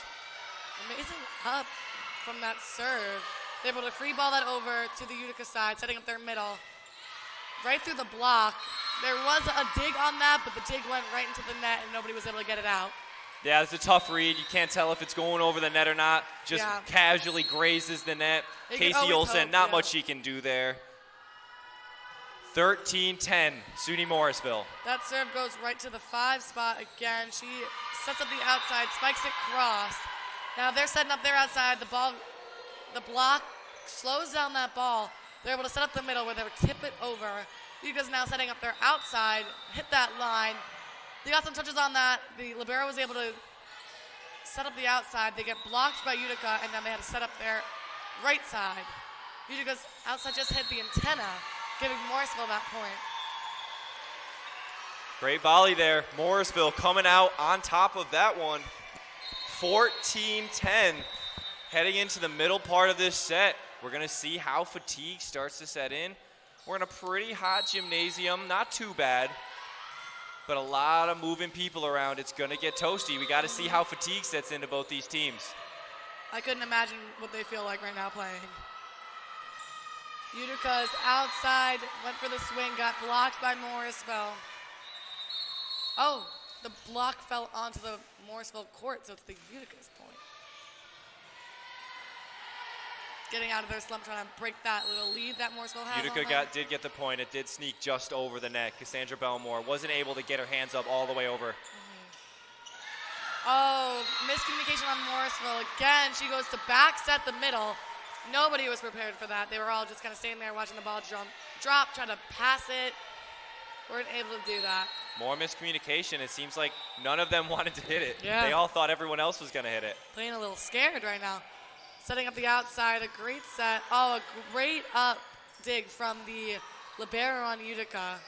Setting up their outside to swing. See, Morrisville's back over. They're setting up the right side to do a tip. Utica setting up their outside for a swing. That was a line one that was picked up by number 31, setting up a right side swing on Morrisville. A great up from number 17. They were able to free ball it over to keep them in the game. Morrisville setting up the outside. A crazy cross, getting a great dig on Utica. Setter setting up the outside for a line roll as Utica sets up their outside going cross again. Passed on the overpass. Oh, wow, a great save. Great save from number 22. An amazing blocks on Morrisville. A great way to end that rally right there. That was an amazing block going right to the back of Utica's side of the court, falling where nobody was. That was a great save by 22. Cassandra Belmore. On that block, no one was getting by her. That point needed to be done, and she said enough is enough. See a little out of system right there, pushing it over. They went for the block, didn't totally get it. Now they're setting up the right side. It's a little too close to that. Had to tip it over like that. Utica setting up the right side, another power tip. A great pass by the libero on Morrisville. A great swing from the outside. Sending it kind of line where 17 on Utica couldn't pick it up, giving Morrisville that point. That was a great setup for everything. Hoopy once again showing that she can make those plays for her team, racking up the points. 16-12, SUNY Morrisville. Casey Olsen on the serve, second serve. She serves it to the 6, received by the libero on Utica's side. They set up their outside to push it over. The outside receives it on the Morrisville side. They set up the outside. She swings great. It gets touched by one of the Utica players and flies out, giving Morrisville that point. Another kill for Hoopy. Just a true menace on the court. She is everywhere, and she is just taking people left and right off these strikes. Swinging is crazy. She's got some strength behind her. Great serve right about to the 1. They set up their middle on Utica's side. Go up for the block. Oh, are they going to count the foot? Nope, they are not. A great kill from the middle on Utica, going straight down. Great play there by Katie was Matz. not able to get that up. Looked very, very good and able to cut that Morrisville lead down to 4. Let's see if Utica can climb back into it. Received in the 6th position by the libero on Morrisville, setting up an out of system for the Morrisville. Spike, that pass went up and hit a light. Amazing job on Morrisville. Yeah, just another shot by Emily Hoopy. I feel like I'm getting repetitive, saying it every single time. It's crazy. Swing right there. Cassandra Belmore on the serve for Morrisville, 18-13 lead. Ooh, a strong, it looked good, but it was just out for Morrisville. Hey folks, we're gonna send it down to Mike Neckers once again. He has an update on the next match. All right, folks, so Brockport walks away from the second set with another win in the books, this time 25-20, a little closer than the first, but Brockport having no problem getting by this opponent here. So lots of opportunity here for both teams in this third set, and we'll see where things go. Lucas, Chloe, back to you. Thank you, Michael. Always appreciated. Another point scored for Utica while we were doing that. 18-14 Morrisville looking to hold that lead. All right, Utica just served it to the back 1, received by number 15. Ooh, libero almost got it. She saw that swing coming from Utica's outside, straight down towards the 6. She put out her arms. She got a touch on it, but went right to the floor. Great spike by Utica, slowly creeping their way back. They were down a little bit. Now they're up big, or they're not up big, but they're down little, 18-16. Great pass from the defensive player in the 5 spot on Morrisville. Utica setting up their right side. A great block coming from Morrisville. Went right back down over to the Utica side. They were not able to get it over the net again. Great couple of blocks there. Autumn Daly and Hoopy once again on the block.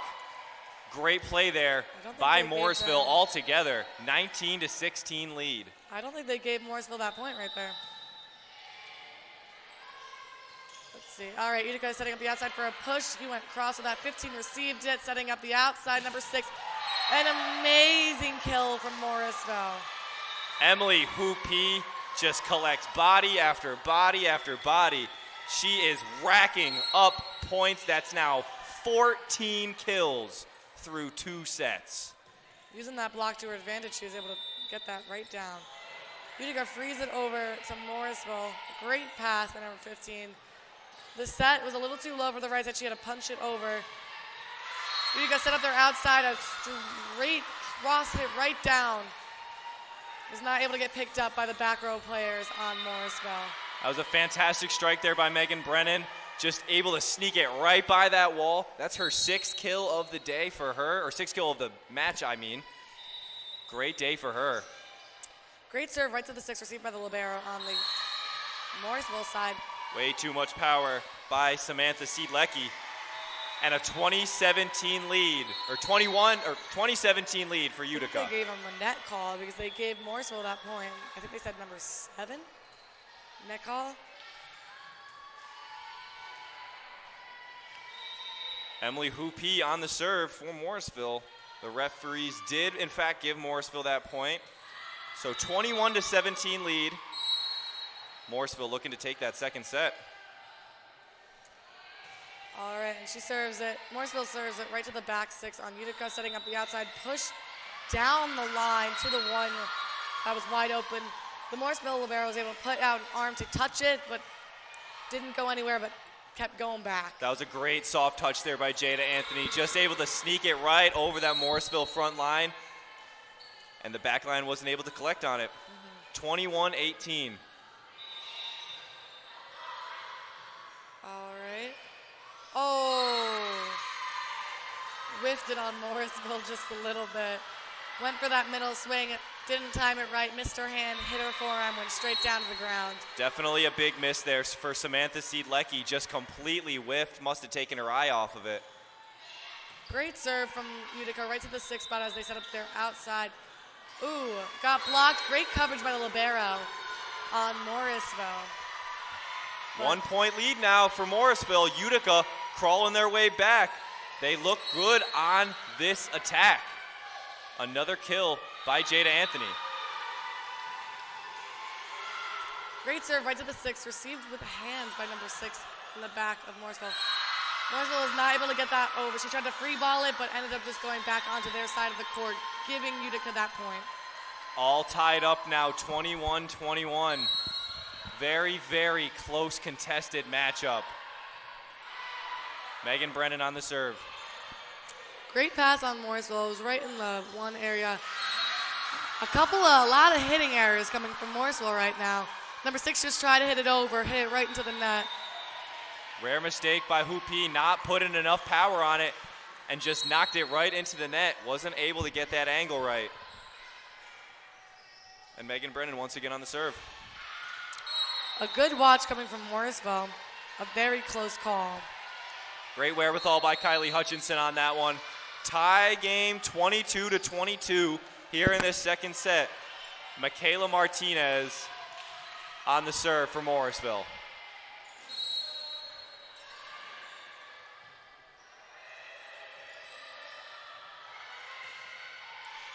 All right, Morrisville serves it right into the 5 spot. A push towards the back 1 onto Morrisville as they set up their outside. A touch on the Utica block from number 15 on Morrisville's hit drops right behind the blocker, giving Morrisville that point. That was a great swing for Casey Olson. Casey Olson, great strike there and a timeout called. 23-22. Chloe, what'd you think of that last point there by Casey Olson? That was great. They're very, very good at using the blocks to their advantage because it's hard to get around the block, especially when you have a great front row players.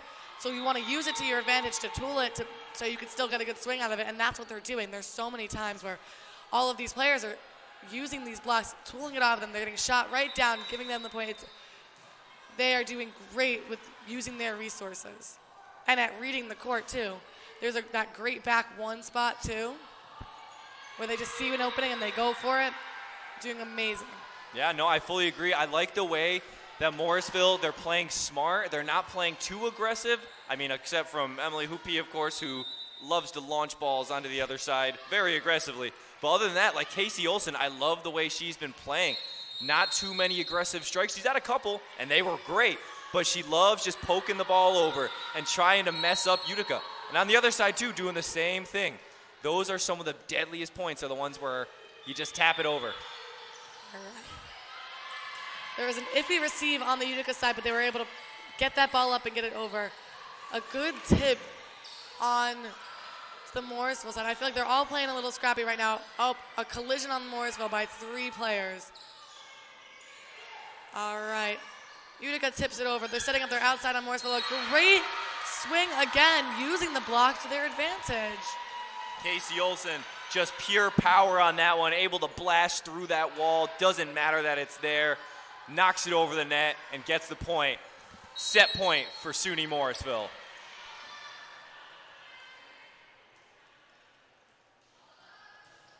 A great serve right to the 5 spot. So they're setting up the outside on Utica, sending it right to that back one line and hit. Amazing spot on Utica. A great kill for number 14. Yeah, great shot there by Megan Wright. Kill leader for Utica. She's playing out of her mind as well. 24-23, very, very close game here. Jada Anthony on the serve. Pass was a little closer than that. They were still able to get it. Send it to their right side. A little too far out. Utica gets that point. Now it's a tied set once again. It could be anybody's set. 24-24. 2 great sets back to back. Wow. Utica came back from a 5-point deficit, and we are now tied again, going into extra points. Oh, great joust. Oh, Utica gets the point for an over. Tough reach over on that one. Very questionable call on that one. Samantha Meller maybe have reached a little bit too far over on that one. Yep. Ref sees it best there right on the net. And set point now for Utica. Morrisville receives that right to the center, sets up their outside a little too close to the net, wasn't able to get a good approach on it. The point goes to Morrisville as the ball was out. I'm guessing it touched the antenna or went around the antenna. Good touch there by Casey Olsen, and she was able to manipulate it so where Utica just couldn't knock that ball in bounds. Goes out, still tied 25-25. Kylie Hutchinson on the serve for the Mustangs. Morrisville sends it right to the 5, setting up their outside. Oh, a great block on Morrisville, going right past the outside hitter. Setting it over, they're setting up their outside, their right side on Morrisville. A great dig from the defensive players on Utica. A great swing for 15 on Morrisville. Ooh. Utica got a good spot on that one. Their swing didn't quite make it over. It rolled off the top of the net and went hard cross in front of the 10-foot line. Yeah, that's a very just Morrisville. unlucky roll for Morrisville. Rolled almost like a tightrope walker on that net. Yep. Casey Olsen just wasn't able to get there. Rolled too quick off the net. She serves it right to the back 6, received by the libero. Setting up the right side, tip into right over the block. Oh! Morrisville tried to get on that overpass. Didn't get the ball, and it fell. Set 2 to Utica. Yeah, we got a close one here at the Maxiel Gym. 1-1 apiece off of 2 27-25 victories for both teams. This one is going to be a good one. That was Folks, great. don't leave. Don't go anywhere. This one is fantastic. Emily Hoopy, 15 kills on 25 total, or 15 kills on 28 total attacks. Truly, truly lethal. And on the other side, Utica, Megan Wright, just absolutely laying it out there. 9 kills for her team. And a very, very close contest through these first 2 sets. What's your prediction for this next set? Oh my, I don't even know anymore. Seeing dual 27-25 wins for both teams, and I haven't seen either team go up by more than 5. It's really, really difficult to say who's going to win this next set and even the match. I mean, they're both so evenly contested. They both have the power. They both have the skills. They both make little mistakes, which is, I mean, every college team does that. Every volleyball team does that. Obviously, Morrisville, communication, huge. They've had a couple of huge miscues, which have turned into very costly points for them. So rough go of it on the communication department. And on the other side for Utica, filling in that gap in the middle, Morrisville has just capitalized on those light touches that Utica just doesn't seem to want to do anything with, letting them fall, and they're just not filling up that gap quick enough, and the Mustangs taking full advantage of it. Yeah. Let's see. Utica's already making their way back onto the court. Well, Morrisville is still in their circle, about to call it. Third set underway momentarily, just under a minute. Utica and Morrisville sending out their top scorers. This is a very close game. You want to keep them out there as much as possible. Got their little pep talk going.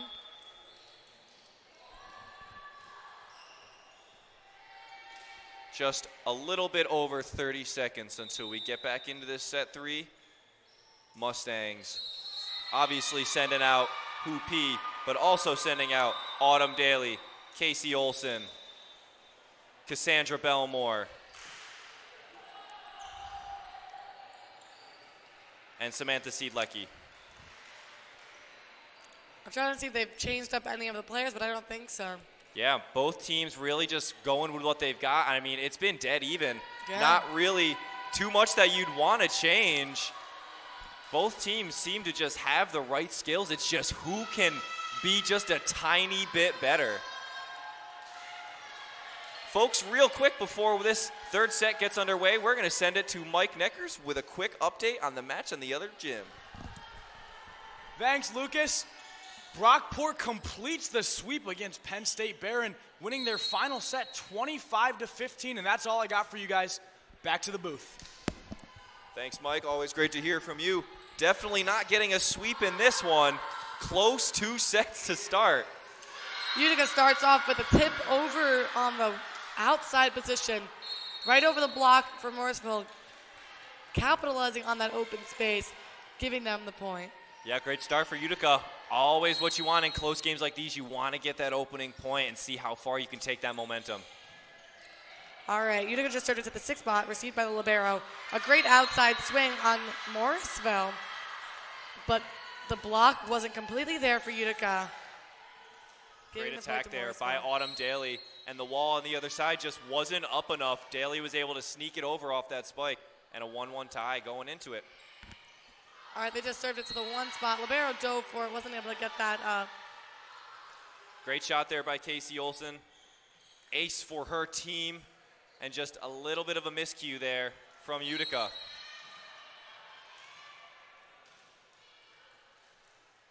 Olson, great on the serve. All right, that was sent right to the back 5. Oh, sorry, back 1. Freed ball, also right to the back 6. Setting up the outside on Utica. A great line kill from Megan Wright on Utica. An amazing job. Violent shot there by Megan Wright. Exactly what you want. That's a tone setter to tie it back up.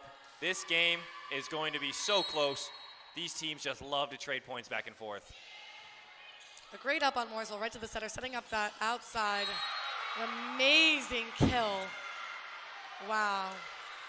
Hoopy once again just raking in those points for Morrisville. She has been an absolute stud in this game.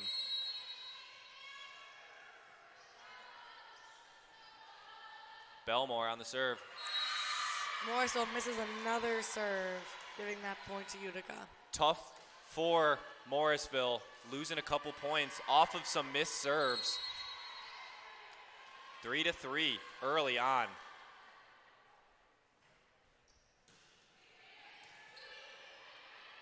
Setting up that right side on the Morrisville side. Just over, using the block having Utica have to dive for it in the front row, not making it there completely, giving the points to Morrisville. Great play by Autumn Daly. Once again, got a couple of early points on for her team and now taking a much-deserved break after getting 2 points. Now coming in for Cameron Rower on the serve. A great serve right to the 6 on the Utica side. Again, Utica's using that tip spotlight placing to their advantage against Morrisville. Fantastic placement there and a great read there. Trying to get over that wall. They saw that they were going for a spike block and just tipped it right over. Great pass on Morrisville. A great kill from that middle. Like clockwork. Every single time she jumps up, launches it over that net, and it is rare that Utica can pop it back up. And now on the serve for Morrisville, Emily Hoopy. All right, that serve goes right to the 6, up by the libero, setting up their outside. Nice watch on that ball. That ball got blocked by Morrisville. They let it drop just outside the line. Yeah, that was a good read there by Utica. They almost touched it, I heard. Don't let it drop. Good teamwork there, letting your teammate know it's going out. Serving it right to the 5 onto Morrisville side, setting up their middle right through the block. A shank of a pass, but they're still got it going, free-balling it over. Morrisville setting up their outside. Had to adjust to it, use her other hand, and tip it over. Utica wasn't ready for that. Casey Olsen, once again, just the soft touch around the net that no one is expecting. Michaela Martinez now on the serve for the Mustangs.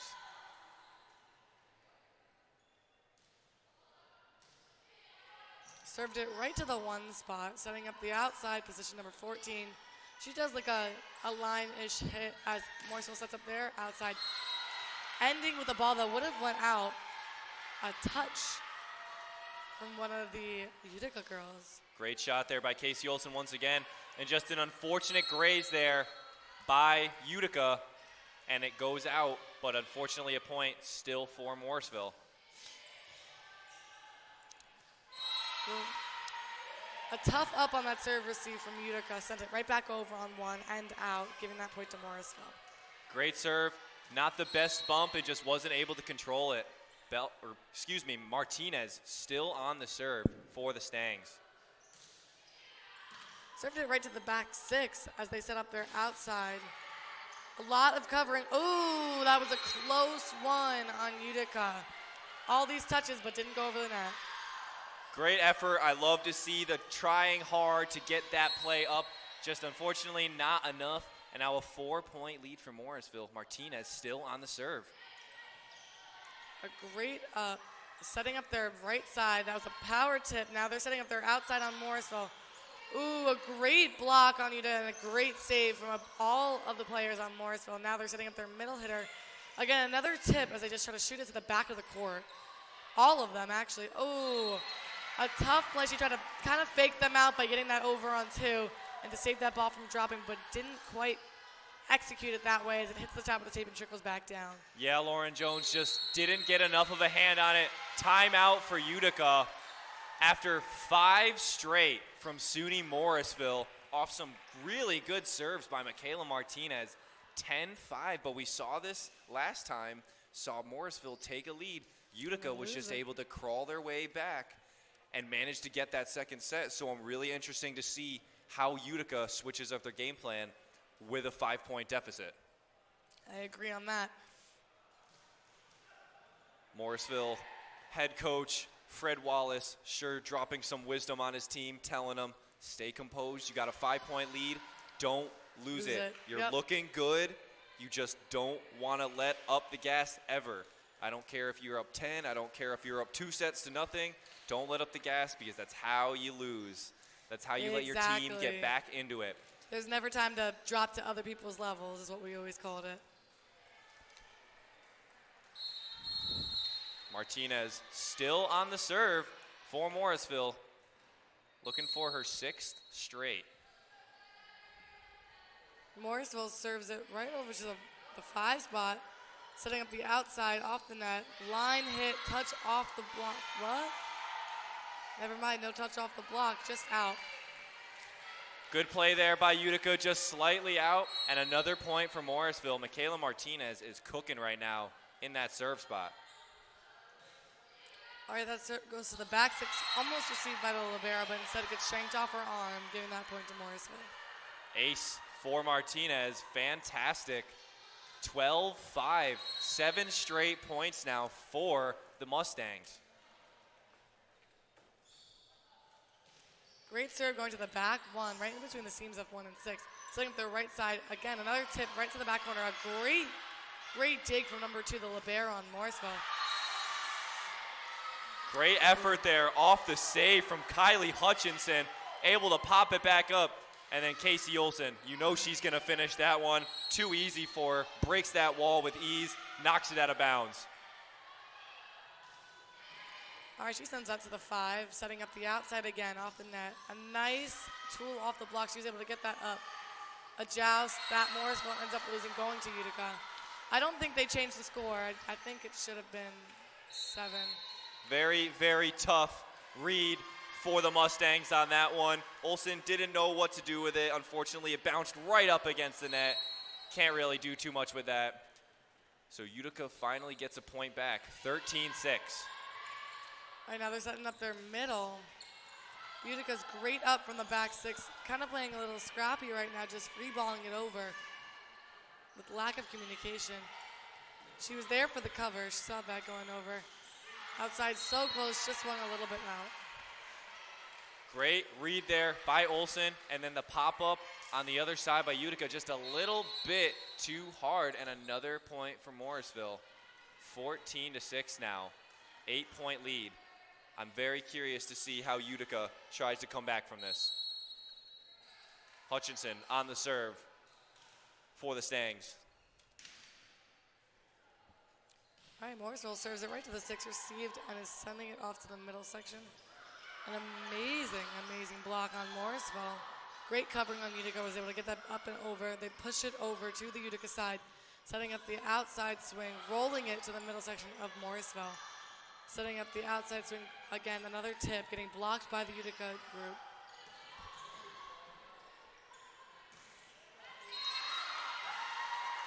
An amazing, amazing kill from Utica. Yeah, that was a great spike there by Megan Wright. Really got to try and get her team back into this set. Don't want to go down by too much. They're already down 7. You don't want to let it get any farther than that in such a close contested match like this. Ooh.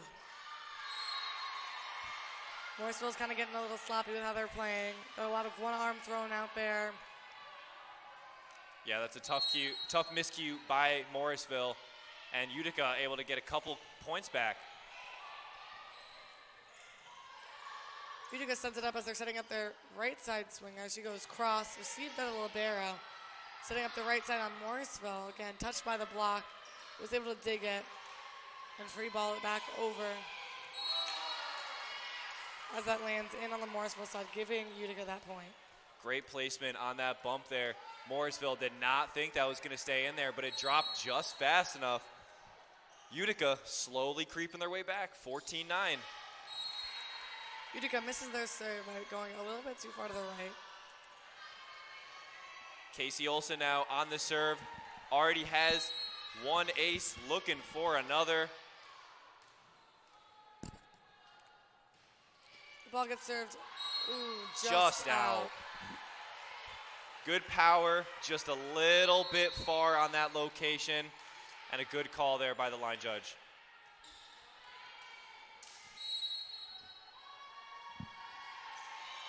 Oh, another Utica ball goes right into the net.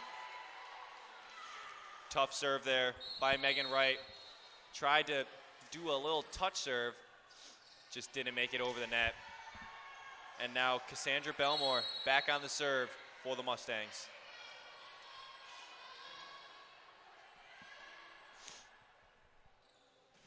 Great serve from Morrisville right to the 6. 32 struggled to pass it, but they free balled it over the net. Strategically spot placing where it's going to go. Wow. An amazing, amazing kill on Morrisville. That was a great swing. Hoopy saw an opportunity and she took it. Once again, another kill for her. It is so easy for her. 18 kills now for Emily Hoopy. Great serve again, received in the 5, received in the 1. That's a great spike by Megan Brennan. Able to break that wall just a little bit that it got over the net. And Belmore and Autumn Daly down on the other side just weren't able to get their hands up high enough. A great serve going into the 6. Oh, a couple touches. Another kill for Hoopy. 19 kills now. We just got to keep the counter going because she is doing it with ease. Morrisville is killing it with their swings today. 18-11 Morrisville in this third set.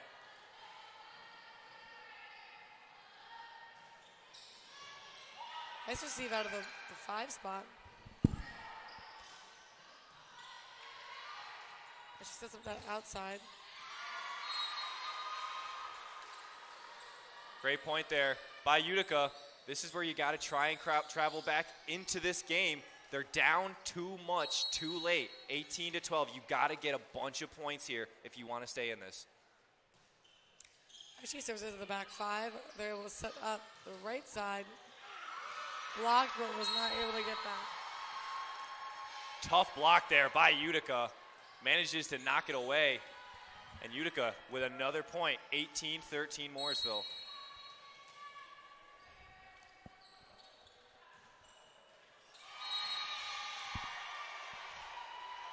Another botch serve by Utica. Really killing the momentum of some of these drives that they're having on these botch serves. That's twice now that they've gotten a couple points, and then the serve is what kills them, and they're giving points to Morrisville. Definitely not helping closing that gap right there. Hoopy now for the serve. A great, ooh, they just fantastic. Taking kills, taking aces. She's doing whatever she wants during this match. Damn. Emily Hoopy. Wow. 20-13 Morrisville. Morrisville is on top of things. They did not want to lose again. She serves that not just out. She served that. Well over that time. Yeah. Definitely too much power. But a 6-point lead for the Stangs. Megan Brennan on the serve for Utica.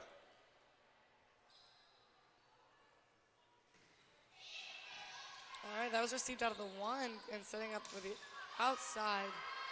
Great upside, both teams. Free balled it over. Let's see what they're going to use this for. Oh, with the middle swing, but they had the coverage from the back row player before, was able to catch their slack up. Utica pushes it over to play it safe. Morrisville setting up their outside, an amazing swing. A great block coming from Utica, but an even better spot placement coming from Morrisville, ultimately giving them that point. Olsen doing what she does best, and the Utica just can't do anything about it. She's doing the same move over and over again. Yeah. She goes spike, blocked, and then the touch just over that wall. Utica not anticipating that tap pass. Morrisville sends that right to the 6, received by the liberos. They're setting up the outside on Utica. The grazing dig from the libero on Morrisville. Oh, a great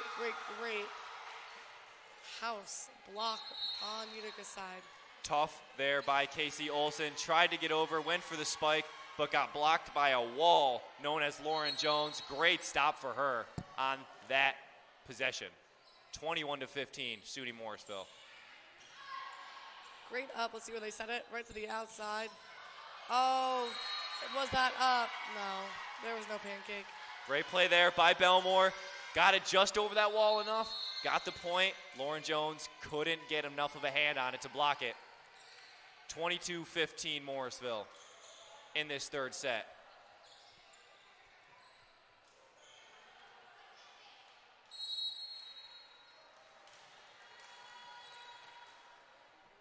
Hutchinson on the serve for Morrisville. Number 2 serves it right into the 5 spot as they set up the 1 spot.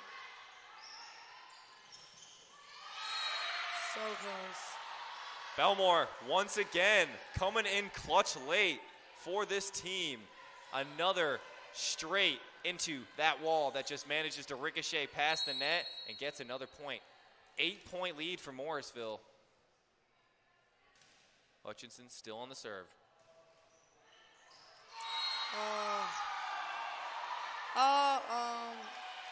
Fantastic shot there Ace. by Hutchinson. Wow, what a shot right there on the line. Set point now for the Mustangs.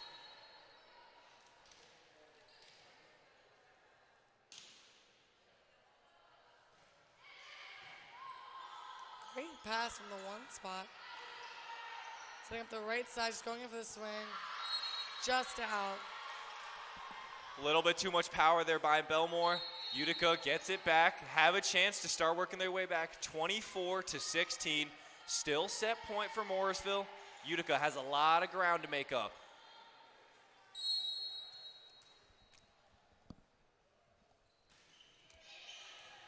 A great serve right into the 5. It goes on the overpass, and Utica gets it back down. Morrisville, see, okay, the point goes to Utica for a 2-touch.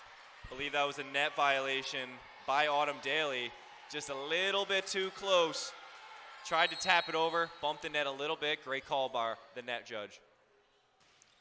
And that serve goes right in between the seams of 1 and 6. Great ace there by Lauren Jones. 6-point lead for Morrisville. Utica doing exactly what they have to do, creep their way back in. Great ups from Morrisville as they're going to free ball it over. Kind of playing it safe with that tip before, but it got knocked back right down. Oh, an amazing block from Morrisville, but just a little bit out. Good block by Daly, just not enough, and it unfortunately ricochets off that left hand and out of bounds. Morrisville only up 5. That was a great hit. It went cross from Morrisville as they're setting up to free ball. They're kind of playing it easy. Nobody's being really aggressive on the Utica side. Casey Olsen. Another point, making their way back up. Casey Olsen being shut down on her power strikes. What's really been working for her are those nice touch passes whenever she goes in for the hard strike. Utica is stuffing her. Amazing pass from the libero in the center. Oh, wow. A great way to end the set with Morrisville. Who better? Number 6, absolutely killing it. Emily. Who better to finish off that set than Emily Hoopy? That's her 20th kill now through 3 sets. Insane work. That was amazing. And Morrisville takes a 2-1 lead as we go into this 4th set.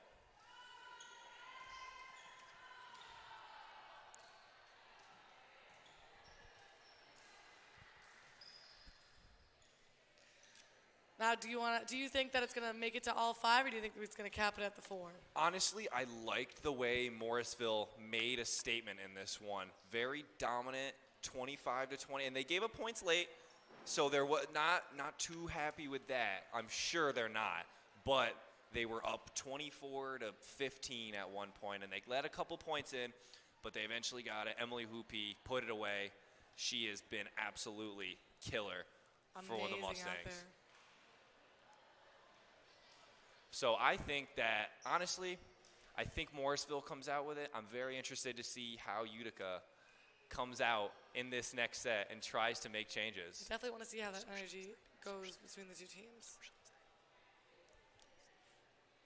I'm excited to see how they play next.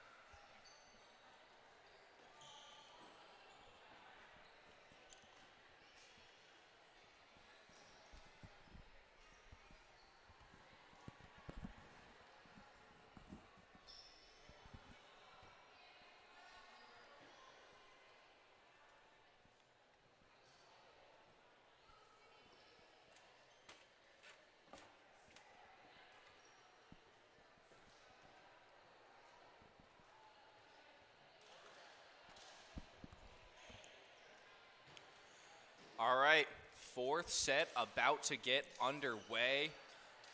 SUNY Morrisville leads Utica 2-1 in sets. And I'm sure that Utica's going to come out in this one, try and get a couple of really quick points. You got to capitalize early, especially now being on the back heels. Yeah. I'm really excited to see how this plays out, especially with all of the effort that Morrisville just put in to beat Utica. And this time there was actually a gap in the... There was a gap. Yeah, we didn't go to overtime this time. Solid 25-20 win. I like the way Morrisville really dominated on the offensive possessions. They were very, very slick and very powerful. And I don't think Utica had an answer for it until the very end when they started stuffing Casey Olsen on every single shot she took. Very impressive change, and I like that they did it. But you got to make those changes earlier when you start seeing it happen. All right, Utica sends it right up to the 5. A little bit of a miscommunication, getting stuck behind number 22. Oh, an amazing way to start off with that hill right there, coming from number 6, going cross court onto the Utica side. None other than Hoopy, Emily Hoopy. Remember the name, 21 points now through 4 sets. Absolutely lethal. Morrisville serving it into the 6th spot, getting received by the Utica libero. Cross hit from the outside. Amazing attempt from number 6 again on Morrisville to go cross, just a little too hard. Yeah, it's a tough shot. It's what you want. You want your best player taking the shot. A little bit too much power. And I think we're going to see these teams go point for point again. I think so too. Megan Wright on the serve. Morrisville setting up their outside. Oh, a great block from Utica, getting dropped right outside that outline on Morrisville side, giving Morrisville. I was going to say, good heads up to not touch that. She knew it was going out. Great spike, and just not enough of a block there to keep it in bounds. Cassandra Belmore on the serve for the Mustangs.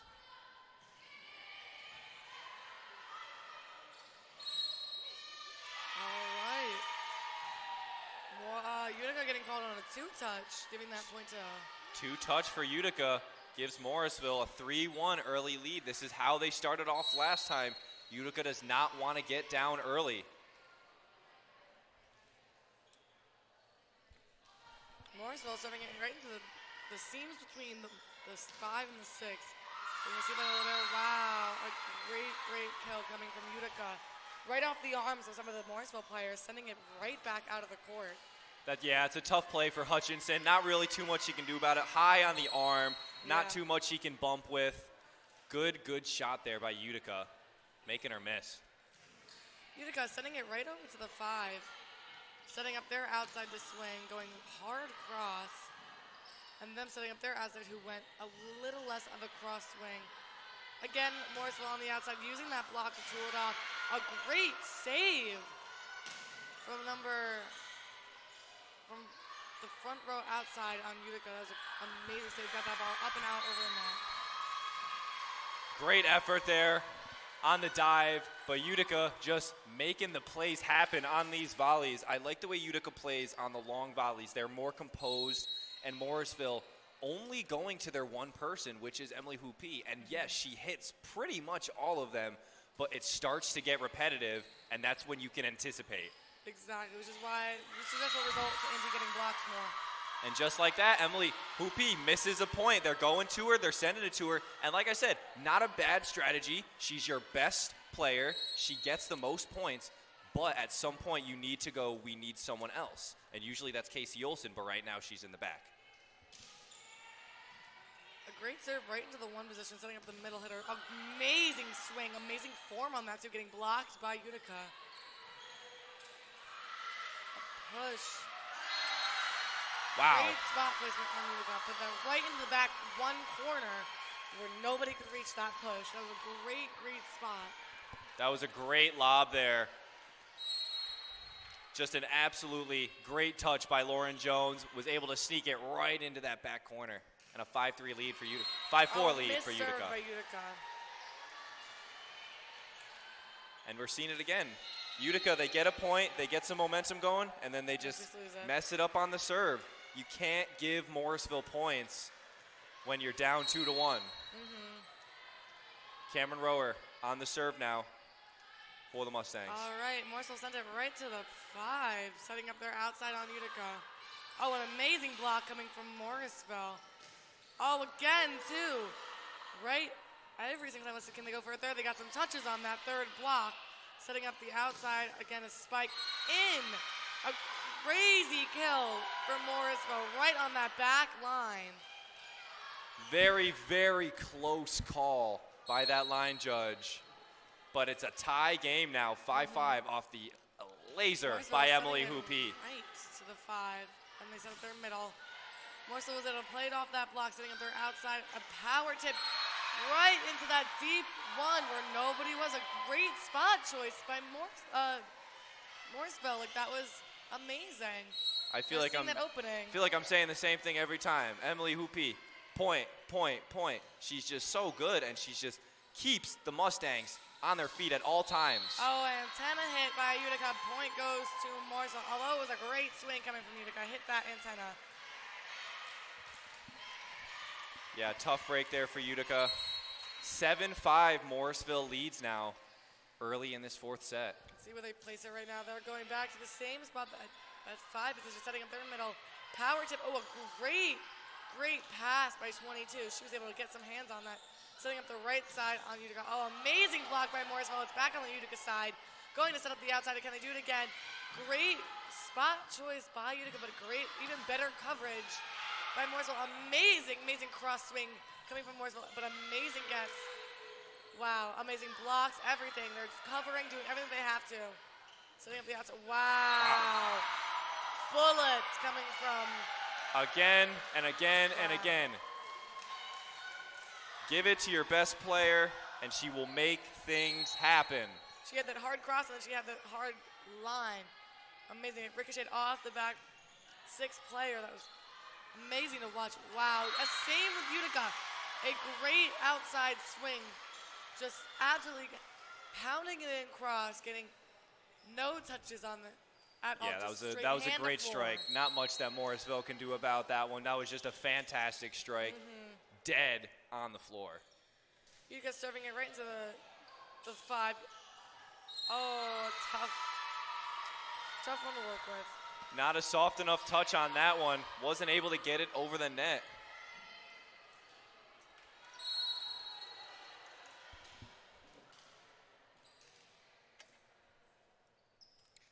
All right, Utica is setting it right. Oh, good watch on Morrisville. Trinity Bailey just a little bit too much power on that one. And once again, we just see it as soon as Utica gets the serves, they can't capitalize on it. They're knocking serves out of bounds or against the net, and they're just handing Morrisville points that they shouldn't have earned. Great pass coming from our back row on Utica. Wow. Good idea with the spot placement, but bad execution as it just went out. Yeah, tough play there for Jade Anthony. It's very difficult for her to do. She was being swamped by those 2 defenders. And there wasn't too many places she could put it. She was just trying to put it right next to the line and just too far. Ball's going back over, and then over on the overpass from Morrisville, getting ready for their outside. Rolled it. Now they're setting up their right side. Blocked. Great coverage, but nevertheless blocked by Utica. Back onto Morrisville's side. Yeah, that was a great block by Megan Brennan. Megan has been one of the best players for Utica in this match. She has been everywhere on the floor. Utica is very grateful to have her. Great, ooh, a powerful swing coming from 15. Little bit too much power from Casey Olsen, and now a 1-point game for Morrisville, 10-9. Megan Brennan back on the serve for Utica. Utica serves it. It's going right to the 6th spot, right up. A great pass, setting up that middle with a 1 ball. Off the block, right down onto Utica's side of the court, giving that point to Morrisville. Yeah, I mean, Morrisville just playing great defense as well as offense. And Utica also playing great defense and offense, but just not enough. And Morrisville keeps capitalizing on the little tiny things. All right, the serve goes to the 6th, setting up on the outside. Blocked by Morrisville, but that block went out, giving that point to Utica. Great strike by Megan Wright. Knew exactly where she was putting that one, and she knew that that wall that Morrisville was putting up was not going to be able to block it. Ricocheted it right out of bounds. Anthony on the serve. Great serve right into that 5 spot, setting up their outside, and a great swing. Wow. That block on Utica went right back onto the Morrisville side. One of the defense players got their hands on, I think it was the libero. Not able to actually make it go forward. It just kept traveling back and going out. Utica has done a great job limiting the power of Casey Olsen late in this match. That just shows you the power of that swing, too. Again. Just like that. 15. Huge power from Casey Olsen, and no one was there to block it that time. That was Another crazy. great point by Olsen. She is, next to Emily Hoopy, the top killer on the team. Casey Olsen is absolutely sending bullets over to the other side with how strong her swings are. Amazing serve right to the 6th position, and that pass from Utica is an amazing, wow. All around great from the Utica side. It was a great receive right to the setter, and then an amazing set to that outside with an amazing kill through the block right down cross. Felt the heat on that one from back here. That was rifled in there. Right into the 6th serve. Ooh, a good swing coming from number 12. Setting up the right side. Cross swing on Utica. A great pass from 31. Out of distance. Wow, a great down. And a great receive on the Utica side, sending that ball right back over. Tough point lost there for Morrisville, and Utica takes the lead 13-12 right in the middle of this 4th set. Costly mistake by Belmore, just a little bit too much power on that shot. Wow. Sending the ball on the seams of 5 and 6 onto the Utica side. They send it over without a swing. Tipping it from Utica onto the Morrisville side, sending it over with another amazing swing by, wow. That is crazy. Casey Olsen and her strong swings are killing it this game. Autumn Daly reached her hand up just in case it didn't make it over the net. Didn't need to. Good play there by Morrisville. 13s on the scoreboard for both these teams.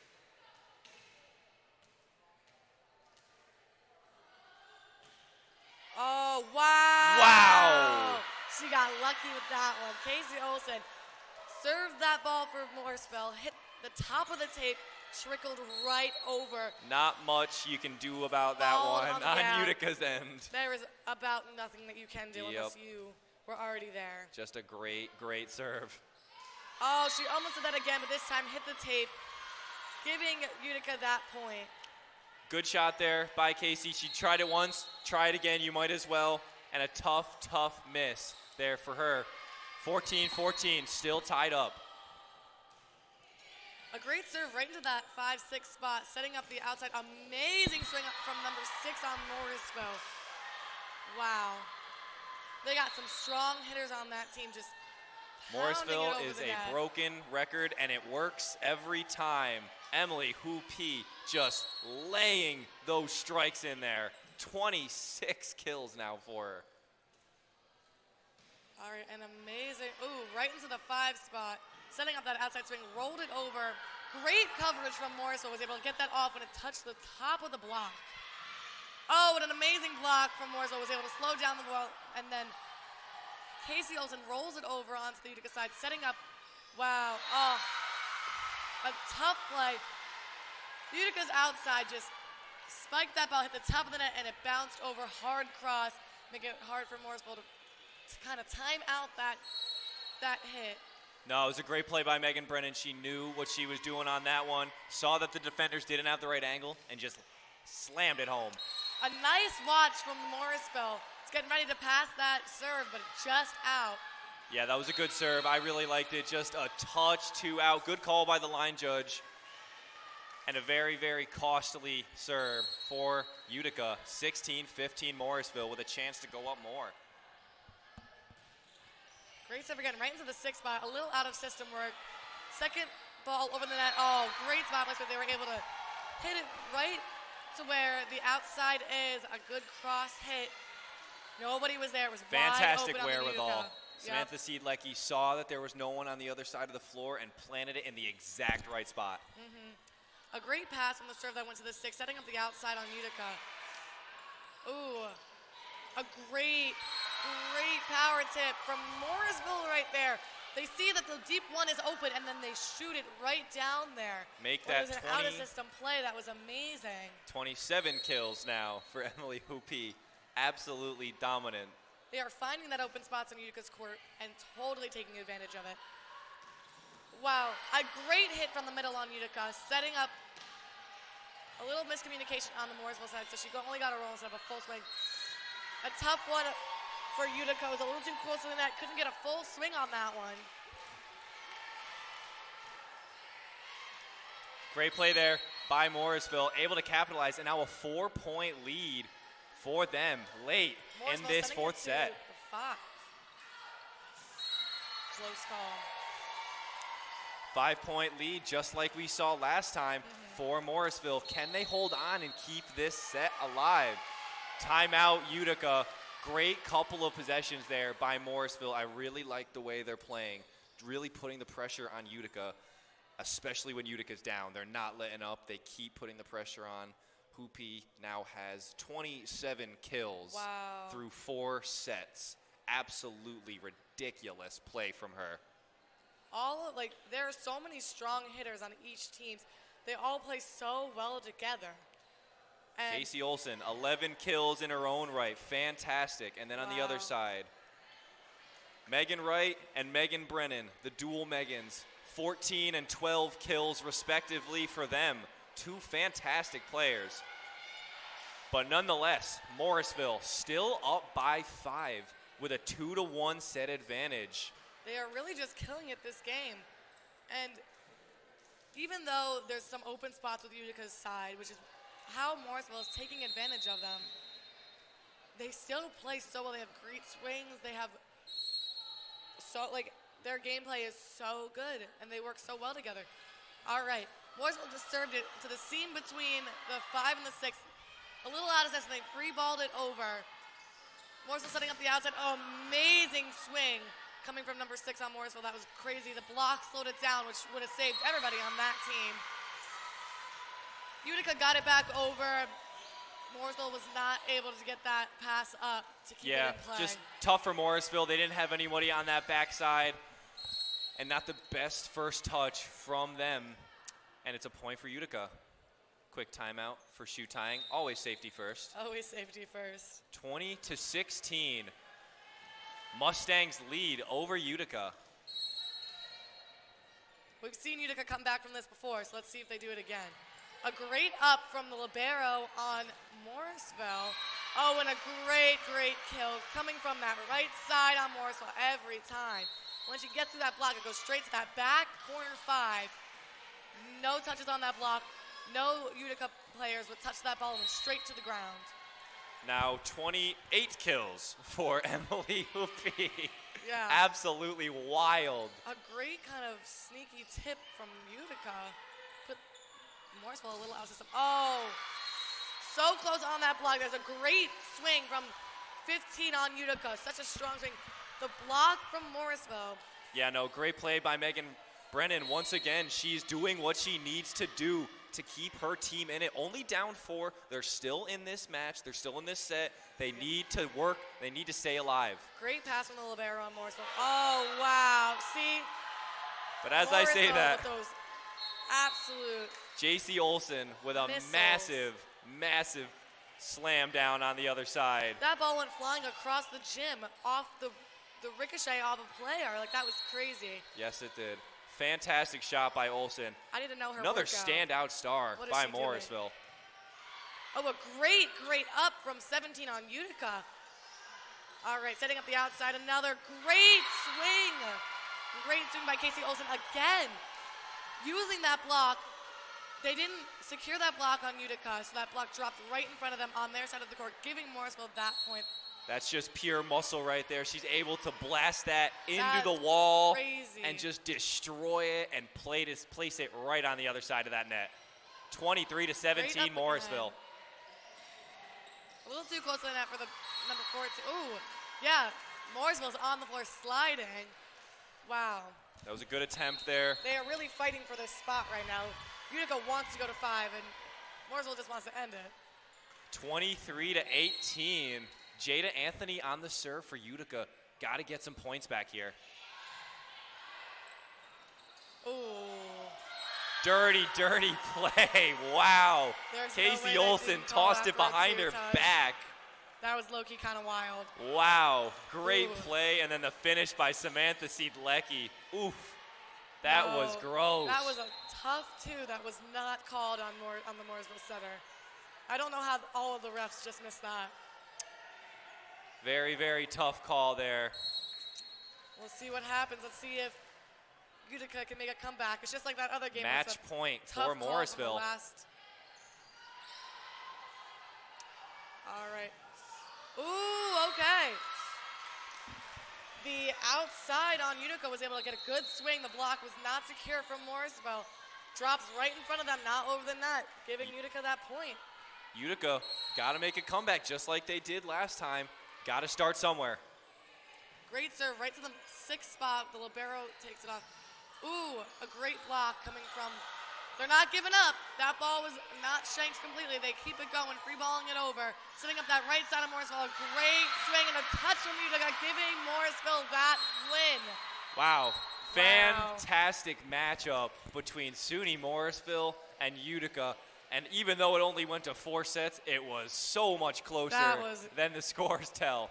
25-27 Morrisville, 25-27 Utica, 25-20 Morrisville, and 24-19 Morrisville is your final scores.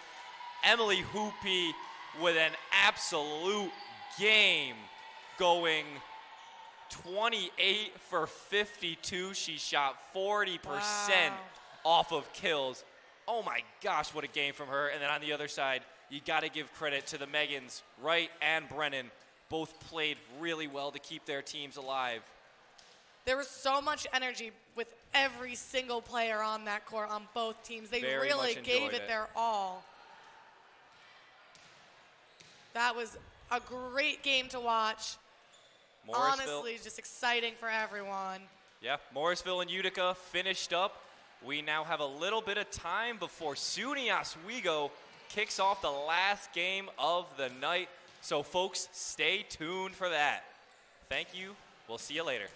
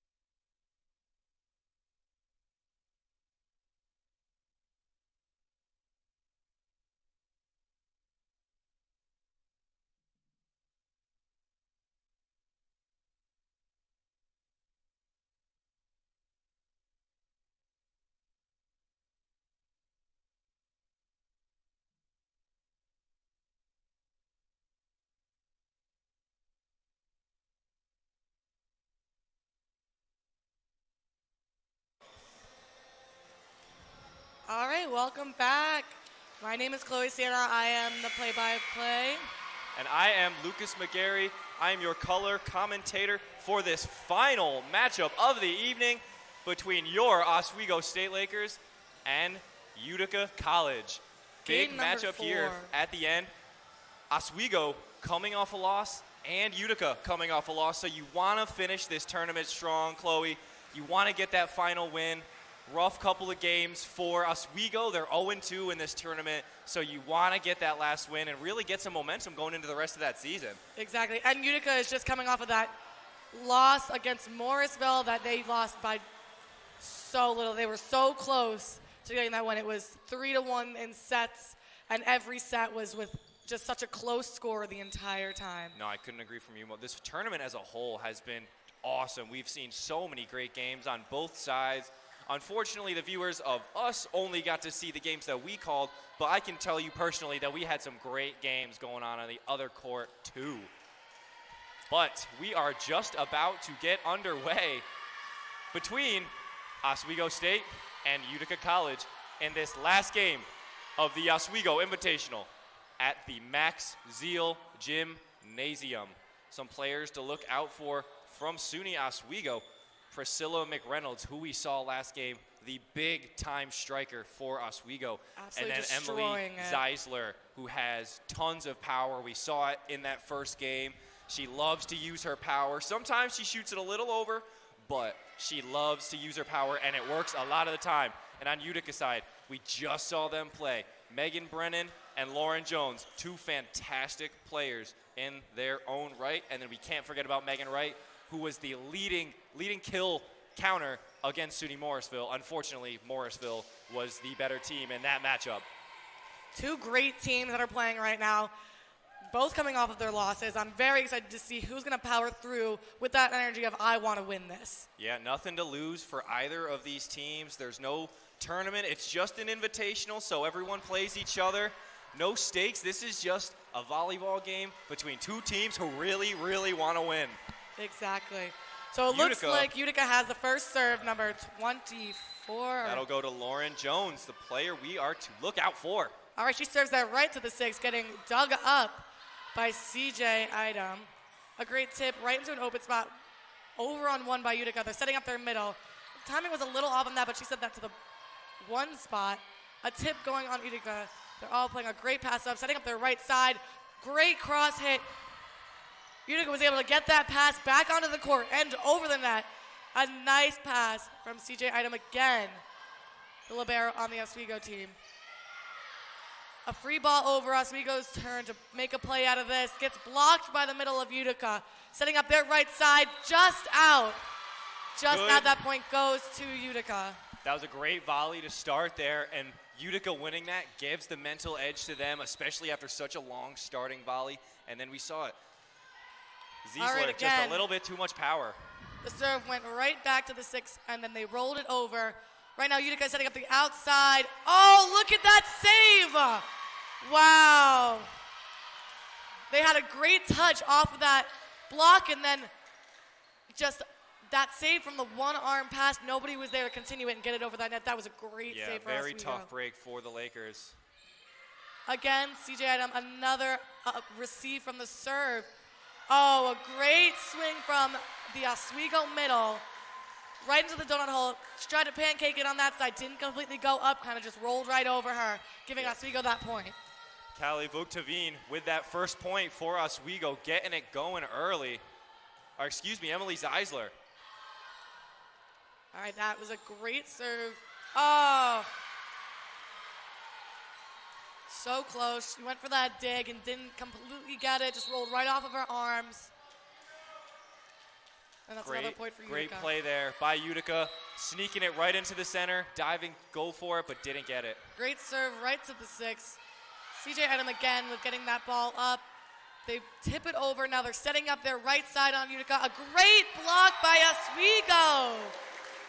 Right, not enough coverage by Utica. That was their weak spot last game too. Making sure they had that coverage off the blocks and the tips. That's how Oswego just got them right there. Let that ball drop right over the blocker's hands. McReynolds and Vuktavine forming an impenetrable wall there on that shot. Fantastic work by them. Great up in spot 5 of Utica. Oh, number 9 on Oswego was right there. Priscilla, right there on the cover. Almost got it. Went right under the net, but she was right there. Great shot there by Megan Brennan, no doubt. It was a perfect play. She did exactly what she needed to do there. And an early 2-point lead for Utica. That serve went right to the 5 spot, right to the setter, and they're setting up their right side. A great line swing, and that's in. Great job for number 14. Emily Zeisler using that power, sniping that edge, and getting those first 2 points for her team. And that's in the back 6, taken by the middle player. Oh, ball got kind of lost within their block. Fell right between them. Tough play there for the Lakers. Jada Anthony just put that in there perfectly, and the Lakers didn't know how to collect it. And a good play by Utica. 5-3 early in this first set. Serves it right to the back corner. Lauren Kropp is no longer as libero right now. She's playing as a defense specialist for the outsides. Let's see. Point for Oswego off a 2-touch.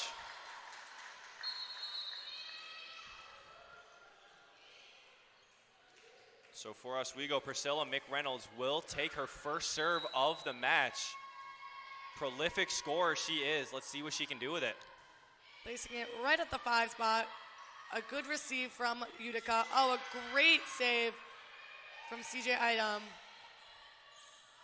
As Utica setting up their outside again, tip, and Grace Dovin is right there to save it. And look at that save. Amazing job from Maya Bush getting that hand on that ball. Although they lost that point, they had some great saves in that one. Very, very good play there by the Lakers to keep it alive. Unfortunately, they couldn't collect themselves enough on that last one, and Utica was able to capitalize, get that point. Great serve right to the 1 spot. Oh, and that tip, they had that covered on Utica. Lauren Kropp brought that ball up, and Grace with a spike down. Oh, number 14 on Utica. Strong swing, but a little too strong, went out. You see Utica definitely playing more in the inner zone, trying to keep that tip away from getting over, just like Casey Olsen did in the last game against Morrisville. They really don't want to let SUNY Oswego start doing that to them over and over again. They're starting to cover more. CJ Edem with the serve to the back right. Oh, number 6 on Utica. Sent that ball flying to the side. Tough Had strike. a great approach.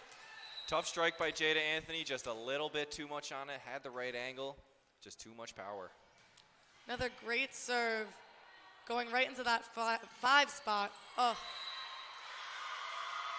Nice kill on the Utica, number 14, Megan Wright. Line judges being very, very generous with a couple of these calls early on.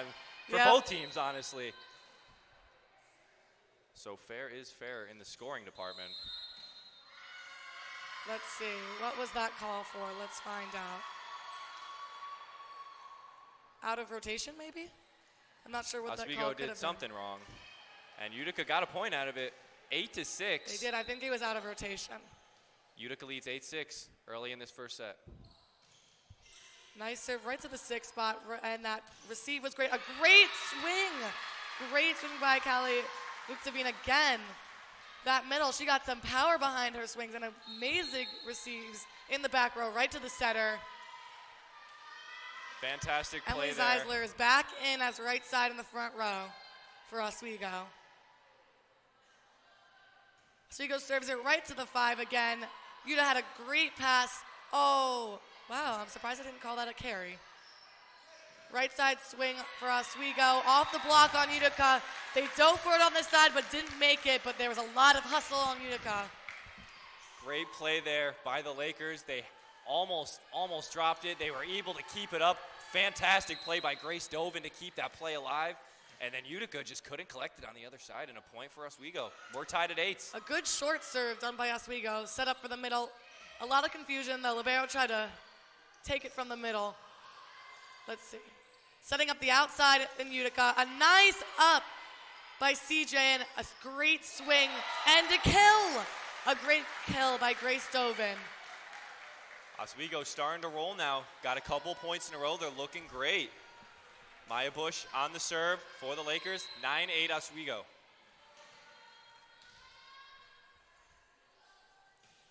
Another great serve going right to the 5.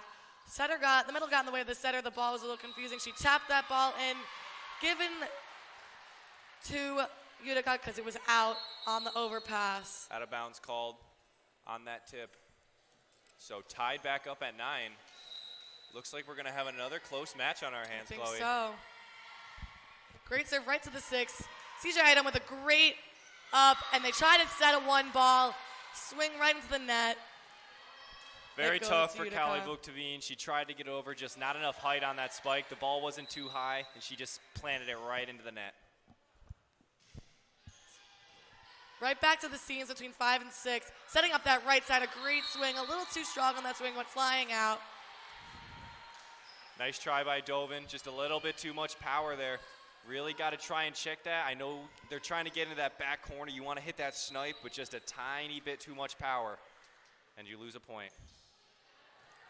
Great serve right to the 5 by Utica, setting up the outside swing. A great dig by number 17 on Utica, and a great swing by their outside as well. Dug up by Oswego's defense and rolled over by their front row. Setting up the right side, a nice pass up there, able to play it even though it was a little out of system. They free balled it over. Setting up the Utica's right side, push back, a great save by CJ Item, and a great swing by number 14, Emily Zeisler again.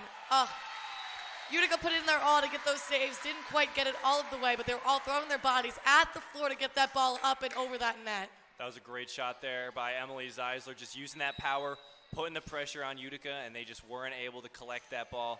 Got a couple of hands on it, but just not enough to get it over. Serve's going right to the 1 spot. Up, a down hit. It was kind of up in the air. Let's see who's trying to take this. A nice roll from the outside from Oswego. A great up from Utica and an amazing swing from their outside. Wow. Number 14 again, Megan Wright, killing it with those. Megan Wright doing what she did in last game, putting her team on her back and hitting some hard shots down onto the court. Straight to the floor on that one.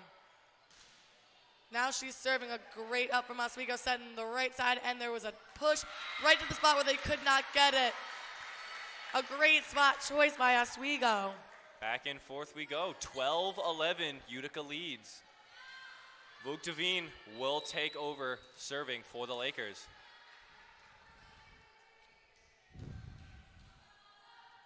Now her serve went right to the 1 spot. A good pass up and setting up the outside. A roll for Utica. Out of system right now, setting up the right side on Oswego. They're playing it off the bumps with a great swing by the outside. And when Utica's outside tried to give a roll shot, she ended up hitting the antenna, causing it to be out, giving that point to Oswego. Yeah, tough shot by Utica, just managed to nick that pole there, wasn't able to get it over. And it's a tie ball game here in this first set. A great up by Utica, sending it out to their right side. A block, a strong block from Oswego right there. Huge block by Priscilla McReynolds there. That's what you need. That's an energy booster for your team. Let's see if the Lakers can use that to get some momentum going, get a couple points here in a row. Absolutely housed it right there. Let's see what else they can do. Another great serve going right back to the 1 spot, setting up the outside on Utica, and a great swing, a even better block by Oswego. Free balling it over to Utica. Let's see what Oswego plans to do with this. A great middle swing. Look at that. An amazing up by Utica's libero. Another great swing. Another great up by Utica. There's some amazing swings from Oswego and even better ups from Utica. Their defense is on fire right now. And Oswego's offense is even better. A great up from the back row and another amazing swing. Wow. And a kill by number 9, Priscilla McReynolds. Again, our outside hitter. Oswego is killing it with their offense. Utica's doing even better with their defense. Absolutely getting up those bullets that were shot down by Oswego's middle and outside. Strong on the serve a little bit, unfortunately flying out of there, just a smidge. Tough break for Vuctovine, especially off of that Priscilla nasty shot that she had. 14-13 lead for Oswego. Utica on the serve. Utica's serve goes right to the 6th spot. The pass goes to the center. They set up their right side, who did a tip. Now they're setting up their right side on Utica. A great block from Oswego. It's on Oswego's side right now as they set up their outside. Power behind the swing by Priscilla. Just didn't quite make it over the net. Utica gets that point on that one with a tied score of 14-14. It was a great setup there. I like the way that Oswego really tried to put that placement in there. Just a little bit of a miscue by Priscilla. Didn't time it right. Goes into the net. A great up by Priscilla from that serve and a great swing by the right side. Free balled it over by Utica. Let's see what Oswego plans to do. They're setting up the outside. A tough one. She goes in lefty with that one. And a dump over that didn't make it. Got blocked by the front row of Utica. Great outside swing by Priscilla.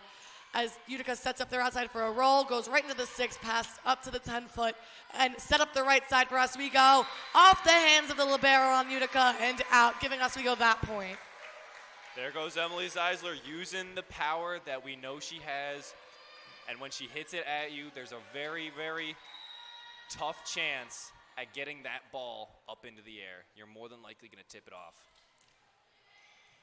A great serve to number 5. And that overpass shot by Lillian Byrne.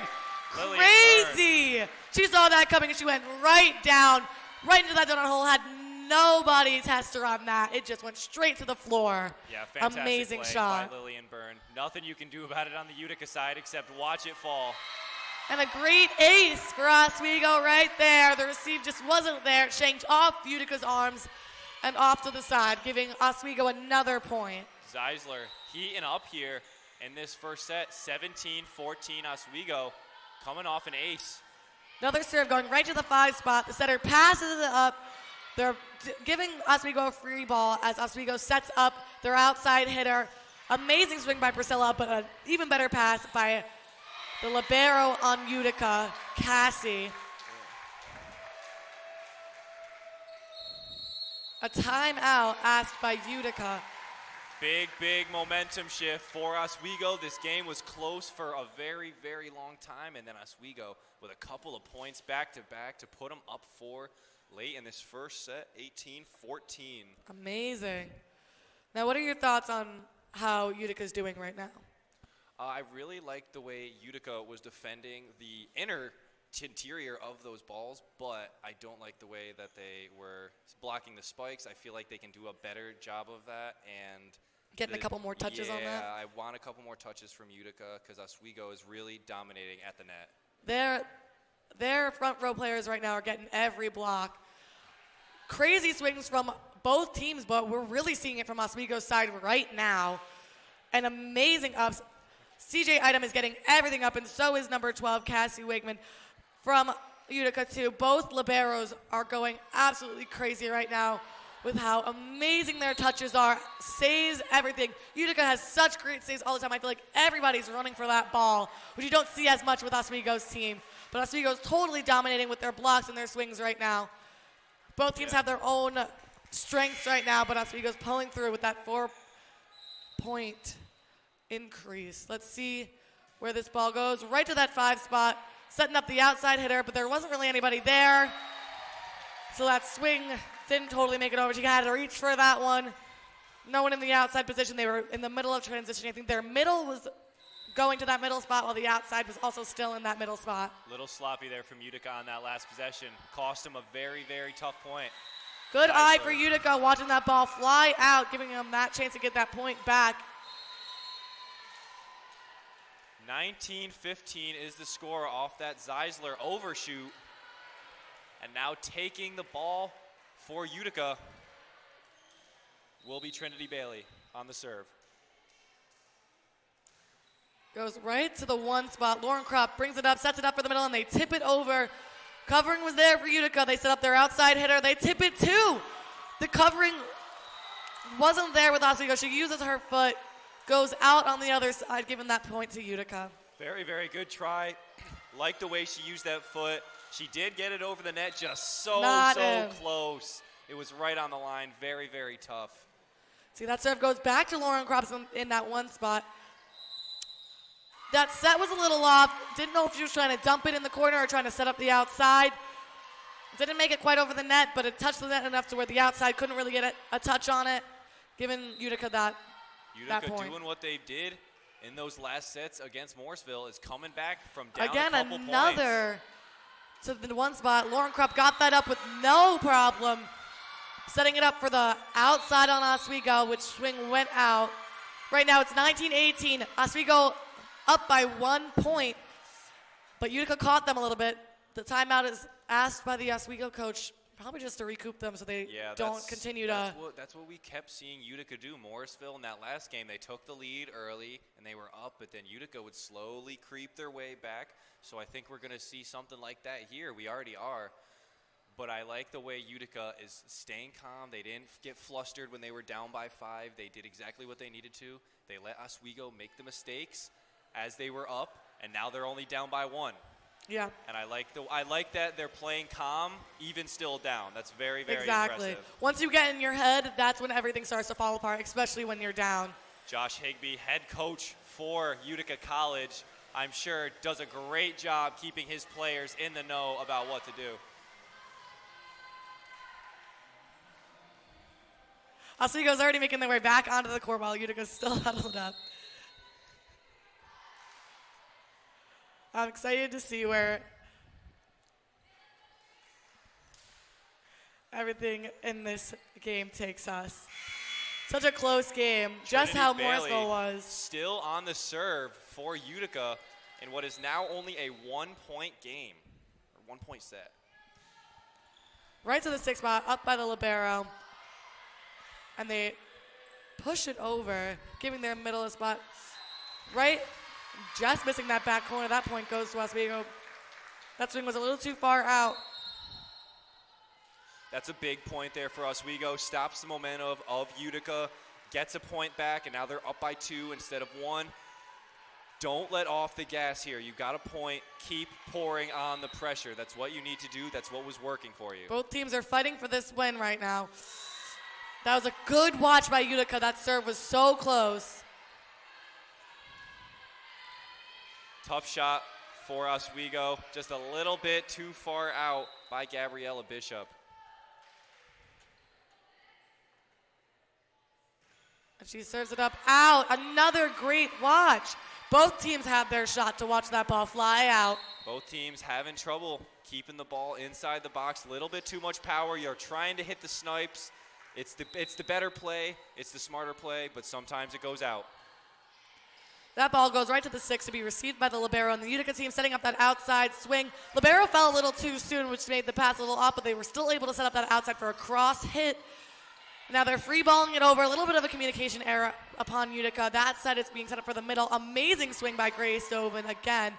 Setting up that outside, a little miscommunication again from the transition. 4 touches. I think they both ended up touching that ball. Giving that point to Utica. Tough go of it for Oswego on that possession, and a point for Utica, so still a 1-point game. Oswego 21, Utica 20.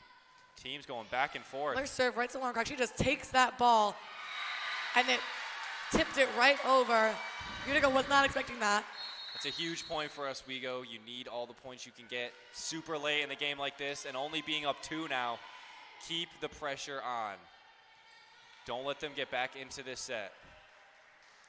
Take the win here and then move on to the next one. Such a close game, too. Absolutely. Only 2 points. And on the other side for Utica, do what you've been doing. Your game plan's been working. Just try to fluster Oswego. Try and make them not stick to their game plan. Mm-hmm. A new rotation just came into Oswego. They had other subs, so we'll see Maya how that. Bush on the serve for Oswego. Right to the 6th spot. Nice pass up to that setter, setting up that outside. The set was too close to the net, giving Oswego that point. Yeah, just a little bit too much there.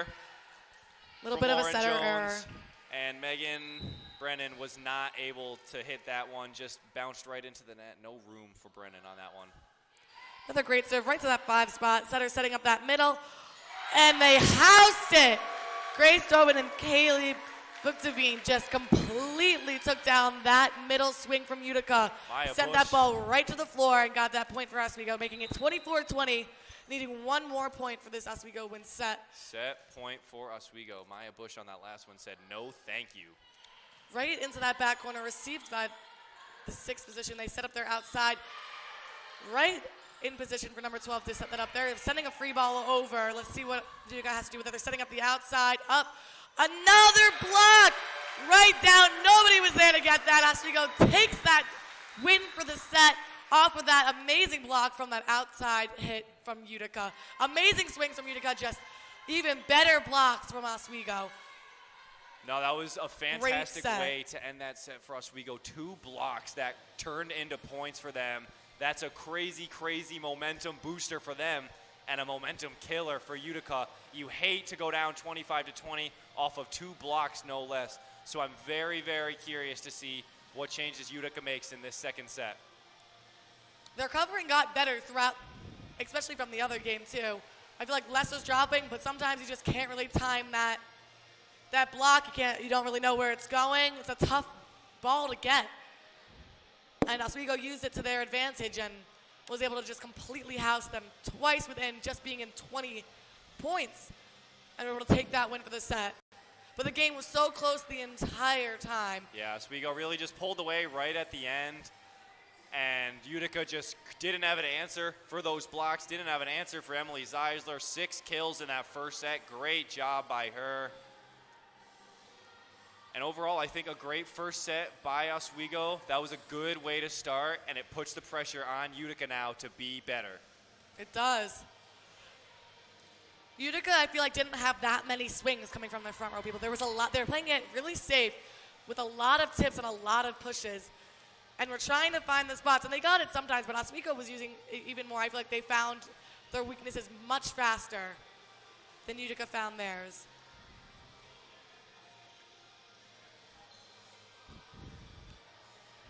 About another minute until this set starts. Oswego celebrating for their first set win, no, their third set win of the day. But this is the first one where it's the first set of their game. So they're starting off strong. I want to see Oswego keep the pressure on. I know I say it over and over again, but letting off the gas after you win a set is such a big thing that happens all the time. They can't let their guard down just because they won. Keep the pressure on. Keep playing the way you're playing. Both teams are playing great. Oswego's just a little bit better right now. Yeah. And so Oswego just needs to keep doing their game.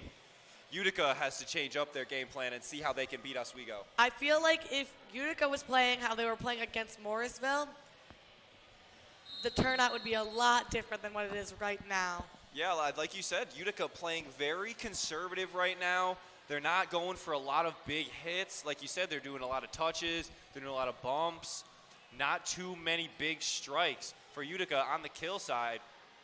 Only 3 from Megan Wright. And then from Megan Brennan, only 2. So not a big start from their big starters. Yeah. Let's see. Second set underway. Doesn't look like too many changes are made on the starting board.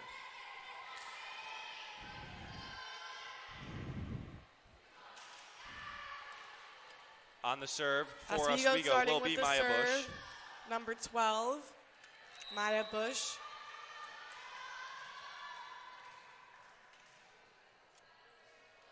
And she serves it right to the 1 spot. The libero takes it up, and they set up their middle to free ball it over. She wasn't there in time to swing.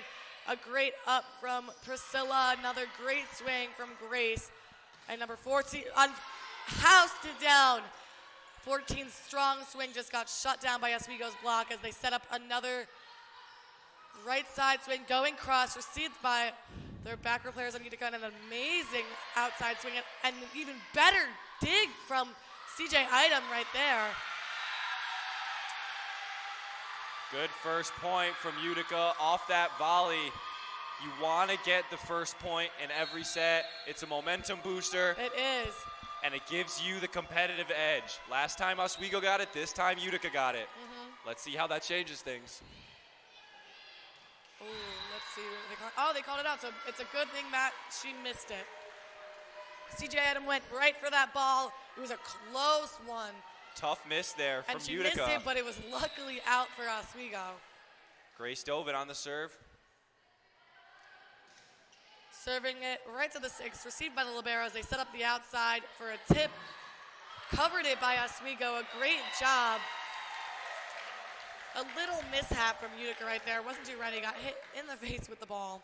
Trinity Bailey didn't know what to do there. Just kind of rolled off of her body. It was a very awkward angle off of that bump. Yes. My favorite thing is when they have to pull out the sweat rag. That's how you know it's hot in this gym. Another great serve going right to the 1 spot and received. They're setting up the middle. She's going in for the swing, goes to the back corner. Oh, such a close save from CJ. Great she had a effort. great up. And then another great save, and then she almost got that ball right over and just missed the net. Yeah, it was good effort there by CJ Item. Just a little bit too far away, and a point for Utica. Setting up the outside header for Oswego. Blocked, but she covered it.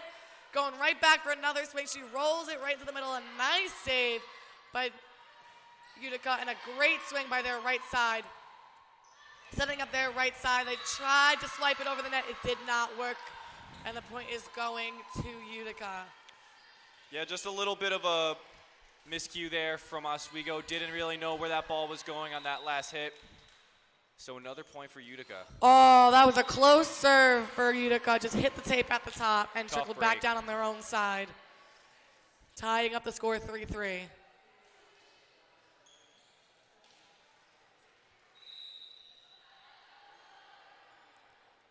See how Kaylee Victorine places the ball right into the 5.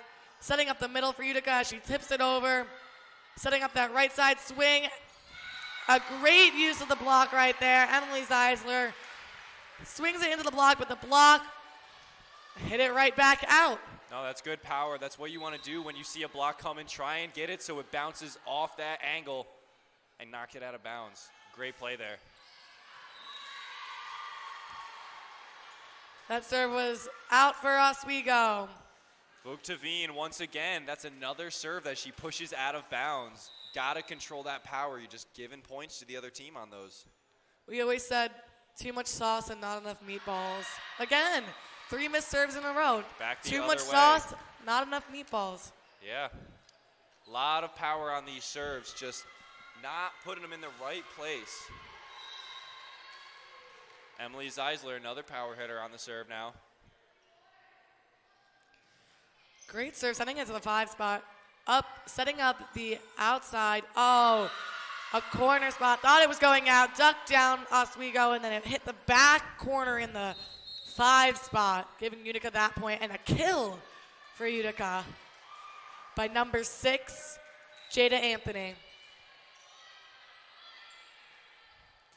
Serving it right to the 6 spot. A great up by CJ Item again, and a great swing by Priscilla McReynolds. Oh, amazing up by Lauren Kropp right there. Oh, and another up by Megan Brennan on Utica. Unfortunately, just a little bit out as it goes over on 1. Yeah, no, it's good heads-up play there by Oswego, knowing not to touch it. Very close, could have been in. But even coach down at the other end, John Stemman going, don't touch it, leave it. And it goes We out. just started screaming at them. A great serve and a good save almost for Utica. Tough situation when the ball is spinning and flying everywhere. Did the best of the situation that they could, but Oswego still got that point. Yeah, tough situation for them there. Bounces off the net. Really not too much you can do. Let's see. Nice up from the 6 spot. A little miscommunication, stuck an arm out. Lauren Kropp on that one just put a hand out there and knocked it away. Priscilla McReynolds wasn't ready for it, and it drops. 7-6 Oswego early in the second set. A little bit of an overpass. Oh, if she did not touch that, it would have went flying out. There was a pass on 1 over to Utica. Utica hits it off the overpass, And Priscilla puts her hands up to get that ball when it's flying out and just continues to fly out off her touch.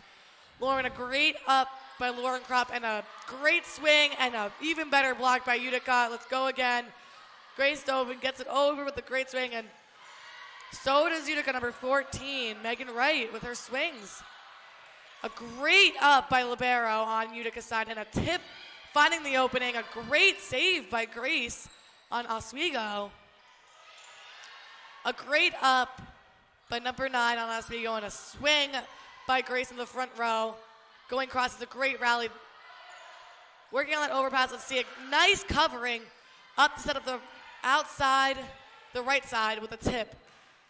Oh, wow, it's CJ with the save in Oswego. And Lauren with getting that up. That was 2 great passes. Whether it be out of system or not, they're saving that ball from hitting the ground. And Utica, too, really hustling over there. They push it over to the back, setting up that middle with a great swing. Wow. Crazy kill right there. Absolutely manhandled on that last one. A great way to end that long rally right there. With Lillian Byrne got sick and tired of the volleys and just went, I'm going to handle this all on my own, and absolutely hammered it down. To that Took libero. out the poor girl on the other side. Man, what a shot. No chance of blocking that one. Nice serve right to the 5 as they set up the right side. She goes for the tip, but everybody's covering on Oswego. They're setting up the outside. Grace is going in for the swing. She goes cross, drops right in the middle off of that block. A great point for Oswego. Great use of tooling that block. Nice job by Oswego. Getting some points back here. That's what you want. Get the points in bunches. You don't want to start trading with Utica. A great serve right to the 6 as the libero on Utica sets it up, and wow, the strength that comes out of number 14, Megan Wright, is crazy with Utica. That back push received by Priscilla as they set up a slide right there. Oswego with that successful slide. Wow. Yeah, it was another great play by Kaylee the Bookdevine Lakers. with that. A great play with Oswego. A great kill. And just a wonderful play. They did that slide where they set behind the setter and the middle runs around them, which should have been a right side ball, went to that middle. And they used it against Utica, and it worked. Setting up that outside. A great block from Oswego. A great swing from Megan. As they set up. There we go. Free balled it over. Now Oswego's sending it to the outside as she rolls it. Calling a 2-touch on Utica. It is Oswego's ball. 4-point lead for the Lakers after a couple of quick points back to back. Still on the serve is CJ Item. She gets that ball up a little out of system as they set up the outside. Going cross, just landing in. Oswego thought it was about to go out. Landed a little in past the line. Great shot there by Utica. A great kill for Utica right there. That's what you want when you're down by 4. You want a powerful shot like that to get you back in it. 3-point deficit now for Utica. A great up by Priscilla in the back row and wow! Look at that kill by Oswego. Just launched it off the arms of the Utica defense. Fantastic play there. And a 12-8 lead for the Lakers. Maya Bush on the serve. She sends that up right to the 1 spot, received by their libero as they set up the middle hitter. A great swing. They used Oswego's block wonderfully. It went right to a spot that nobody was at. It was a great play by Lauren Jones.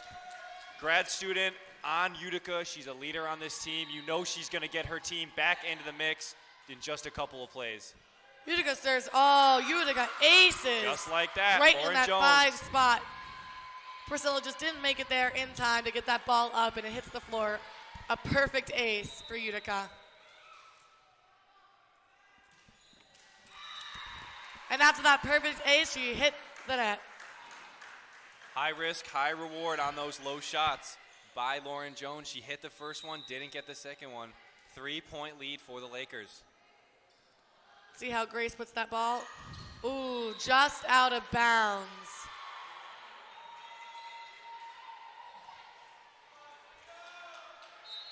Only a 2-point lead for the Lakers. This game is still close. Anyone's game. Megan Wright on the serve. Hits the net. That's 3 in a row. Utica not having the best outing when it comes to serves, really costing them a couple of points. Let's see. Middle Kaylee is now serving.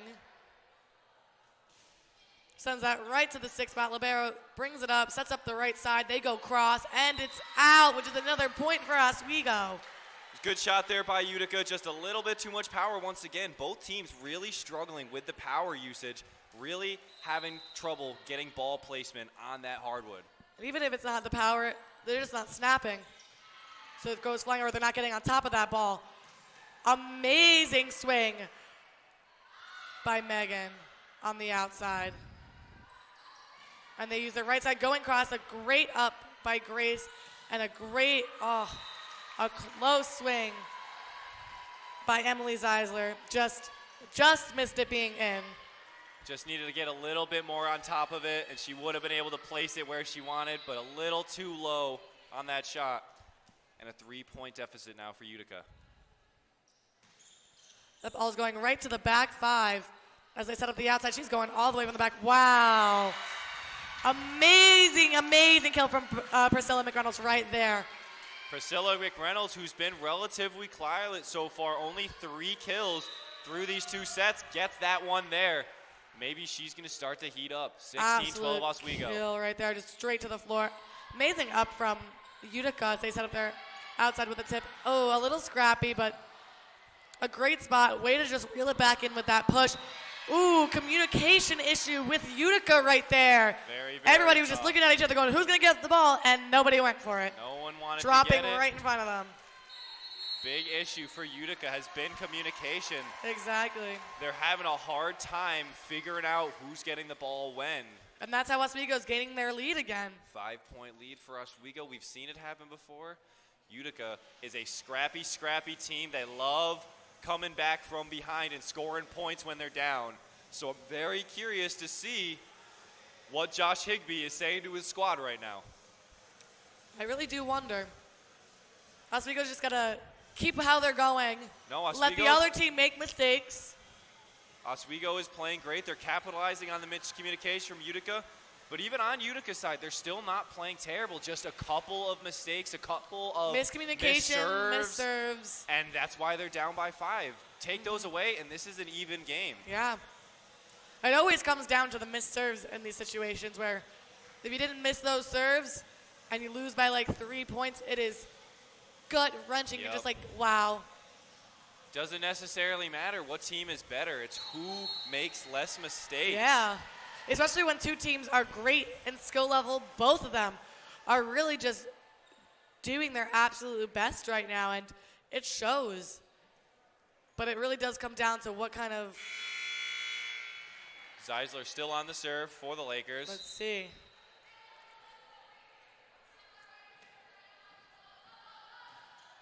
Oh, into the net. They cupcaked Emily Zeisler right there. Missing her serve right after that timeout. Trying to go for that low shot. Didn't pan out for her. And Utica now doing what they do best.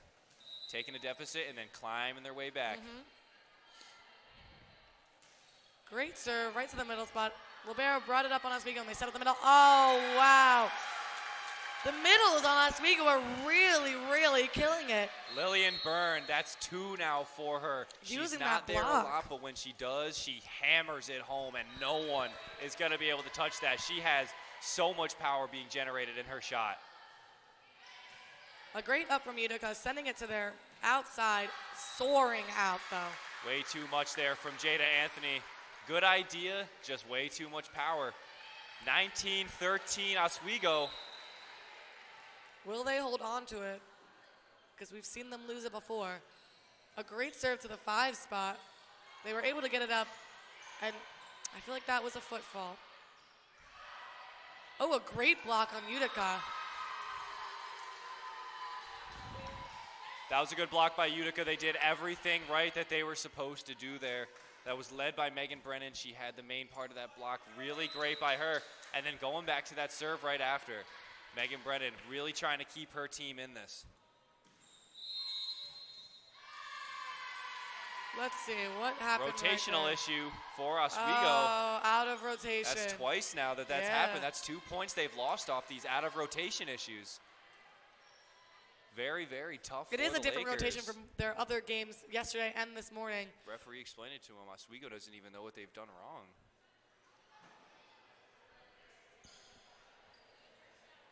Let's see what happened. John Stenman trying to explain to his players what they did.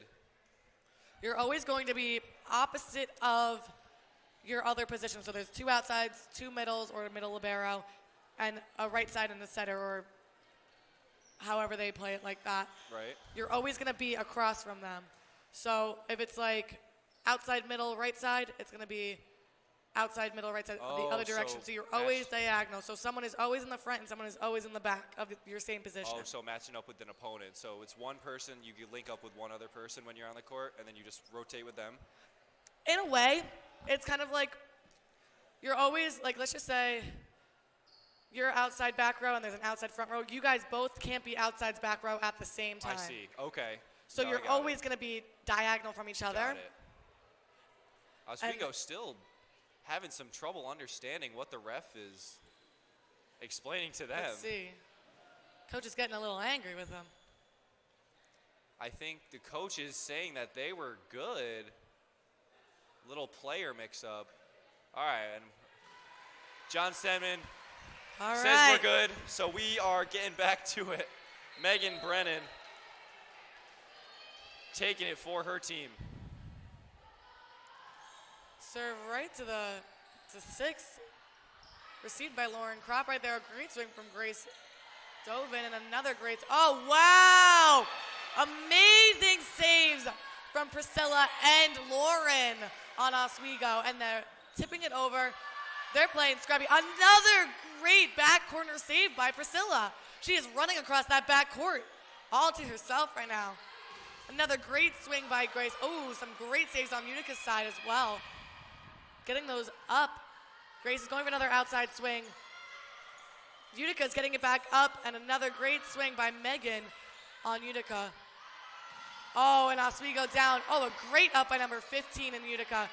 Tipping it over. They're playing a little safe right now, but Oswego's going full foot. Look at that. Right over. Watched it go out. Great watching. Amazing saves on the Utica side. Even better ones on Oswego. They were all hustling. Great. Priscilla was running back and forth along that backcourt. Everybody was throwing arms to make sure this ball stayed in the air at all times. Amazing hard work from Oswego and amazing work from Utica. Tipping it over. There was great coverage. Getting that up. She's setting the outside on Oswego. An amazing swing again from Grace. Just like that last one. Oh, nice up from Lauren. Oh. Point for Oswego anyway. 21-15. Oswego's pulling away with it. I really like the way that on the volleys, Oswego is usually coming out on top. It just shows that how even these teams are. Oswego might just be a tiny bit better, and Utica has to prove them wrong. Yeah. Great spot choice on Utica, but Priscilla was there. Ooh, nice covering. The libero put her arms up. Oh. Tough break Free there. ball right into the net. That is it is not a fun thing to do. Grace Dovin, very, very tough shot. 21-16, Oswego.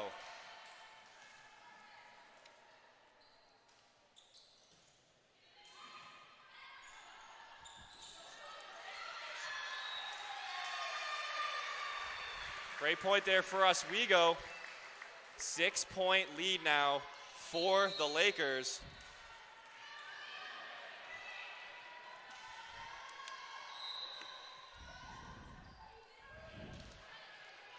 Maya Bush on the serve for Oswego. 3 points to set. A nice up from Utica as they set the middle, going back corner.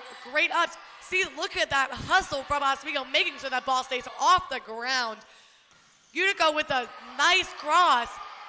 Wow. Oh, they were right there, up for that block. Blocked it right back into the net. An amazing overpass. Kill from the middle on Utica's team. Wow. Lauren Jones timed that perfectly. That was a high arcing shot, and Yeah. she managed to time it so well. A nice one-handed set off of Oswego.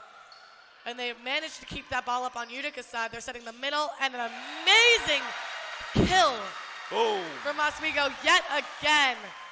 Callie Vugtavine with the monster spike for the Lakers. When she gets her hand on that 6-point ball. lead for the Lakers late in this second set. Definitely getting in Utica's head a little bit. Sending it to the back five. Setting up that, an amazing block on Oswego. Could not keep that ball up on their side. Fantastic play by Utica. Great block, and they were able to get it over, and Oswego just didn't have anyone in position. Utica playing to their strengths, and they're really just trying to battle back here. We see them do it every single set. Let's see if they can capitalize on it. A great up from the libero. Another one-handed set by number 12 on Oswego. Fantastic effort by Megan Wright. Wow, They which are a great running. dive, so close, but an even better shot by Emily Zeisler. Just pops it right off of that defender, and Megan Wright, unfortunately, not able to grab it. Set point for the Lakers, 24-18. Did it again. I think that is her third missed serve this Very, set. very, very rough outing for her on those Little serves. too strong. Too strong. You can't be giving points away, especially on set point. See, what their coach is saying is she's not following through all the way. Right to that 6. Got that ball up, setting up that outside, going down with the swing. Just out. Good shot there by Priscilla, just Oswego a little needs too one more hard. point. And just like that, 24-20, Utica, like we keep saying, they love traveling back from behind. They keep doing it over and over again. Let's see if they can make it out.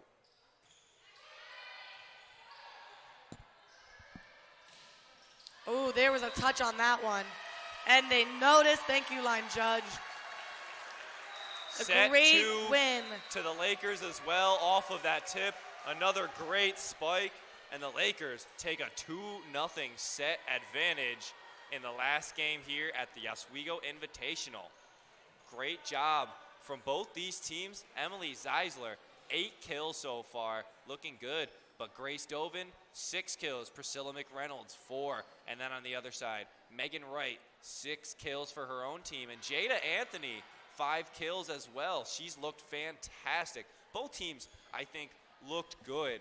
Just Oswego playing a tiny bit better, and they're just able to get extra points on Utica when Utica can't score. That was a great playing by both of them. Oswego, I will say, also did both great hustling, but they just were able to keep it up, keep it in more than Utica could. Yeah, the volleys were a big tell for me, because as you start to see that both squads break down on these volleys and you just have people scattering, You see that's more when you arms really throwing. see who is better. And Oswego came out on top on a majority of those long volleys, and I think that's very, very important for the psyche of both teams, because if you're winning those volleys off those chaotic moments, that's very, very important. It is. Both are just recouping after that. You can tell that it's so hot in here. A lot of the girls have bags of ice on their head just to I'm keep sure cool. it's a long, long day for all of these players. It's a long day for everyone here at the gymnasium.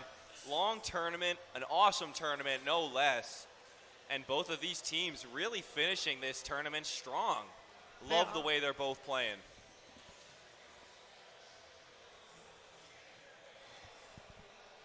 I'm excited to see how this third set plays out. Will they have to go on to 4? Or will Oswego keep it clutched at? Utica really has to find a way to get points in bulk against Oswego, because that has been the difference. They've been going back and forth, but Oswego has gone on a couple of runs early in these games where they take a 3-4 point lead, and then you start going back and forth, and as soon as those points start to add up, that lead becomes bigger and bigger, and you have less and less time to make those points up. Exactly. When Utica got in that hole towards the middle end, that is such a hard spot to get out of, because as Oswego was moving up closer to 25, they were staying right in the teens. Very, very, And when it's a very tough thing to get over mentally. Yeah. And then it definitely got in their heads when there was that amazing spike from Kaylee in the middle. You could just see the energy in Utica just drop a little bit every time Oswego got super hyped over a point. And an underrated player that I think has been awesome has been Lillian Byrne. Hasn't done too much, but when she's down below and she manages to spike that ball over the net, it is not touched. I love the power she generates off of those shots.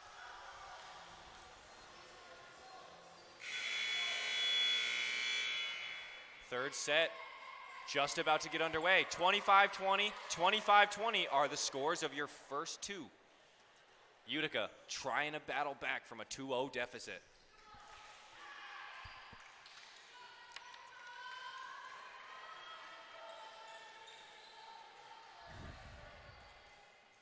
It'll be Lauren Jones on the serve to start for Utica in set number 3.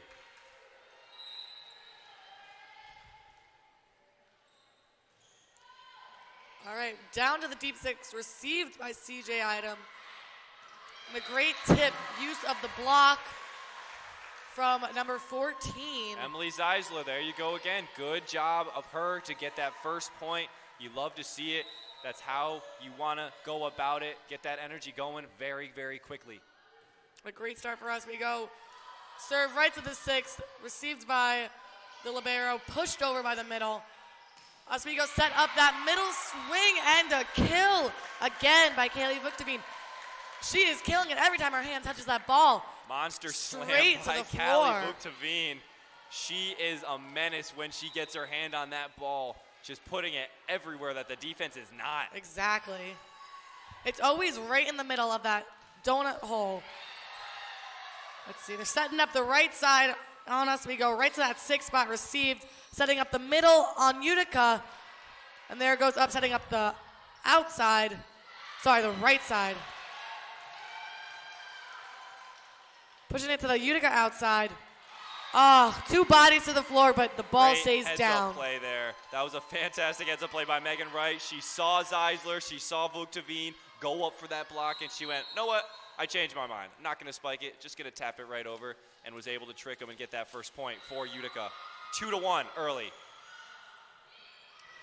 Right to the sixth spot. Oh, a great save from Maya Bush right there. She kept that ball off the floor. And then she went down again to try to save it again. Did not make it. She's still recovering from that last dive. Zeisler and Vuktavine not able to block that shot from Megan Brennan. Great kill by her. Ooh, a nice up. Oh, great saves. Amazing. Those passes from CJ Idom right there deserve so much credit. She was on the ground and she got that ball up. Playing so scrappy on both sides. Utica is setting up their right side right now with a great kill, but a better block from Oswego. They had their hands on that ball right back over. Again, oh, it was out. Line judge changed his call. So close for Utica. Very quick change. He noticed very, very quickly that he was that it was incorrect. not in. That was the correct call by the line judge. We can see that from up here. Yep. And a 3-2 early lead for Oswego here in this third set. Right to that one spot on Utica's side, setting it up for the right side, going cross, received by the six, setting up the outside on Oswego, going cross again, setting up a back row player to free ball it over, just hit the net. The setter setting up that middle for a one ball, a great spike. Could not get it back up, almost a kill, but an amazing point overall for Oswego. There we go again, the player to watch, Lillian Byrne. Getting her hands on that ball and absolutely rifling it, and nothing that Utica can do off of that shot. Too powerful. And unfortunately, we end that amazing play. Vuktavine still struggling on her serves, just cannot get it down. Yeah. On the serve for Utica. Utica serves it right to the six, getting it up by Grace, setting the right side, tipping it over, getting a touch. Bodies to the floor, but wasn't there completely. Had a great job from number 14 for Megan Wright for our hustle. Just making sure, even if she got a hand on it, that she was there. Good heads-up play by Zeisler to really tip that one away. Setting up the right side, oh, into the net, number 7, Trinity. Good idea there by Trinity Bailey, just not enough height on that ball. Only way she was going to do that was planting it into the net. Rough shot for her. Zeisler on the serve. They're going to free ball that over. Utica going right. Oh, tough free ball to get in. A great touch by Grace. A tough one off of the free ball. Good try by Grace, dove in there. Just not enough pop. Couldn't get it in the air. 6-4 lead for Oswego.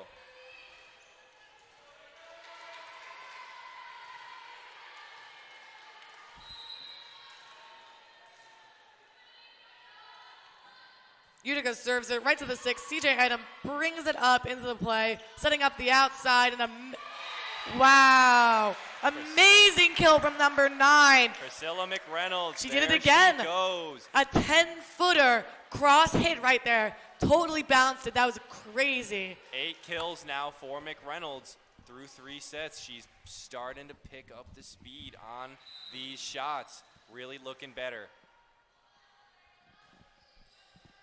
A great serve from Priscilla, sending it off the arms of Utica.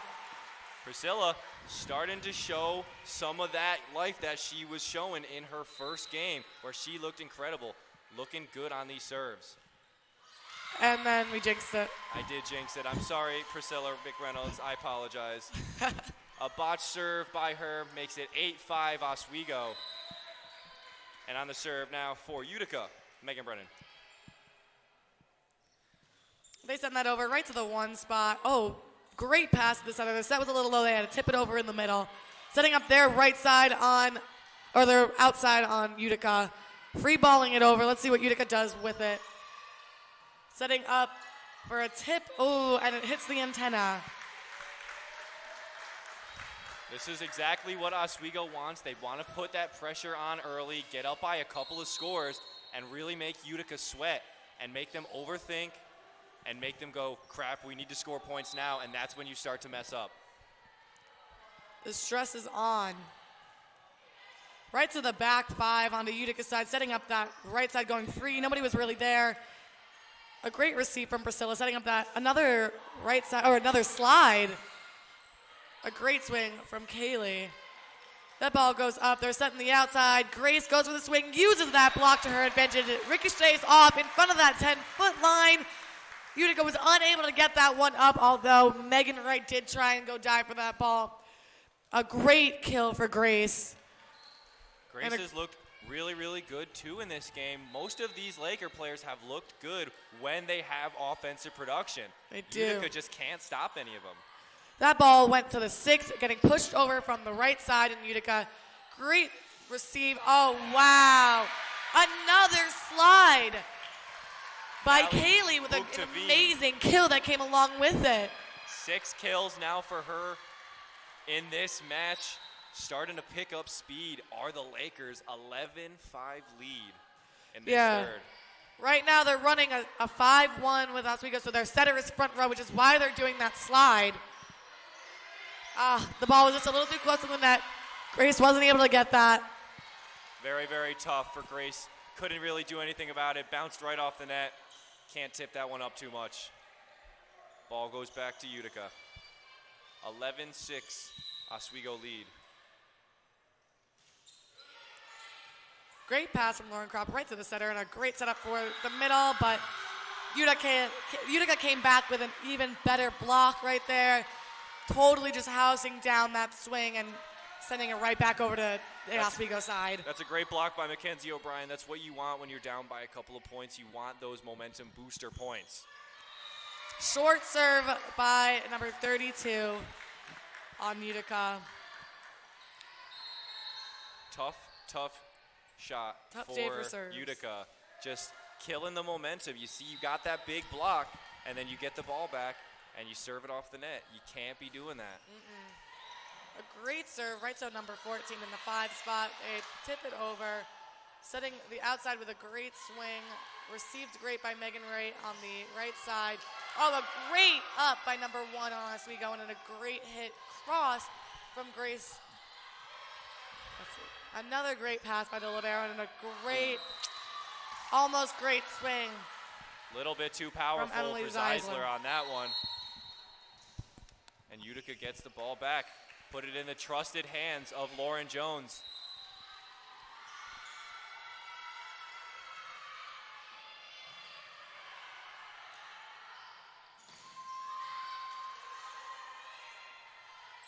Oh, wow. A great, great kill from Megan Wright on Utica. Just totally got that cross roll right in the middle. A little bit off the block from Oswego.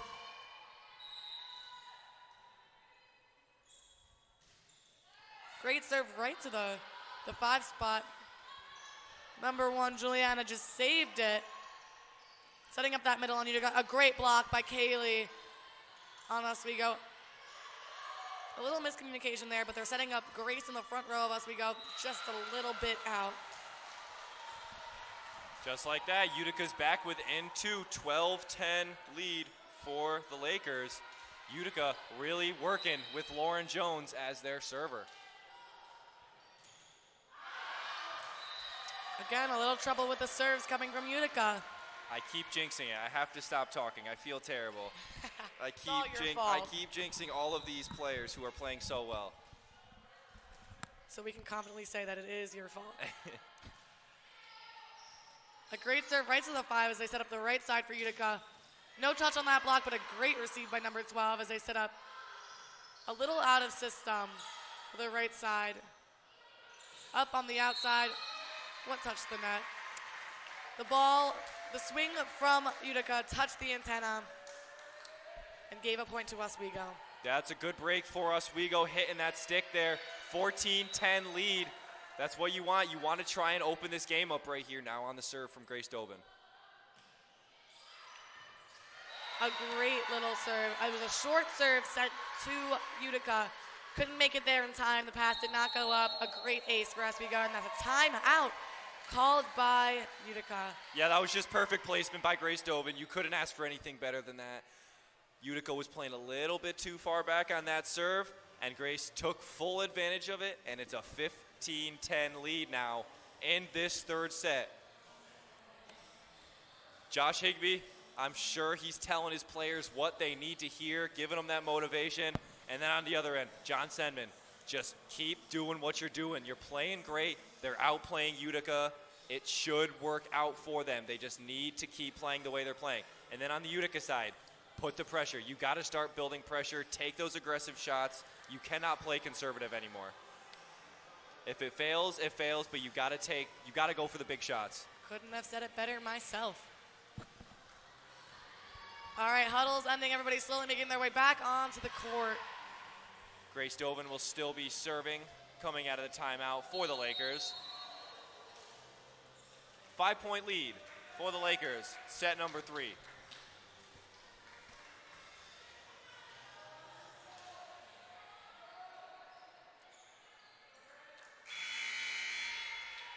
Dobin on the serve. Grace Dobin serves it right to the 6, received by the libero in Utica as they set up the outside swing. They roll it over down the line. Sets out the first hit as they set up the outside. An amazing swing done by Priscilla.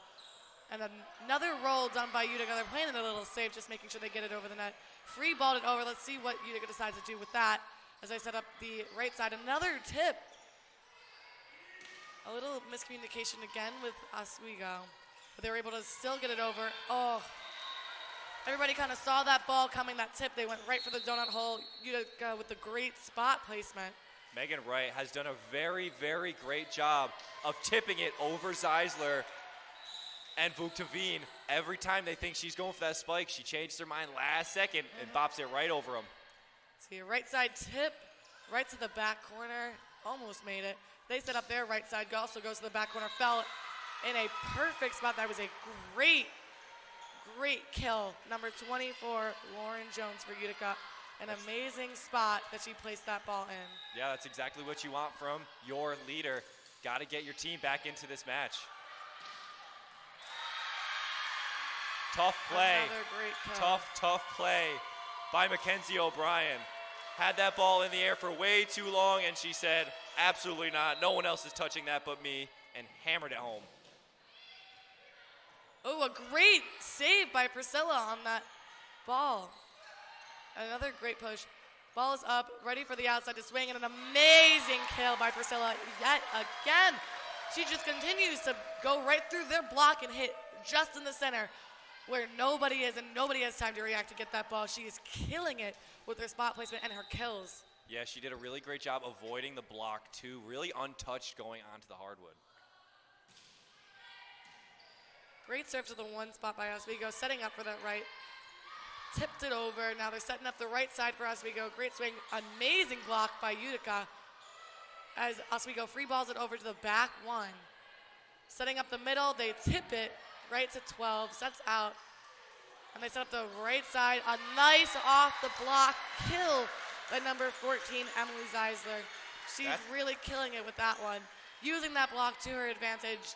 Hitting it off the top of their hands so that it flies out to the side and makes it hard for Utica to come back from that. That's the difference between the two teams. Utica, you saw them play conservative, pop it over, and then Emily Zeisler hammered it home on the other side and was able to knock it out of bounds. Yeah, see? Rolled it right over, cross, setting up Priscilla with that. And that set up the Priscilla McReynolds Again, a great spike. cross. Utica's playing too conservative right now, and they're giving Oswego these perfect setups. And when you have people like Emily Zeisler and Priscilla McReynolds, they're not going to make mistakes when you give them these opportunities. Exactly. 18-13 lead for Oswego. Vogteveen continues to struggle on these serves. Very, very rough day for her. Other than that, she's looked great when she's on the floor, but on the serves, not the best outing from her. A great up by CJ Item. And then tipped it over from the outside as the right side. Oh, wow. A great swing coming from Utica, but completely housed it by Priscilla on the Oswego side. Amazing job with that. McReynolds is feeling herself after that one. She was hyped up, and I think the rest of that team is too. 19-14, timeout called by Utica.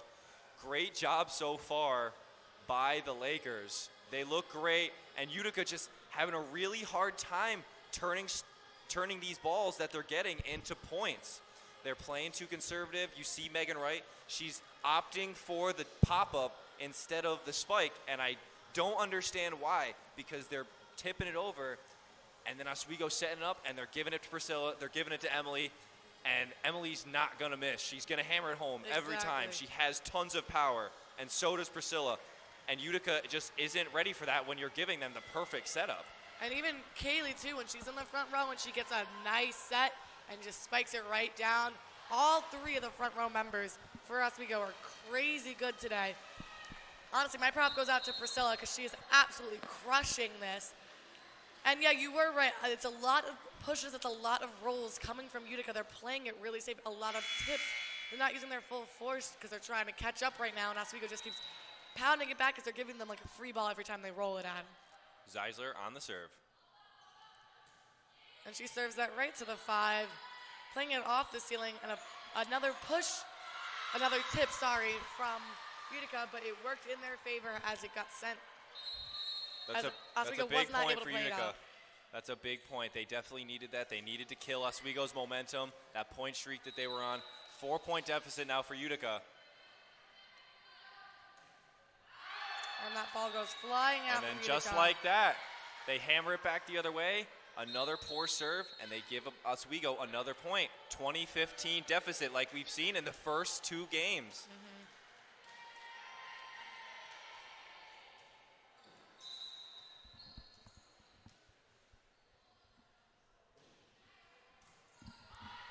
Right to the 5. A great, great swing from number 24, Lauren Jones. Oh, wow. Jada Anthony once again making things happen for her team. Just incredible power from her. She looked awesome on that spike. That was great. 2 back-to-back amazing swings from Utica. Jada and Lauren both really killing it on that one. And up from Lauren, crop, and then they tip it over as Grace slams it down. A great receive from the back row of Utica. Again, CJ with a great up, setting up on that one ball for number 15. Lillian Byrne, she did it again, an amazing I think Lillian kill. Byrne might be 100% on her attacks because she doesn't have a lot. But once again, when she does go for the attack, she gets it every time. And I think that is one of the keys to Oswego's victory, is that they're collecting on a lot of these opportunities. They're getting a lot of kills today. A great up by Priscilla in the back row. She goes down to spike it off the top of the net. A great save from number 14, Megan on Utica. CJ with a great up. Let's see, they're putting it on the right into the net. Tough break for Vuktavine. She had it just a little bit slow on that reaction, just a little late, and it went right into the net instead of over it. 4-point deficit for Utica, 21-17. A great up by CJ. Let's see, they're sending it to the outside. Utica with the touch, slowed down that ball, but they were not able to get it up. 22-17 now. Oswego putting the pressure on Utica.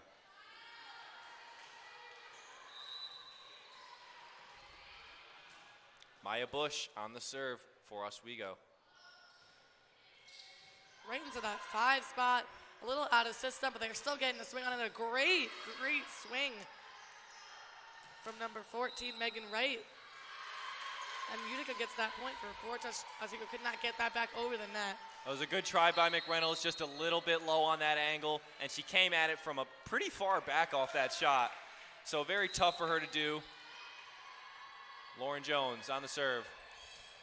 Right to the 6, over on 1, but they still have a little bit of out of system with that. A great up by CJ right there as they set up the outside, and an amazing spike from Grace.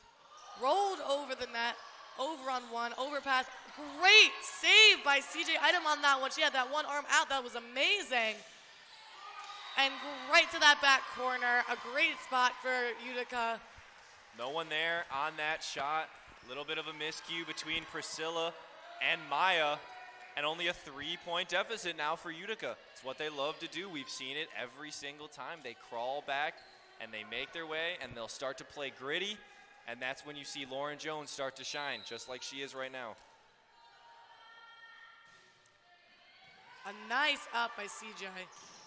And a great swing by Kaylee in the middle. As Utica pushes it over. They're setting back up Grace in the outside. A great drop. That was right to the floor. She did not pancake that on Utica, but it looked like it. So very close. Great effort on Utica's side. They're really pushing through. Megan Wright is really giving it her all. I see her all over the floor, getting all these balls up. She is putting in all of this effort, doing great. Great serve from Oswego right down the middle to 6. A great spike on that overpass from Emily Zeisler. She was ready for that one, right down. Fully ready for that one. Zeisler saw that one coming and was drooling, waiting for that one to come over the net, and hammered it back the other way. And that's exactly what she did. Match point for the Lakers. Not on that one. Oh, there goes the phone. Takes out a phone down at the other end. Oh no, something's on the floor. Some technology just got knocked out by the volleyball. Let's see how Megan Wright decides to put this ball. Ooh, a great save by Grace, and over CJ puts it. Let's see, they're putting it the outside. Oh, credit is due. That was Utica. A great swing by number 15, Megan Brennan on the right side spot. Oh, sorry, the outside spot. Wow. Utica coming back. They're still not dead. They're still here to play. And Megan Wright is showing everybody right now why. Amazing up. Setting it to the outside. Oh, wow. Another great swing from Priscilla. Oh. Wow. They were not there to cover. Let's see if Oswego can Megan keep Brennan this that lead time. Throughout the break. Utica really picked up the pace. Oswego probably thought they had it. 1-point lead for Oswego in this third set. Gotta keep composed. I know that you were up and you get cocky, but you gotta stay composed because we see Utica. They did this every single time. they'll capitalize on these little mistakes that you start making when you get lazy, and they're gonna score points. They still have great scores. Megan Wright, Jada Anthony, Trinity Bailey, all got 5+ kills. They look great. And I think for Utica, just keep playing to that advantage of Oswego not playing as hard. And you have to be scrappy. You have to die for those balls. This is your last shot. And they started swinging again, if you noticed, from Megan Wright and Megan Brennan. They were both just putting full force in their swings and completely killing the ball. Megan Wright still on the serve.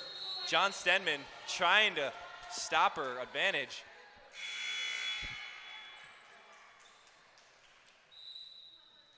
Megan Wright on the serve. Right down to the 5. They set up the outside. She goes for the swing, goes in lefty, and kills it. Priscilla right McReynolds. Off the basket. Amazing way to end that set. Priscilla did it again with another kill. Lefty. What a finish to that one. Priscilla doing what she does best. Fantastic by her. But folks, that will do it for the Oswego tournament. We've had so many great games in this tournament. Oswego only went 1-2, unfortunately. But for the other teams, lots and lots of competition. SUNY Oswego, Utica, Penn State Behrend, SUNY Morrisville, Utica College, SUNY Canton, and SUNY Brockport. Big shout out to every single one of those teams. Thank you to all of them for coming to the Max Deal Gymnasium, and thank you for everyone who has been watching. My name is Lucas McGarry, and I am along with Chloe Sienna. Thank you all for listening. Have a great night.